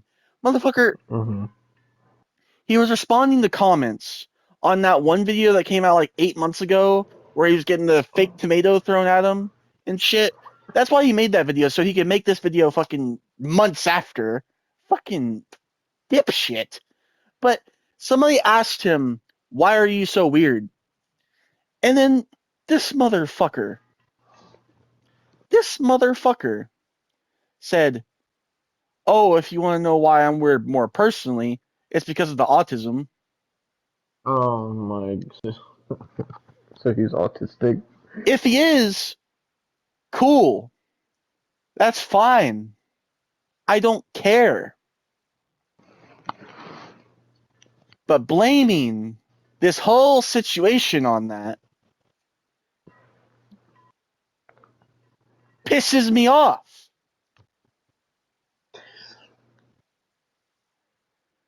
So, and then fucking he was trying to tell people like, oh, the reason I make all my videos artsy and everything is because I thought this was YouTube and I can make artsy content. And I'm sitting here listening to this and I'm like, yeah, that's cool. Make fucking weird ass fucking film school ass goddamn projects all you want.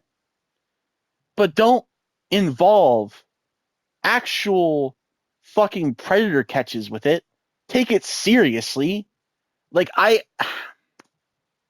it makes you look like a complete dumbass. It makes you look like a fucking tool. That's probably why none of these fucking people that your audience has gotten arrested stay in jail, because they look at your video and think, this guy's fucking nutso, dude.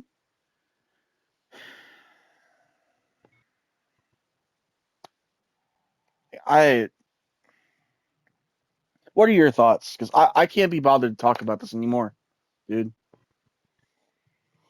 I mean,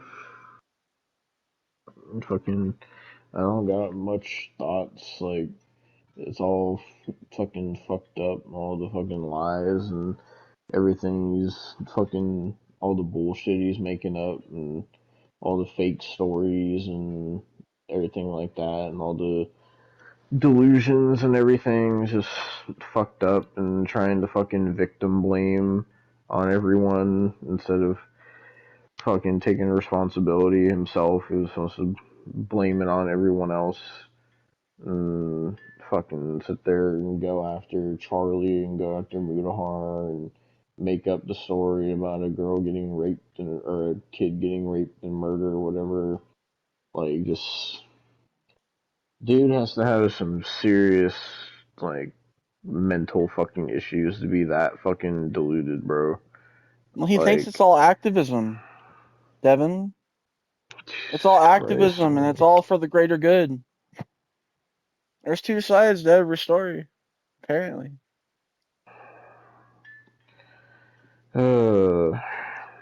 Fucking. You think. It makes you wonder how much more delusional can he get at this point. Well, it's already proven that he faked every single one of his videos. Every single one. Yeah. I don't know how much more delusional it could be.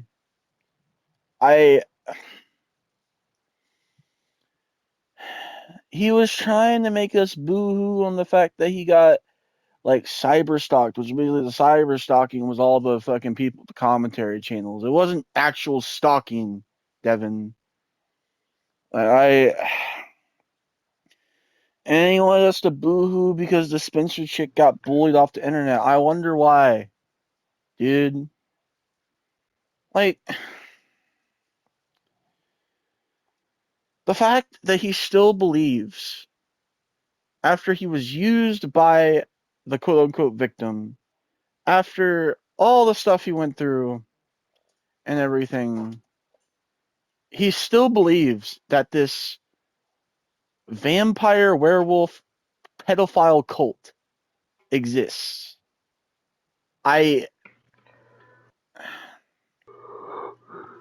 Do you believe it exists? Because I personally don't. There's no evidence to prove it at all. All he gives is pictures of this dude. Jesus Christ.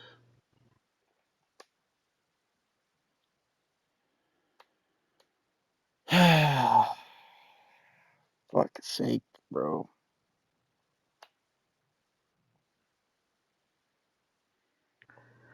So when do you think he's gonna drop his next video? Hopefully he cancels it and never. I don't ever want to talk about this again. But I know I'm probably going to eventually have to. That's the problem. I just. Dude. I'm just laying here, just like looking at the ceiling because I'm so sick. Like, I legitimately watched almost 7 hours of this delusion, and it's still not over. Oh, I'm afraid that the Mamamax saga is gonna be like the EDP saga. Jesus. And I don't want it to be. I really don't. Because this motherfucker loves to talk like loves it. Yeah.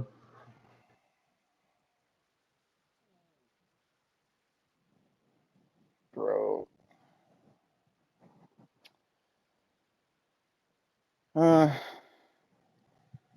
That's the only other thing we could kind of talk about on the podcast this week.